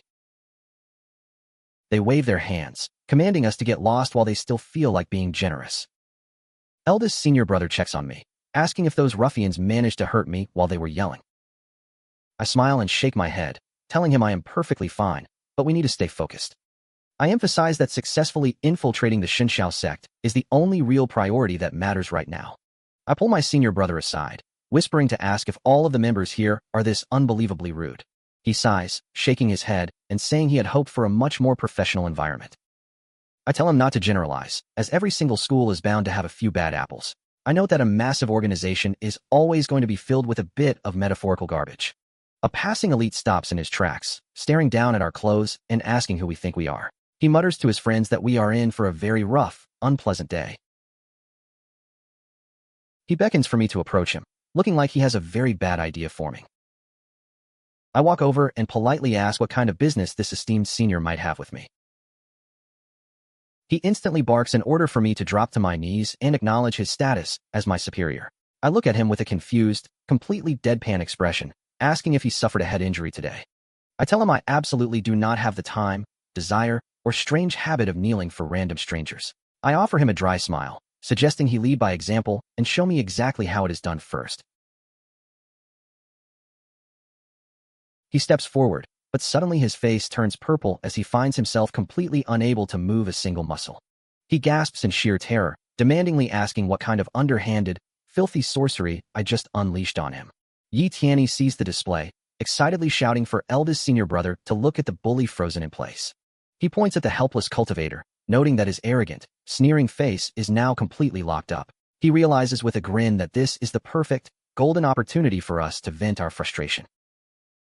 The guy manages to squeak out a warning, asking if I am genuinely stupid enough to strike him here. He bellows that he is the beloved personal student of Venerable Yu, and I better fear his wrath. I smile and point out that since they have already deeply offended me, they can just prepare to be tossed out. I tell the guy to just get ready for his inevitable eviction from the Qingyun Sect. The brat squeaks back, asking if I truly believe that not striking him would somehow make me spare them. He scoffs and spits in disgust, clearly thinking that I would have gone after them regardless of his behavior. I look around, wondering aloud what kind of weird, chaotic mess is unfolding here right now. Our guide turns to us, offering a polite but firm reminder to our group. He states that it is high time we make our way inside the main training grounds. He gestures forward, inviting us to follow his lead toward the inner sanctum.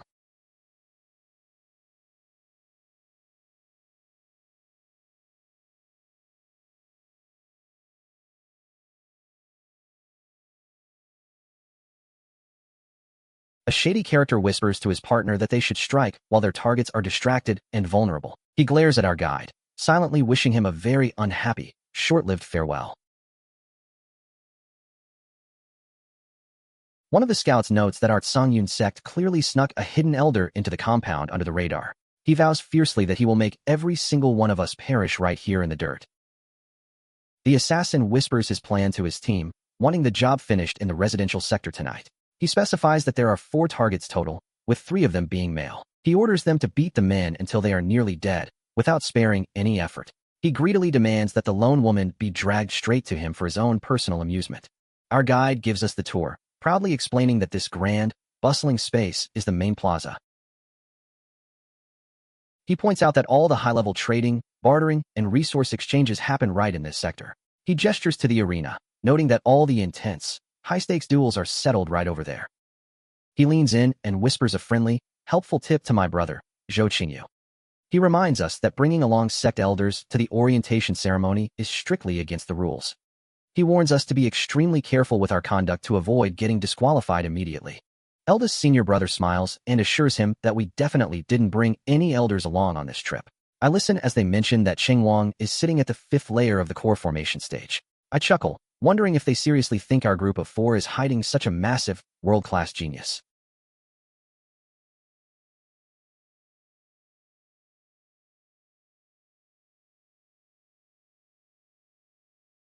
Someone calls my name, and I turn to see a young man leering at junior sister Luo.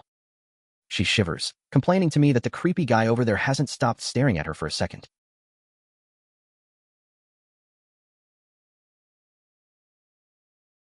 The local bully saunters up with a greasy smile, asking if the lovely lady would like him to be her tour guide. He suggests that as a local, he could show her all the best, most hidden spots in the sect. Junior sister Luo whispers that this Wangshi guy has a nasty habit of targeting every new girl he sees. She sighs, lamenting the unknown number of innocent victims he has harassed over the past few years. She notes with disgust that the brat has managed to get away with everything so far. I roll my eyes, knowing exactly why the idiot is so bold. His uncle is a close lackey of Venerable Yu. It's the classic nepotism game, and honestly, I'm just tired of seeing it everywhere. She politely rejects the creep, firmly stating that she is perfectly happy staying by her own senior brother's side. She hides behind my back, trusting me to keep the unwelcome pest away from her space. The guy notices her cultivation level is only at the 1st layer of condensing yuan. He laughs, mockingly asking how a girl this week even managed to get invited to the Qingyun Sect. He cruelly insults her, saying that in his glorious sect, she doesn't even qualify as a household pet. I feel her hand tighten on my robes as she asks him exactly what he meant by that. I pat her head, telling her it is not worth our precious time to engage with such brainless insects. I start to walk away, hoping to end the conversation before things get unnecessarily complicated.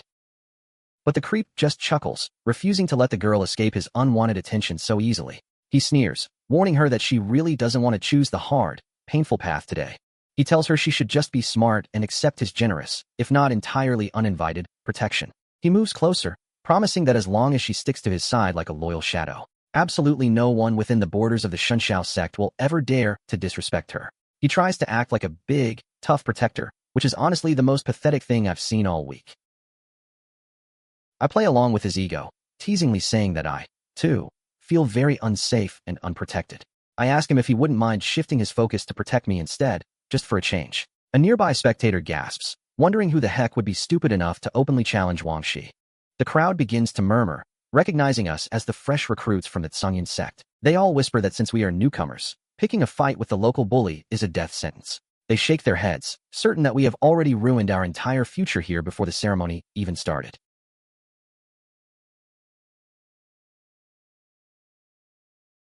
Wang Shi's face twists into a snarl, roaring that I am officially begging for a quick, brutal end.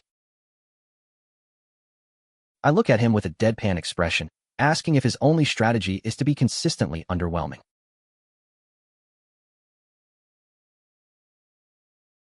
He lunges forward in a blind rage, screaming for me to pay the price for my total disrespect. I easily dodge his sloppy strike, dryly noting that his 2nd layer core power is absolutely pathetic. He immediately turns tail and runs behind his guards, screeching for his uncle to come save his skin. He yells to the heavens that some violent rogue is trying to murder him in broad daylight.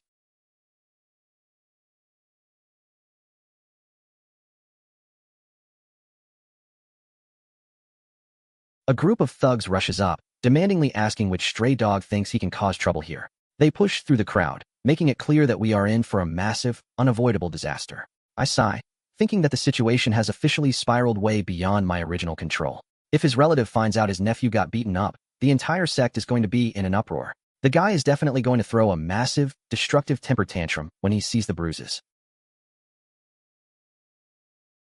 I casually explain to the arriving guards that they are new recruits from the Qingyun Sect.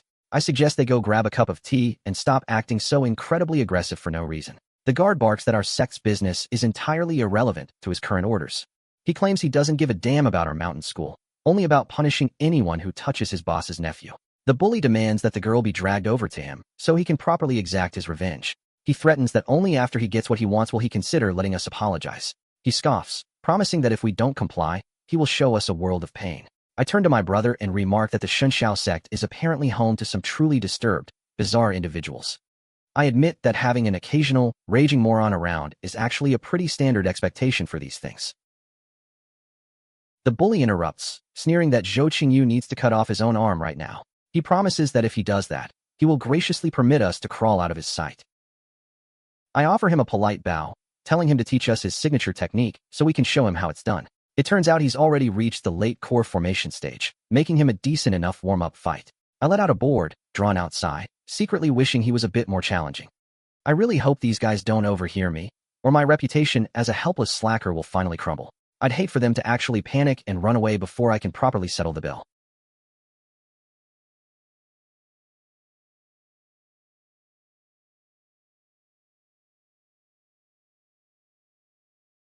I look him in the eyes and ask him what makes him think he is even qualified to issue such commands. These guys are truly, incredibly convinced of their own godlike status. It won't be long now until my nocturnal vigilante persona is completely exposed to the entire world. I really need to figure out how to keep the Black Knight demon myth alive while I'm out in the open.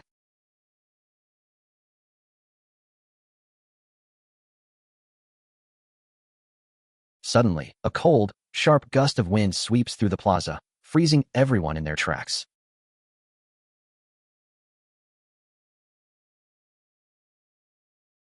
The bully spins around, screaming in rage at whoever dared to interfere with his official business. He threatens to slice them into tiny pieces for having the gall to block his path. He shouts that he is completely out of patience with the surrounding idiots. I step up and casually offer to settle this with a formal, professional duel to the death. A calm, elegant voice cuts through the hall, asking the visitor why he showed up here today. I turn to see the Grand Knight Star Disciple, wondering why he decided to grace us with his presence. I jokingly tell him that he has a funny way of asking if everything is going all right. Everyone whispers in shock as they realize the personal student of the Moon Venerable has actually descended. I watch the crowd bow and wonder why the big-shot celebrity decided to walk over here now. The spectators speculate frantically that there must be some secret, hidden connection between our sect and the Moon Venerable. He turns to the bully, asking him exactly who gave him the permission to bully our guests so openly. He stares him down, wanting to know where he found the sheer audacity to start a fight. The guy stammers, claiming it was all because that brat Zhou Qingyu had the nerve to harass his dear cousin. He points an accusing finger at our group, insisting that his aggressive reaction was entirely justified. The Moon Venerable's disciple sighs, flatly stating that everyone knows perfectly well what kind of character Wang Shi has. He turns to my brother, Zhou Qingyu, and formally asks if he would like to apprentice under the Moon Venerable. I blink, wondering why the guy is in such a rush when the official ceremony isn't even scheduled until tomorrow. The entire hall erupts in jealous whispers, shocked that the Moon Venerable is suddenly trying to poach Zhou Qingyu so prematurely. Being a personal student of such a grandmaster is basically an automatic ticket to the top of the cultivation world. A spectator laughs, noting that poor Wang Peng is definitely going to have a rough time after this public slight. Zhou Qingyu bows politely, reminding him that he has already technically taken a master back home. The disciple smiles kindly, telling him there is absolutely no rush, and he can take his time to think it over. He asks again if he is interested in joining their ranks under the Moon Venerable's protection. I watch them negotiate and find it hilarious that they are so desperate to recruit just one more pupil. I wonder if the Grandmaster actually intends for all three of us brothers from Qingyun Peak to join the same house. It would be quite a hilarious sect reunion if we all ended up under the same banner. Zhou Qingyu deferentially tells the master that he will follow whatever decision his eldest senior brother makes. Eldest senior brother speaks up, telling Yi Tianyi that he doesn't need any extra time to deliberate on the offer. He declares that he is incredibly honored and more than willing to accept the master's invitation. The disciple smiles, though his expression turns slightly apologetic as he turns his gaze toward me. He reports that his master explicitly mentioned that my specific situation is far too complex for them. He explains that due to my unique, cursed circumstances, they aren't currently prepared to take me in as a student. He politely apologizes for the exclusion, leaving me completely outside the loop of their little recruiting club. I raise a brow, internally asking why on earth they would decide to isolate me like this.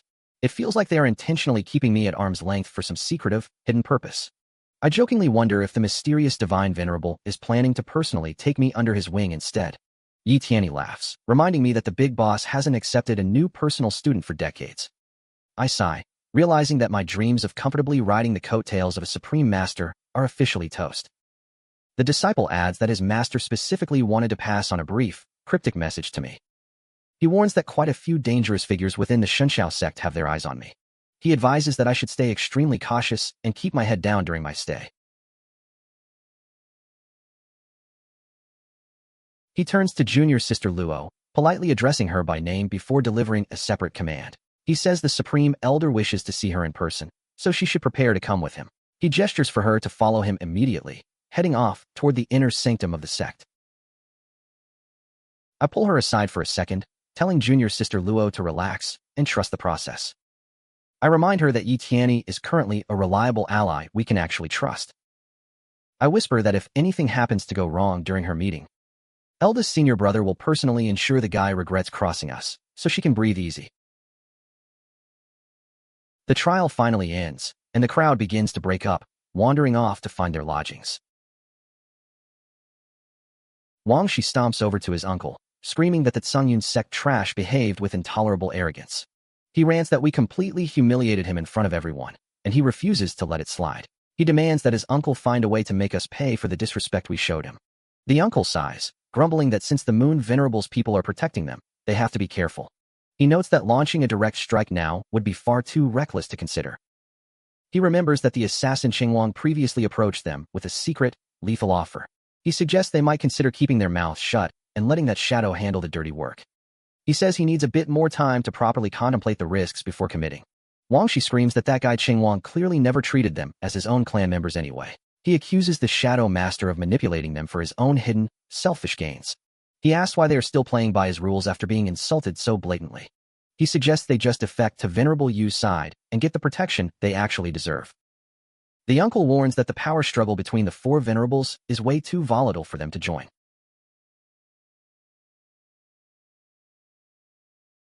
He coldly states that once the two dead bodies hit the floor, their opinion won't matter anymore. He remarks that since we are practically ghosts, we have no business worrying about their political battles. I suddenly materialize right behind them, calmly asking who gave them permission to stand in this corridor.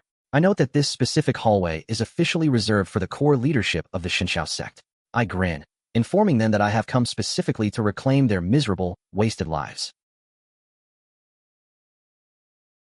They spin around, frantically shouting that we are currently inside the most secure sect headquarters in the land. They warn that murdering a grand official here will lead to our immediate, inevitable execution. I offer a dry chuckle, telling them that their legal status is entirely irrelevant to my current schedule. The uncle freezes in his tracks, backing away while demandingly ordering me not to take another step. I mock him, asking where all that confident, lecherous energy from earlier has suddenly vanished. He gasps in pure terror, finally recognizing the masked bandit who terrified his nephew back at the marketplace. I smile and confirm his worst fears, telling him that while he is quite clever, death is still unavoidable.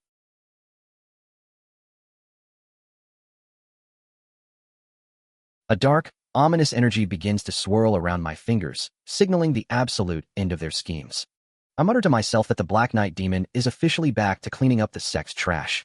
I really need to start charging them a professional maintenance fee for all this daily cleaning.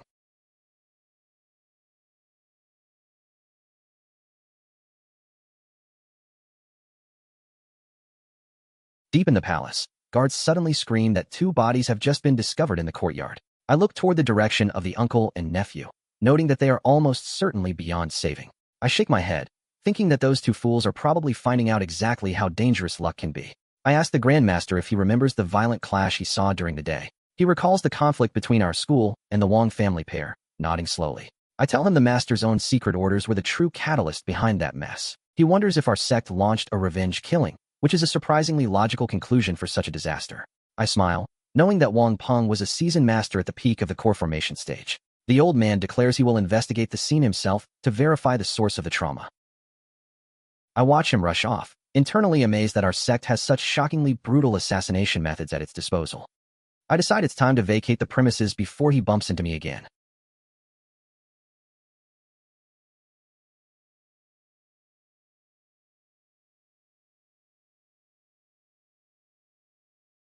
Suddenly, I feel a cold hand grab my shoulder as a voice triumphantly claims they have finally caught me.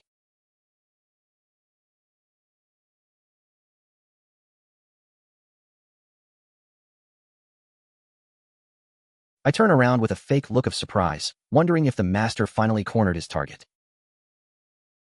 I find it fascinating to realize that the Moon Venerable has already managed to accurately deduce my secret phantom identity. She sighs, telling me she is perfectly willing to ignore all the chaotic, dark deeds I have been committing behind the scenes. She states flatly that she has no interest in getting involved in my petty, local vendettas. She warns that I am far too precious to be killed off in such a reckless, early encounter. She mocks me, noting that if I keep pushing, Lu Changsheng will certainly hunt me down and snap my spine. She suggests that I might want to start thinking about the long-term consequences of holding that treasure. She tempts me, asking if I am truly disinterested in the legendary path to godhood hiding inside. I look at her with a calm, unreadable face, repeating the grand, ancient title of the artifact. I ask her if she truly believes that a mortal like me possesses the talent to actually attain it.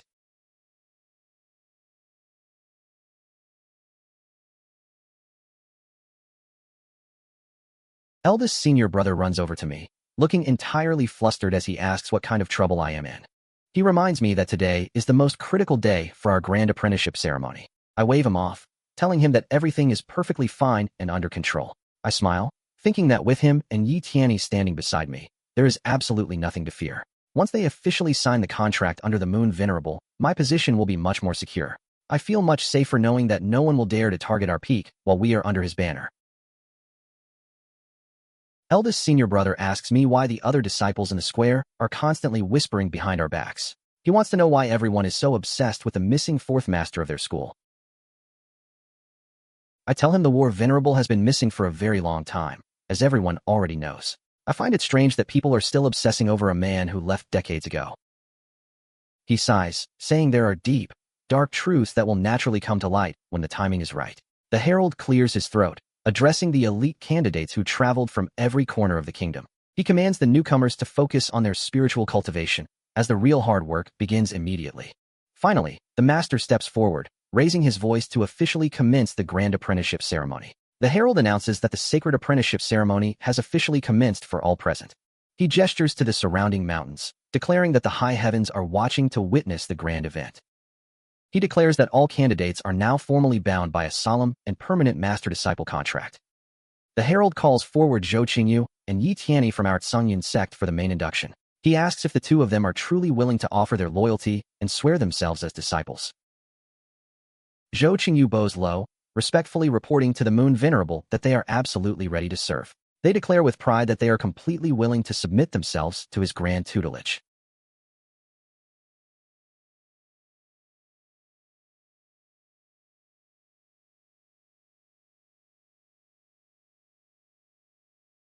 Suddenly, heavenly thunder crackles above, and I realize the Moon Venerable is bestowing a miracle upon his new pupil. He is actually triggering a breakthrough to the core formation stage right here on the altar.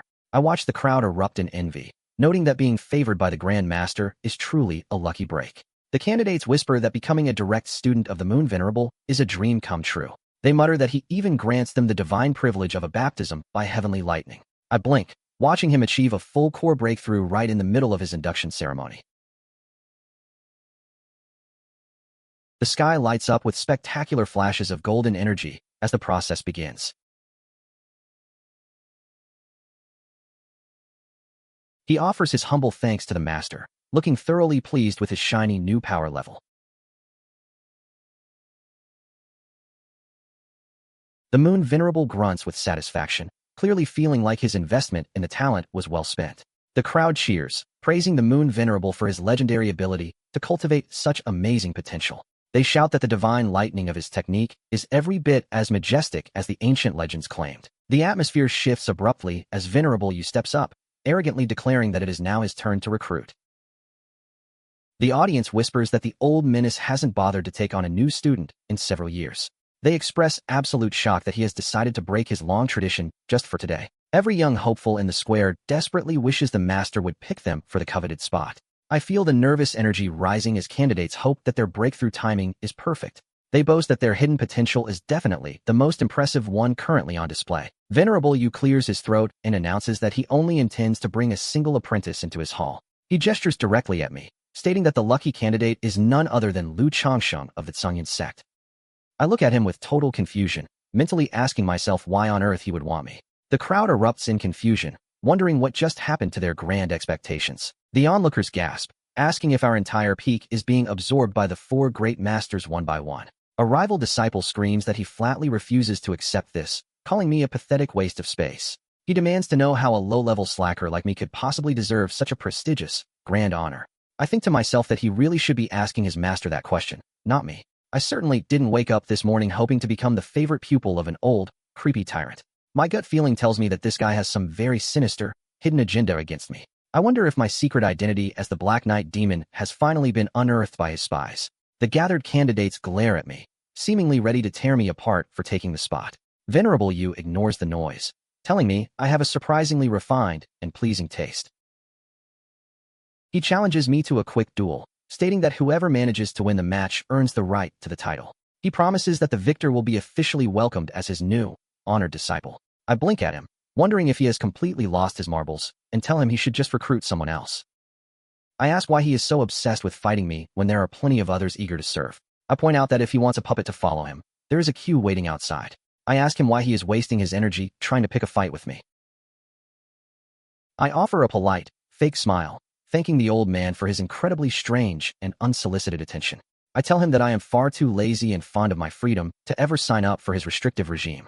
I politely decline the offer, suggesting we just call the whole thing off for now. He chuckles darkly, assuring me that he has no intention of being bullied by a simple student.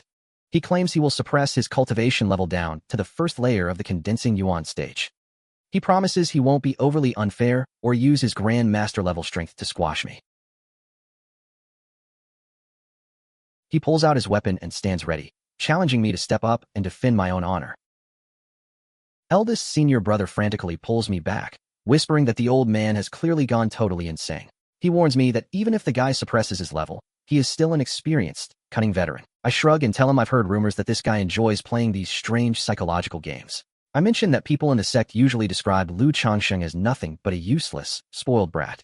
They honestly believe that my entire cultivation history is just a long series of pathetic, lazy mistakes. They whisper to each other that I am doomed to fail the moment the first strike lands. Even with his power scaled down, he is still fundamentally a dangerous, high-level combat machine.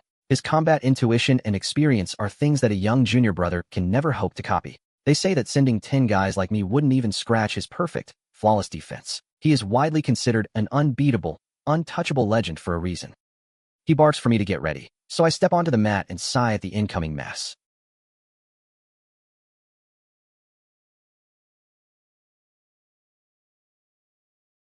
Eldest senior brother screams that I have finally lost my mind and gone completely off the deep end. I watch the giant hammer swing toward me and decide to just catch it with my bare hands. Eldest senior brother panics, preparing to launch his own defensive technique to save me from the impact. The entire hall goes deathly silent as I easily catch the heavy hammer, leaving everyone in total shock.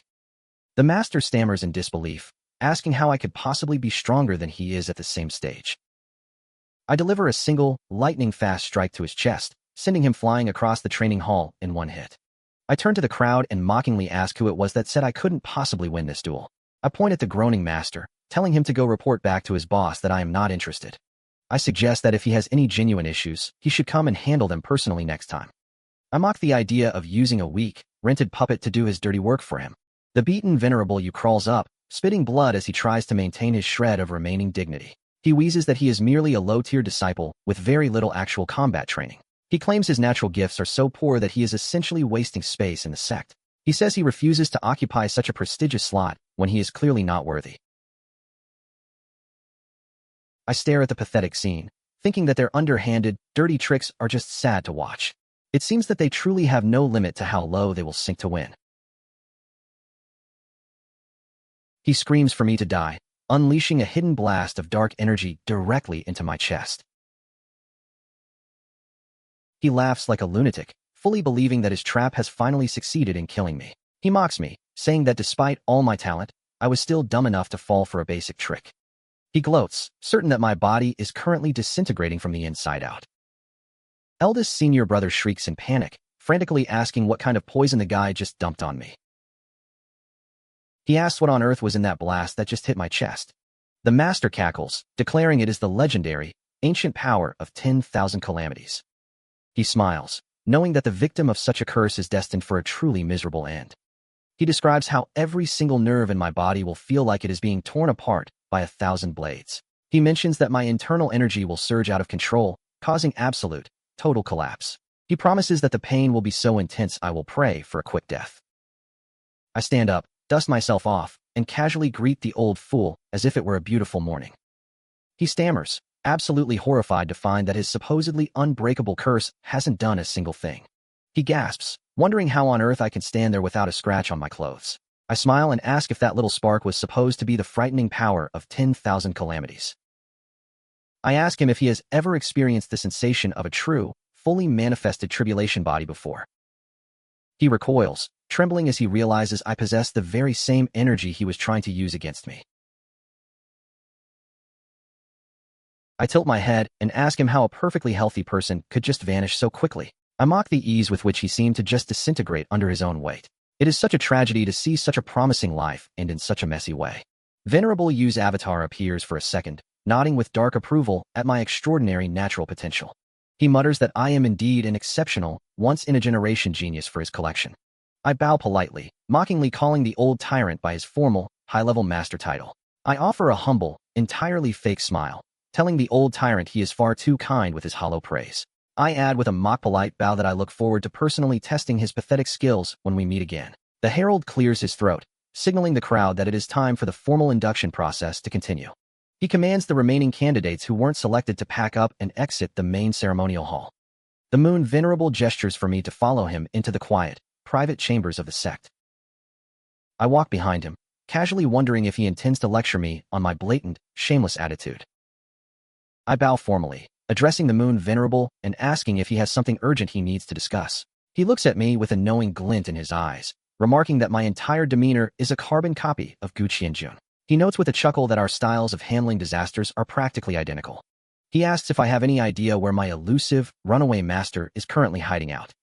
I blink in fake surprise, asking if the Grand Moon Venerable actually kept tabs on my cheap, irresponsible teacher. He laughs, telling me that it's not just him who keeps track of the old man's wild antics. He reveals that the old menace, Venerable Yu, is just as obsessed with finding his tracks as everyone else. He notes that in this entire sprawling Qingyun Sect, there is essentially no one who doesn't know his name. I lean in, innocently asking if his cryptic, sad tone implies that my teacher has already kicked the bucket.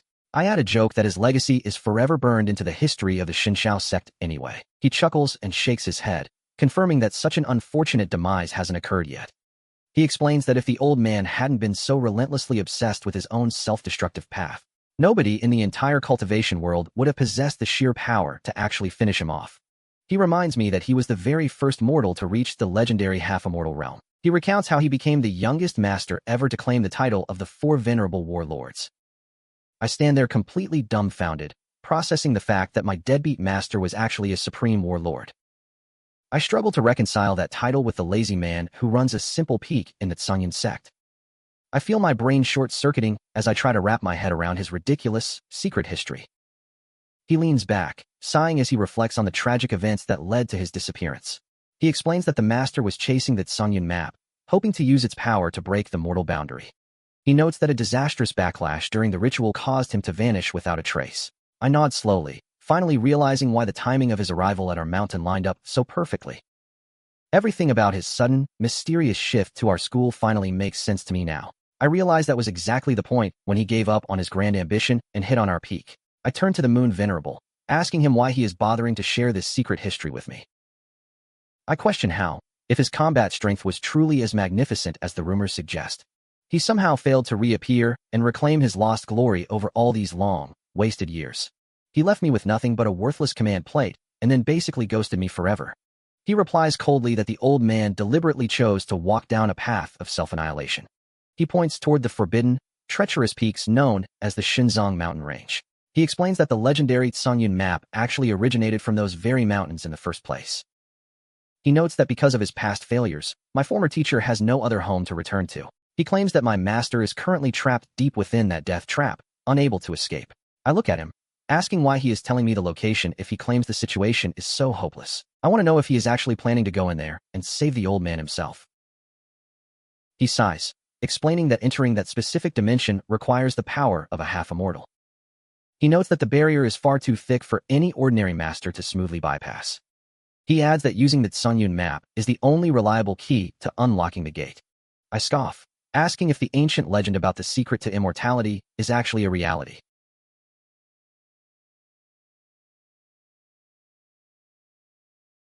He confirms that the map is the real deal, confirming my previous guesses were spot on. I ask if he expects me to just march into that death trap and retrieve my master solo. I tell him I'm just a simple, low-level disciple, not a Suicide Squad operative. He laughs, noting that since a half-immortal like Gu Qianjun is currently struggling for his life in there, he thinks I am definitely going to be heading straight to my own pathetic, early grave.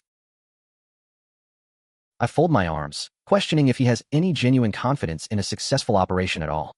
I ask if he is only setting this up because he is salivating at the thought of stealing my map. He proposes that I safely hide inside the scroll while he carries it through the forbidden gateway. He suggests we team up to invade the mountains and pull the old man out. I watch his face carefully, wondering if I can trust this snake-like elder with my life. I ask him plainly if he genuinely believes we have a chance to succeed. He informs me that the various beast clans inside the mountains are currently preparing for a massive revolt. He reveals that their Grand Beast King has recently ascended to the prestigious half-immortal tier. He says that if they don't have a human master of equal standing to check their power, the future of all humanity in this realm is looking incredibly, dangerously bleak. I let out a resigned breath, asking him how soon we need to get moving. He tells me we leave at dawn, and warns me again to be extremely careful around Venerable Yu. He cautions that I should never trust a snake, especially one as lethal as that old menace. He suspects that the man is secretly working with the hostile beast clans to secure his own position. Junior sister Luo catches me in the hallway, looking frantic as she asks why the Moon Venerable summoned me. She looks genuinely terrified for my safety, wanting to know every detail of our private meeting. I keep it vague, muttering about dangerous mountains and a lot of incoming trouble. I warn her that the road ahead is going to be packed with endless life-threatening traps. I suggest we keep this information strictly between us to avoid worrying the eldest senior brother. I lie and tell her the Grand Master praised my naturally gifted talent and hidden potential. I claim he insisted on finding me a special mentor who can best cultivate my unique strengths. I lecture her about the long, arduous road of cultivation and the necessity of working hard every day. I remind her to always stay focused and keep her training intensity at the absolute maximum. I tell my brothers that they can relax, since I am clearly safe and under his protection. I casually mention that the Moon Venerable actually wanted a quick word with the both of them. They nod immediately, saying they will head over to see him without wasting another second. I spot the old menace, Venerable Yu, eavesdropping from the shadows, and dryly tell him that stalking me is pathetic. He chuckles, claiming that my reputation as the Black Knight Demon is becoming truly well-deserved. He shouts into the night air that I better stay far away from his territory. He promises that if I do as he says, he will graciously allow me to keep my head. I ignore his barking, pulling out the small vial of medicine he gave me to test. I gulp down the contents, wondering if this will actually kill me or just give me a headache. I whisper to myself that we are deep inside the headquarters of the Qingyun Sect. I ask him if he's genuinely not afraid of being detected by the other supreme venerable masters. He scoffs, sneering that those old fossils are far too absorbed in their own affairs to bother with us. He looks down at me, claiming he has absolutely no regard for the power of the Moon Venerable.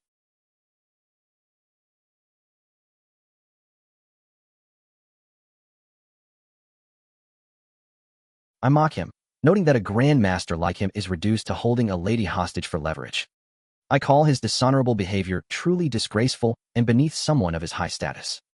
He growls for me to hand over the ancient map right now, or he will lose his temper.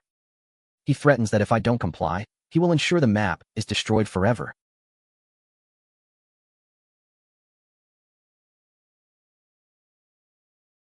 I point at the judge, realizing this must be the same guy who tried to sell us out earlier. He demands I hand it to him, but I toss the scroll back and forth while taunting him. He rages, threatening that if I don't give it up, he'll personally see to it that the artifact is ruined. I smirk, explaining that my poison will make him sleep for a while before the map takes effect. I ask him if he's ready to see the real thing, or if he prefers the fake version.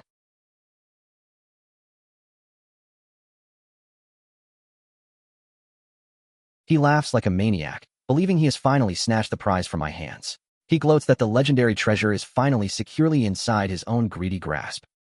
I look at him with a cold, sharp glint in my eye, asking if he feels truly accomplished. I ask if his only goal was to reach this specific, worthless piece of paper. I tell him flatly that the dead don't need to worry about such trivial information.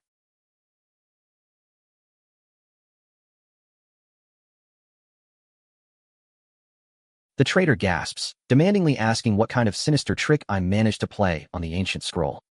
I smile and casually tell him that it has absolutely nothing to do with my own actions. I explain that it was simply the Moon Venerable who did all the heavy lifting for me. I note that he must have dropped a single, potent drop of the divine monster's blood onto the artifact. I remind him that I specifically asked him if he had any weird monster energy hiding in his body.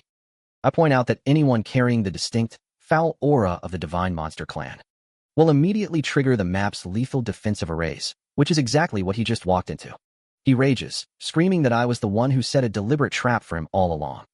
I look at him, thinking that I only need a single, fleeting thought to execute my plan. I tell him that our junior sister Luo will be completely safe, while he is the one who is truly finished.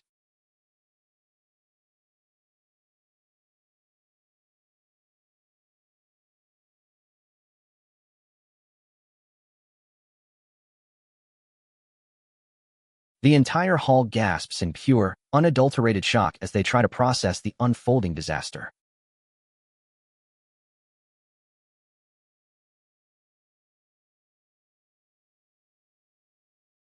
They whisper in panic, wondering what kind of catastrophic situation has suddenly manifested on the altar. One of the elders notes that it must be someone attempting a high-level breakthrough right in the middle of our ceremony. A disciple suddenly screams for everyone to look at the massive, foul aura of demonic monsters erupting into the air. I turn to the traitor, Qingyun, and flatly accuse him of conspiring with the beast clans to destabilize our sect. I declare that his secret plot to throw our home into total chaos has finally been brought to light. I announce that today is officially the last day he will ever walk this earth as a free man. The spectators whisper that Qingyun is the trusted right-hand man of Venerable Yu, and they are stunned by the accusation. They gasp, wondering if Venerable Yu himself is truly guilty of harboring treacherous ties to the forbidden monsters. The air grows heavy as everyone agrees that the foul, disgusting smell of monsters is unmistakably spreading. They comment on how incredibly intense and aggressive the evil energy currently feels. They look toward the projection, asking if that dark figure is genuinely the grand, untouchable Venerable Yu. He snarls at me, yelling that I am the one who orchestrated this entire scheme to frame him. I laugh and suggest that he is the one who dug his own grave by hiding such dirty secrets. I look at the Moon Venerable, suggesting that since he clearly suspects his rival of foul play, he should take this perfect opportunity to put his suspicions to a real, final test. I reason that if the guy is truly guilty of such a massive, unforgivable crime, he absolutely must be executed to protect the future of the entire cultivation world. I offer him a dry apology, claiming my aggressive nature is just part of my charm. I remark that I have always been the type of person who prefers to pull the weeds out by the roots. The crowd looks at me in utter bewilderment, wondering who this kid thinks he is to lecture a venerable. They gasp as I demonstrate my true, hidden power level, leaving the entire arena in a state of total, stunned silence. Venerable Yu narrows his eyes, admitting that he vastly underestimated my true capabilities from the very beginning. He sneers that if he had known my full strength during our first meeting, he would have spent any amount of resources to ensure I was permanently erased from the world.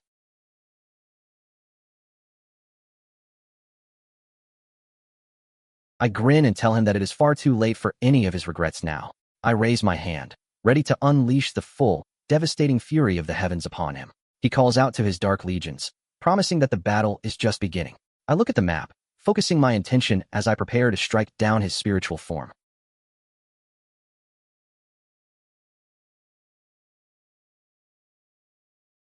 I command the heavenly lightning to fall, striking with the full might of the Shinshao heavens.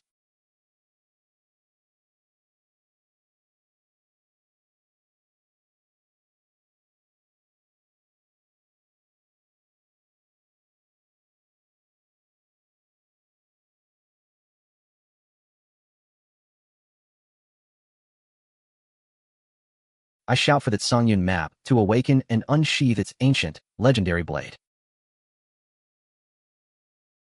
I demand to know how he, as a supposedly loyal protector of the Qingyun Sect, justifies attacking innocent monster slayers. I call out his hypocrisy, asking what kind of punishment he deserves for violating his sacred oaths. He laughs like a maniac, telling me that his win is already set in stone. He boasts that even if I manage to defeat his avatar, it changes absolutely nothing in the big picture. He sneers that the barrier of the Xinjiang Mountains is about to shatter into 1,000,000 pieces. He claims the glorious return of the beast clans is inevitable and entirely unstoppable. He shouts that my futile attempts to lock them away are just a desperate, dying gasp. He laughs, declaring that the monsters will never be fully destroyed by the likes of me. He promises that he will walk alongside the beast kings as they reclaim their rightful territory. He lets out a final, terrifying screech of laughter that echoes through the entire valley. I growl that his toxic, monster-loving ideology belongs nowhere in our world, and he deserves to be purged.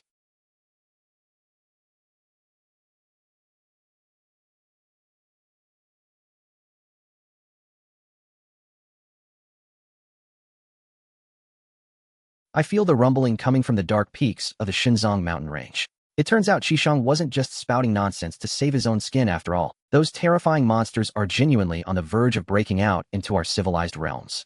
I tell the Moon Venerable that we simply cannot afford to sit around waiting for the inevitable. I urge him to lead the way so we can intercept the threat before it's too late. He looks at me with a serious expression, strictly reminding me to exercise absolute caution during the mission. He warns that the mountain range is absolutely packed with lethal, soul-devouring traps. He adds that even a single careless misstep could result in our total annihilation.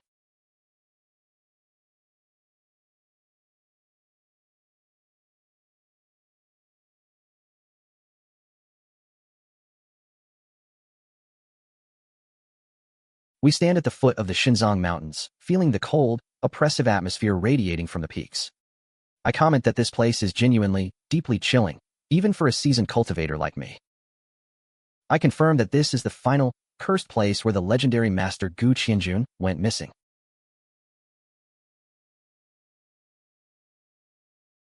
I explain that I have already planned out a very specific, discreet way to infiltrate the range. I intend to safely hide inside the energetic pocket of its Qingyun map during the initial approach. I will smoothly manifest outside the perimeter once we are deep within the inner mountain zone.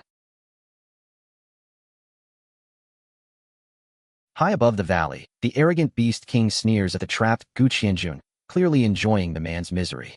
He declares that once the sun sets over the peaks tonight, he will personally lead the vanguard of his savage army to smash through the human borders. He gloats, promising to use the old man's skull as a ceremonial trophy to celebrate their glorious victory. He asks if the captive likes the sound of his inevitable, gruesome fate. The master glares at him, asking if he is seriously trying to imitate humanity's hollow way of living. He mocks the monster, asking if it truly believes that acting human makes it acceptable to our kind. He calls them a group of vile, dirty creatures who are beneath his basic notice. He predicts they are fated to spend eternity rotting away in these dark, forgotten canyons. The beast roars in fury, telling the captive to hold his pathetic, lecturing tongue immediately.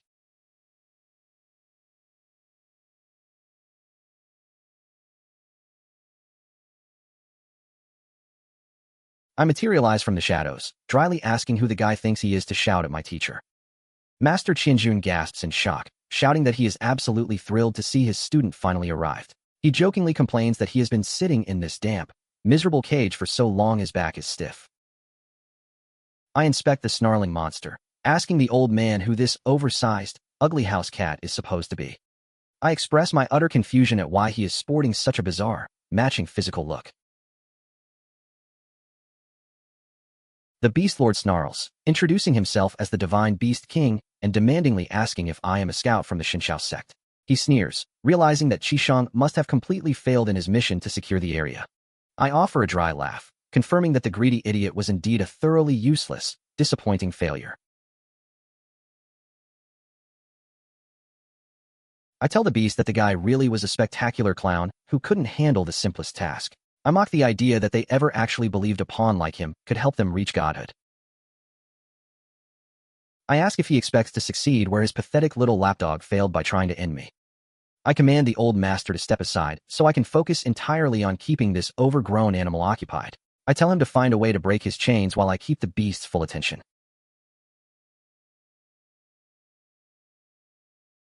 I ask the old man what is the specific, secret method to help him escape from that prison. He sighs, explaining that he is restrained by the legendary, soul-crushing blood sea array of the 9 heavens. He tells me that the seal is completely unbreakable for anyone who hasn't stepped into the legendary immortal realm. I shrug, noting that unless he wants to hang around for a few more centuries, he is staying put. I tell him flatly that there is absolutely no magical solution for his current, unfortunate predicament. I apologize, saying it looks like this particular rescue mission is officially canceled.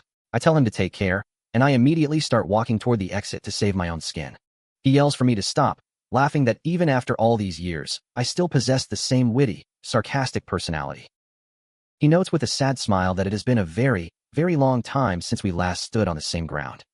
He looks at me, wondering how on earth I turned into such a cynical, suspicious brat. He jokingly blames the eldest senior brother for doing such a poor job in my upbringing. I sigh and call out to the old man, telling him he really needs to stop rambling. I note that the Moon Venerable could easily get himself smashed into a pancake at any given second. I ask if he has any secret, God-tier ultimate techniques he has been saving for a rainy day. I demand he stop stalling and use his hidden powers before we both get vaporized.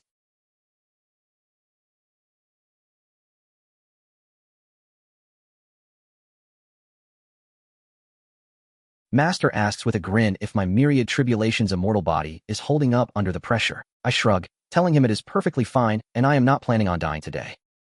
He bursts into a hearty laugh, seemingly enjoying the absurd danger we are currently facing. He declares that I am his sole disciple, the only one he has ever truly claimed. He asks if I am ready to take a single step and ascend to true immortality. I stare at him in disbelief, asking if he has genuinely lost his mind during his time in the cage. He reminds me that the Qingyun map is his own essential, life-bound ancestral treasure. He asserts that my myriad tribulations immortal body is the absolute, finest constitution in the entire world. He boasts that with his own unparalleled status as the human champion added to the mix, he is fully capable of helping me achieve my final, grand ascension. I tilt my head and ask why he thinks there is any reason I should turn that down. I sigh at the old man, acting as if this grand offer is just a casual, daily chore. I tell him flatly that I honestly have zero desire to become a boring, detached immortal. I suggest that if he is so desperate to reach that level, he should just do it himself. I point out that he is currently only a tiny half-step away from crossing the threshold. He grumbles that those final few inches are arguably harder to conquer than the entire previous journey. He insists that right now, the only way he can solve the crisis of these divine mountains is to assist my ascension. He claims this is the only way to settle the looming catastrophe of these mountains once and for all. He vows to end this threat forever and ensure that no future disaster ever plagues the land. I ask him what exactly happens to him once I successfully reach that higher state. I want to know how much of his actual combat energy will be left in his tired body. He chuckles, telling me that worrying about the aftermath is a concern for a later time. He dismisses my practical concerns, insisting we deal with the present crisis above all else. I ask him why he is insisting on this dangerous, sacrificial method just to boost my levels. I tell him he really should have prioritized escaping his prison before trying to perform miracles.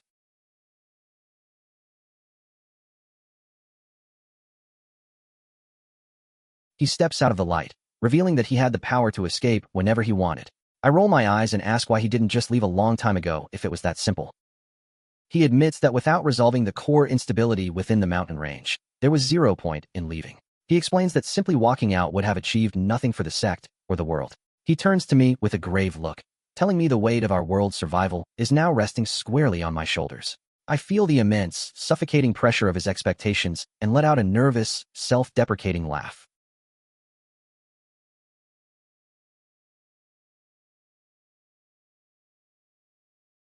The Beast King snarls, dismissing the noble speech as the pathetic, meaningless whining of a weakling. He growls that in his eyes, we are nothing more than a couple of annoying, loud-mouthed insects. He vows that the moment Master Gu finally breathes his last, I will find out exactly how brutal he can be. He promises that the agony I feel will be far worse than anything I have ever imagined.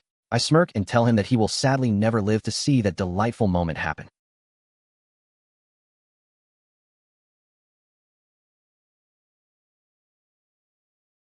A massive, blinding pillar of light erupts from my core, leaving him shrieking in pure, absolute shock. He stammers that ascending in a single, fluid step is completely, logically impossible for a human. He yells into the void, demanding to know how a common mortal could possibly replicate such a divine feat. I look at him with a cold, pitying gaze, telling him that for his limited perspective, the true heights of the cultivation path will always remain an impenetrable, unreachable mystery. I declare that today marks the official end of both his life and his dream of taking these mountains. I state that the time has come for this cursed land to finally see its own destruction. The Beast King roars in frustration, admitting that he finally grasps the gravity of his massive mistake. He shrieks that Gu Qianjun deliberately chose to destroy himself in a final, grand sacrifice. He shouts that he is using his own life force to fuel my rapid ascension to godhood. He bursts into a desperate, mocking laugh, calling the whole desperate plan a pathetic, laughable joke. He claims that if achieving immortality were truly that simple and easy to do, the entire world would be crawling with nothing but powerful, arrogant immortals by now. He screams that he refuses to die at the hands of a fake, amateur deity like me.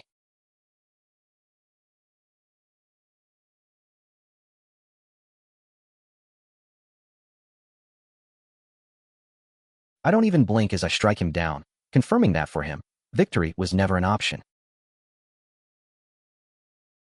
Master nods with pride, telling me that his keen eye for talent has never been more accurate than it was all those years ago. He states with a gentle smile that the future of this world now rests safely in my hands. I bow my head respectfully, promising my master that I will honor his immense, final sacrifice. I swear to him that I will successfully discover the legendary method to bypass mortality. I promise that I will bring him back from the void and walk by his side once again.